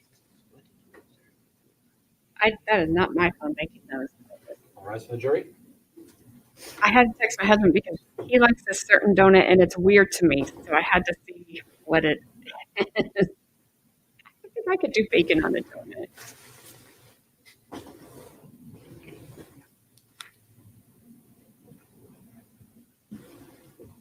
This donut that he likes should not be a donut, but he swears by them. I've never had one. Please be seated. State may call its next witness. Attorney of the state calls Demetrius Soros. My husband's probably at work like, why in the world are you texting me asking me what donut? Oh, it's a cronut. Have you guys ever heard of that? A cronut. He loves those things. And I can't describe it to you. He said a croissant donut or a cronut.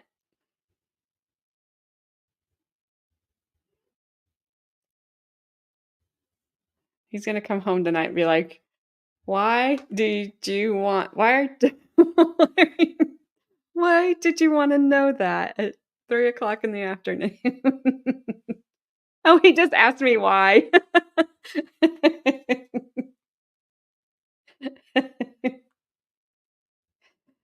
I have to tell him.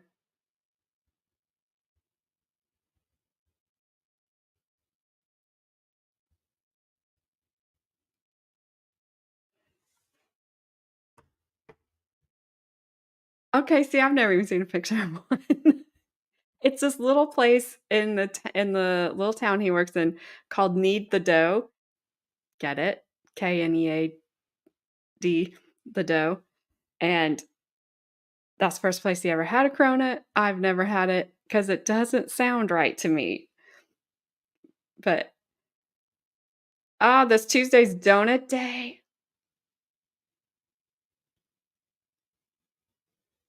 Oh.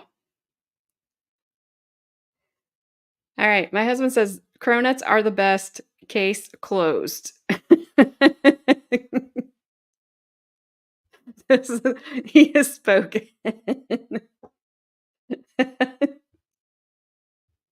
Oh my gosh. Anybody watching this on replay is going to be like, why are you guys talking about donuts? What is a pushkin? I'm so hungry.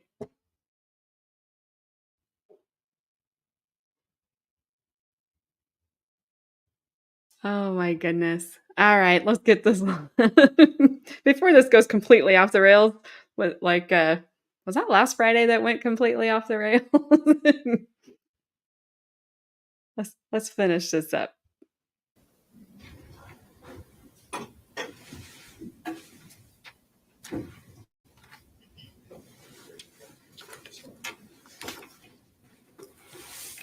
It'll be like, I thought you were covering serious things on your screen. Not donuts. And Mr. Soros, you do remain standing. Raise your right hand. You swear that the testimony that you're about to provide will be the truth and the whole truth under the pains and penalties of perjury. I do. You can make yourself comfortable. Can you start by by stating and spelling your full name for the record? Yes. My name is Demetrius Soros. First name is Demetrios. Last name is Tsaros. And Mr. Soros, I'm just going to ask that you speak as loud as you can. Yeah, thank you. I will. Mr. Soros, what city do you live in? I live in Concord, New Hampshire. I apologize. I just moved. Pembroke, New Hampshire. How long have you been a New Hampshire resident? All my life. And what do you currently do for a living? I am a career level letter carrier for the Postal Service. The U.S. Postal Service? Yes. And how long have you worked in that capacity? Since September of 2021. Prior to September 2021, how were you employed?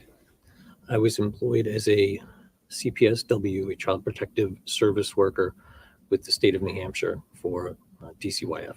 And that acronym that you just gave, CPSW, can you tell the jurors what that means? Yes, Child Protective Service worker. How long did you work for DCYF? Approximately 10 years.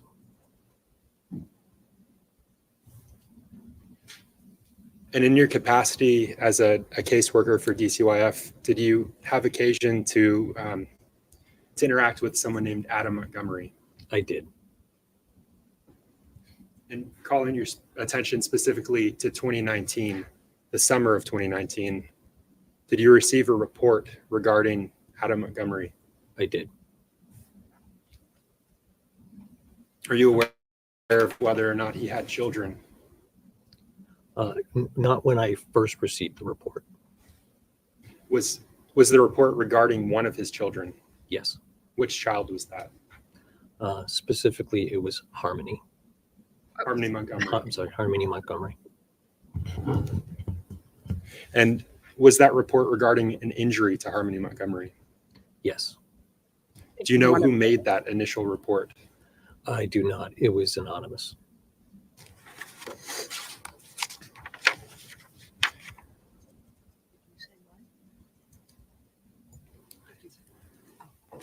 Do you remember specifically when that report was made? It was July of 2019, towards the end of the month. Specifically, it was either the 19th or the 29th. Would looking at your report refresh your recollection? Yes.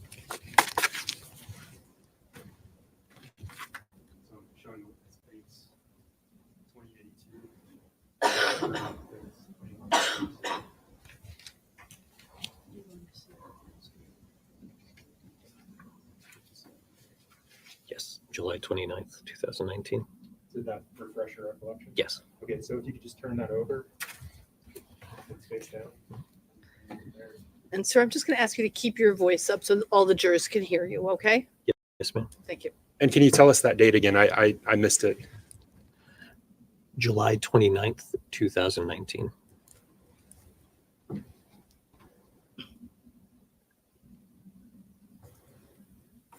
And what did you do after your involvement on that call began? I apologize. Could you be more specific? So you got a report.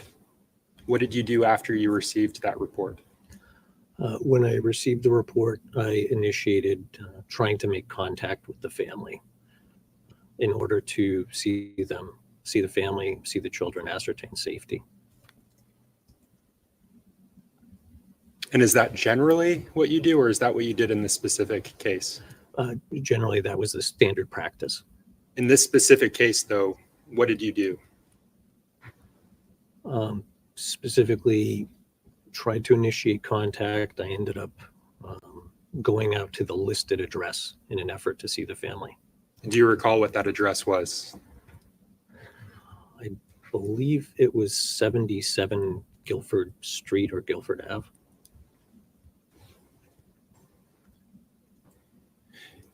Tell us about that trip out to the 77 Guilford Street or Ave. So I drove to the location, and as I pulled up, the location, I noticed a person who I recognized as Adam Montgomery getting into a car. And let me stop you there. Yes. Yes.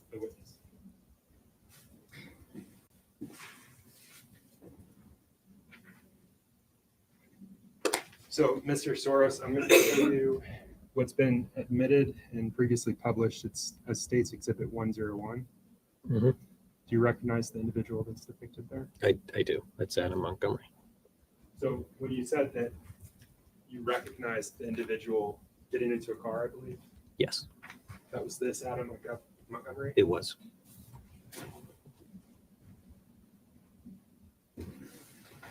Was anyone else present with him as he was getting into that vehicle? There was a young girl, small girl. That interaction, your observation of the defendant, Adam Montgomery, and the small girl who was with him, how long was that? Not very long. Basically, as I was pulling up and getting ready to park, they were getting into the vehicle, and I can't remember exactly how far away I was, 30, 40 feet or so, when I was parking my car, and I observed them getting into the vehicle. So you're parking your vehicle. Were you outside of your vehicle when you saw him, or were you still inside your I was vehicle? still inside my vehicle. And this young girl that you saw with the defendant, Awful. what was she doing? And nothing really in particular, just, getting into the vehicle, her father helping her into the vehicle. Excuse me. I didn't know if it was her father at the time. The person, Adam, helping her into the vehicle.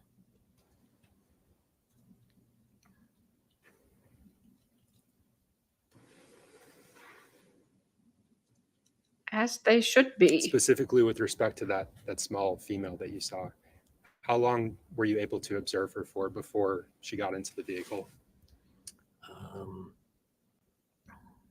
Maybe 10 seconds, 15 seconds, not a long period of time. And this was from 30 to 40 feet away? Correct.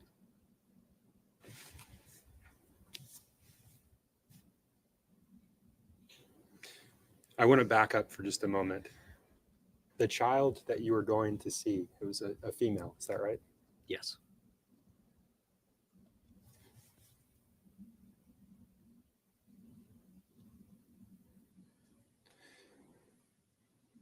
How long? Sorry, let me strike that. Were you able to clearly see the child when you were in your car there? I guess as clearly as I could from that distance. Did you observe anything about the child other than her gender? No, just it literally just looked like a small child, a female, getting into a car with someone. How long were they parked there for before they drove away? Not long. She got into the car. He then got into the car, and they drove away. And you said the distance already, but was this on a public road, or were they in a driveway or something else? Public road. They were parked on the side of the road in front of the house that I was going to. During that home visit, did you interact with a child named Harmony Montgomery? No. Why not? Aside from seeing her at that home visit, because she had left. She was the little girl that got into the car. Is that something that you learned that day or at a later time? That day.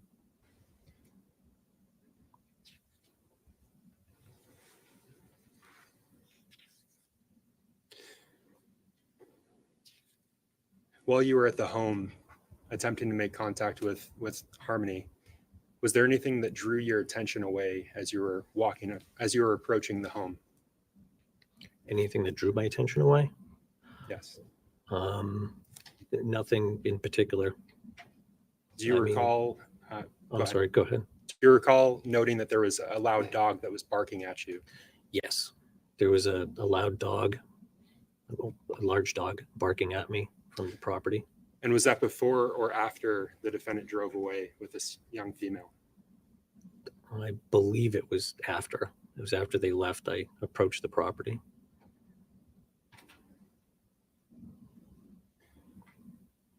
So you were unsuccessful in seeing Harmony Montgomery that day?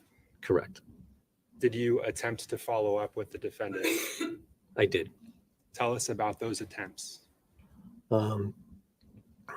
That was initiating a phone call and speaking with Adam and trying to arrange a home visit in which I could actually come and see and speak with Harmony. When were those attempts? You mentioned a phone call. When was that phone call? I think I would have to look at my notes to refresh my memory, but I believe it was later that day that I spoke with Adam on the phone. Please do, if you believe that would refresh your recollection.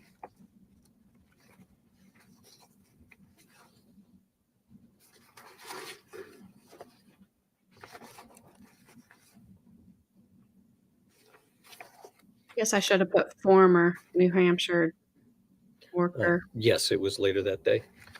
Did you also attempt to call the defendant on August 1st? I again would have to refer to my notes. Please do.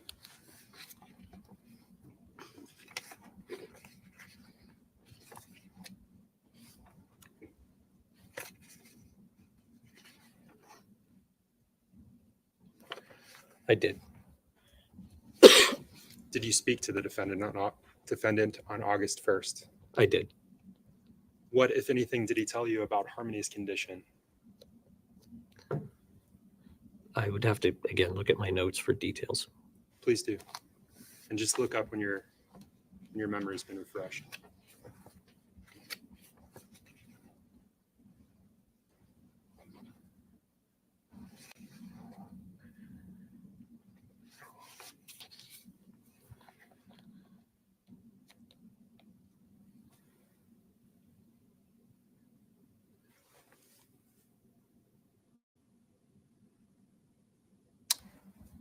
Do you recall what, if anything, the defendant told you about Harmony's condition when you spoke to him on August 1st? The contact I just reviewed, I was speaking to him about setting up the home visit and that he had one of his children was not feeling well and he needed to take him to be seen. And So we had, I'm sorry. Go ahead. So we would not be able to have a home visit and it would have to be rescheduled. And during that conversation, did he also tell you that he believed that Harmony had the same illness as his other child? That I don't remember. I don't recall. Do you think that that reviewing your notes would refresh your recollection? Yes. Please do.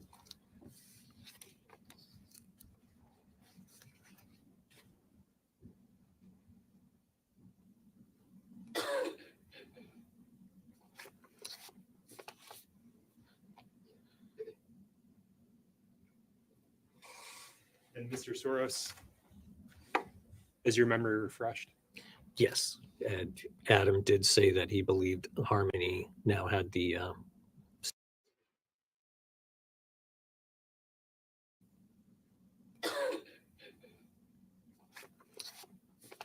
Guess we're going back. And Mr. Soros, is your memory refreshed? yes. And Adam did say that he believed Harmony now had the same illness or condition that his other child had. That again was on August 1st. Yes. So 2 days after you went out. Correct. At any point during your response, did you have a face-to-face with Harmony Montgomery? Could you ask me that again? I'm sorry. At any point during your response, did you have a face-to-face interaction with Harmony Montgomery? My response as far as my following up with the report, Correct. I did. When was that? I believe it was about a week later. The exact date, I don't remember. Do you think that reviewing your report would refresh your recollection with respect to the date? Yes. Can you please do so?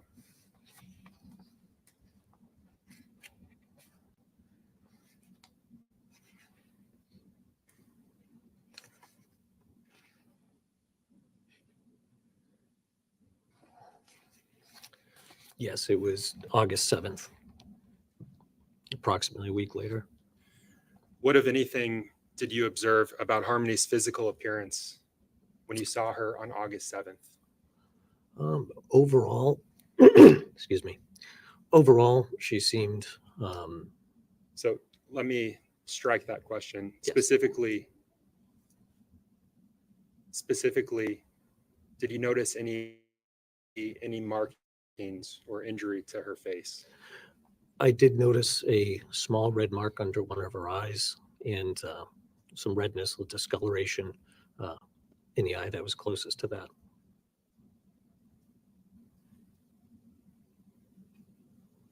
Did the defendant tell you anything regarding how that injury occurred? He did. He said that he had bought the kids, he had 2 younger children, he bought the kids like foam swords or lightsabers and that they were playing with them and that Harmony was struck in the face, in the eye. And that's how she got that mark. So We have a third story. Mr. Soros, I want to switch gears and I want to discuss January of 2020. On January 8th of 2020, did you make contact with the defendant? I believe so. I would like to review my contacts, please. I'm sorry, could you Could you speak a little more loudly? Yes, ma'am. And repeat the answer to that question?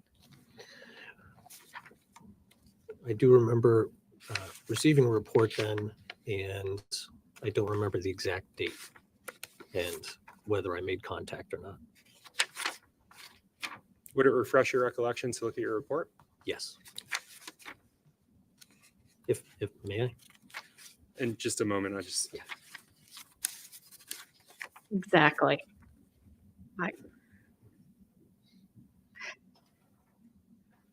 Also, should they not have gone over this report before you came in and testified to it? If you're just going to have to keep looking at it? to review that and just look up when you're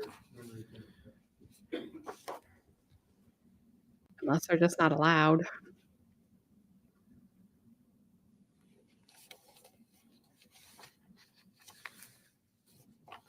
Yes, it was January 8th, 2020. And how did that communication occur? I apologize, meaning how did I contact them? Yes. Oh, phone. You spoke to him on the phone. Yes. And what, if anything, during that conversation did he say about Harmony Montgomery? I believe it was that conversation. I would have to check my notes to make sure because I can't remember if it was that conversation or later when meeting with him that he had told me that Harmony was now living with her biological mother.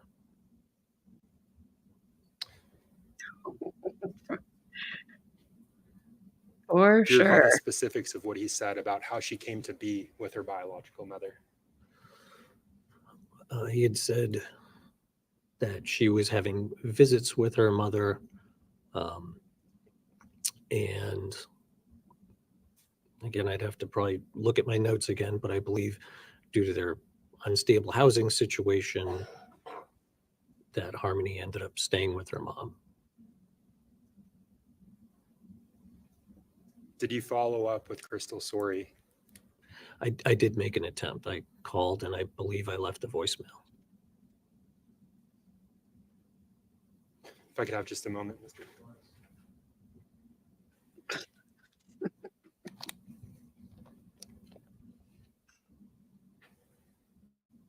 I hope your phone's okay.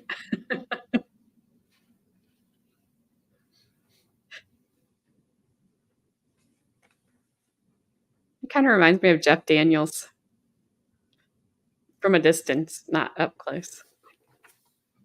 Thank you, Mr. Smith. No further questions, Your Honor. All right, thank you. Attorney Brooks? Good afternoon, Mr. Saros. You met briefly beforehand. My name is Jamie Brooks.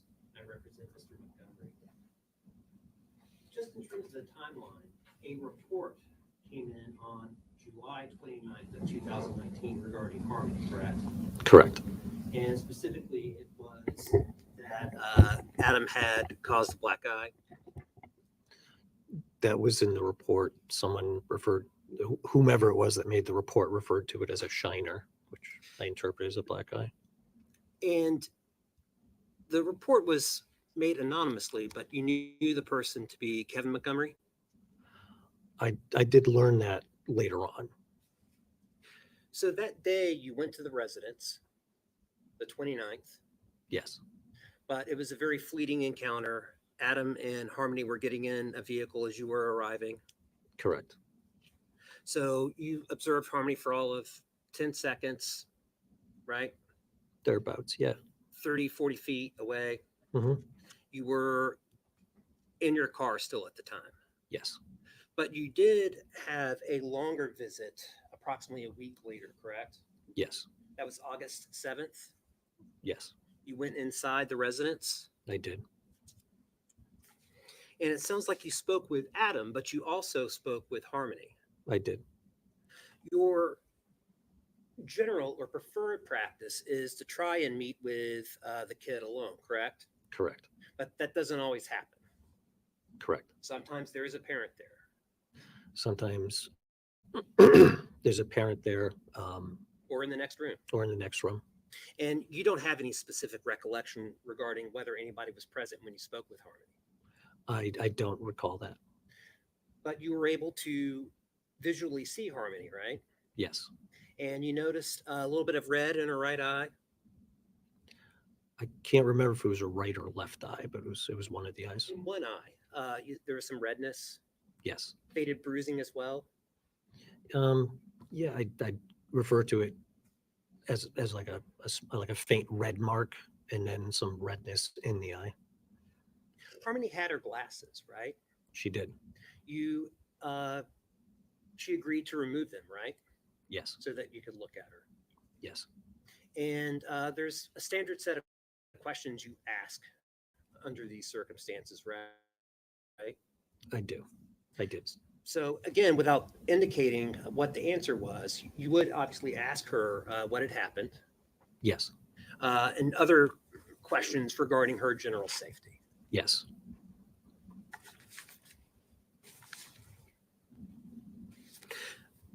Aside from the redness in her eye and the faded bruising, you did not observe anything else concerning regarding Harmony's person or well-being. I did not. I don't have any further questions. Thank you.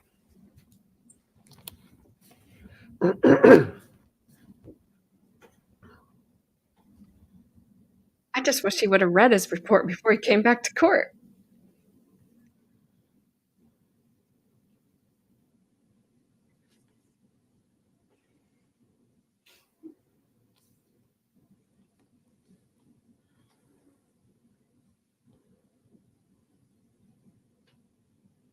Yeah, I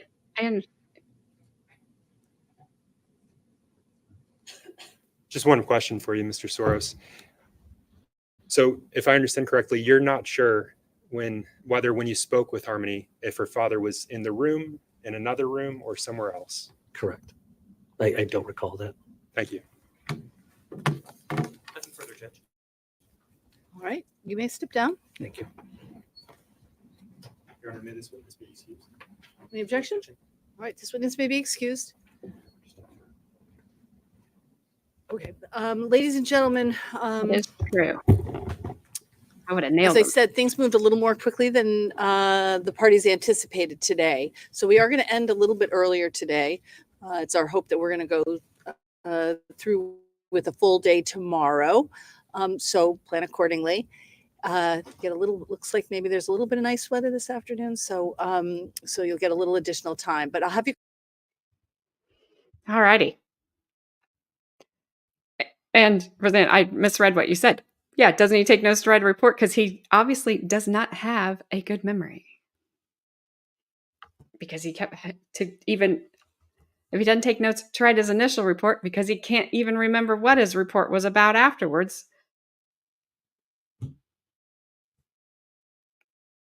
I don't know. I'm still thinking about donuts. All right, guys, that is it. Till tomorrow. We will get Kayla Montgomery tomorrow. So that should be fun. I expect a lot of sidebars. I'm wondering if he's going to finally show up, if she's going to be there. You know, obviously, because he can probably intimidate her. They didn't have a great relationship. We saw her face. So, you know. Yes, if you haven't already, thank you, Gabrielle. Please like and subscribe to my video. It helps me. And Katrina, catch us on the replay. Roseanne, hopefully you can catch us on the replay. Anybody that can't be here tomorrow, because it's Kayla and she's the witness, I believe. I'm kind of surprised they're putting her on this early, so it makes me wonder if they lost some need to call some of these 188 witnesses with him pleading to 2 of the charges that they can. Oh, Shield, I don't know. I'll put it up there. I don't know if she'll be watching it. She listens. She listens while she's at work. So hopefully. I think she was a little sad. Sad to leave, but glad to go home. You know, that feeling to get back to the routine. But sad to leave, and yeah, it's her and I have a pretty good relationship. I have a good relationship with both of my kids. I see them all the time. We hang out all the time, so she brings a lot of fun. And you two can get in a lot of trouble, Gabrielle. I can just see it.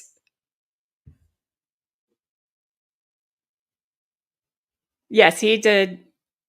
I don't know if it means the same because he's basically saying he was guilty, so he conceded those charges. I don't know if that's the same and if it's just wordplay. I have no idea. And I didn't really hear him mention it today in their openings like they said that they were going to. So I don't know, but I can see him maybe being there tomorrow of all days if she's going to be there but I haven't looked. I will look in the morning so I can go through and get the timestamps again, but I don't need to pay attention to, hopefully somebody will timestamp it in Court TV's feed again. Hint, Court TV, somebody do that so that I can get the timestamps and I don't have to look to see if he's there or not, because my money is he'll be there. I don't know what you guys think, but my money is on that he will, of all the days, tomorrow will be the day. So, all right. Thank you guys for hanging out again. Good donut talk. Good food talk all around. I had a blast as usual. So, you guys all have a good evening. Be safe. Whatever you're doing. Enjoy all the food you guys were going to make. And I'll see you guys all tomorrow. Gabrielle already said the time, 10:30 a.m. Eastern Time. Until then, I have no idea. Just whatever.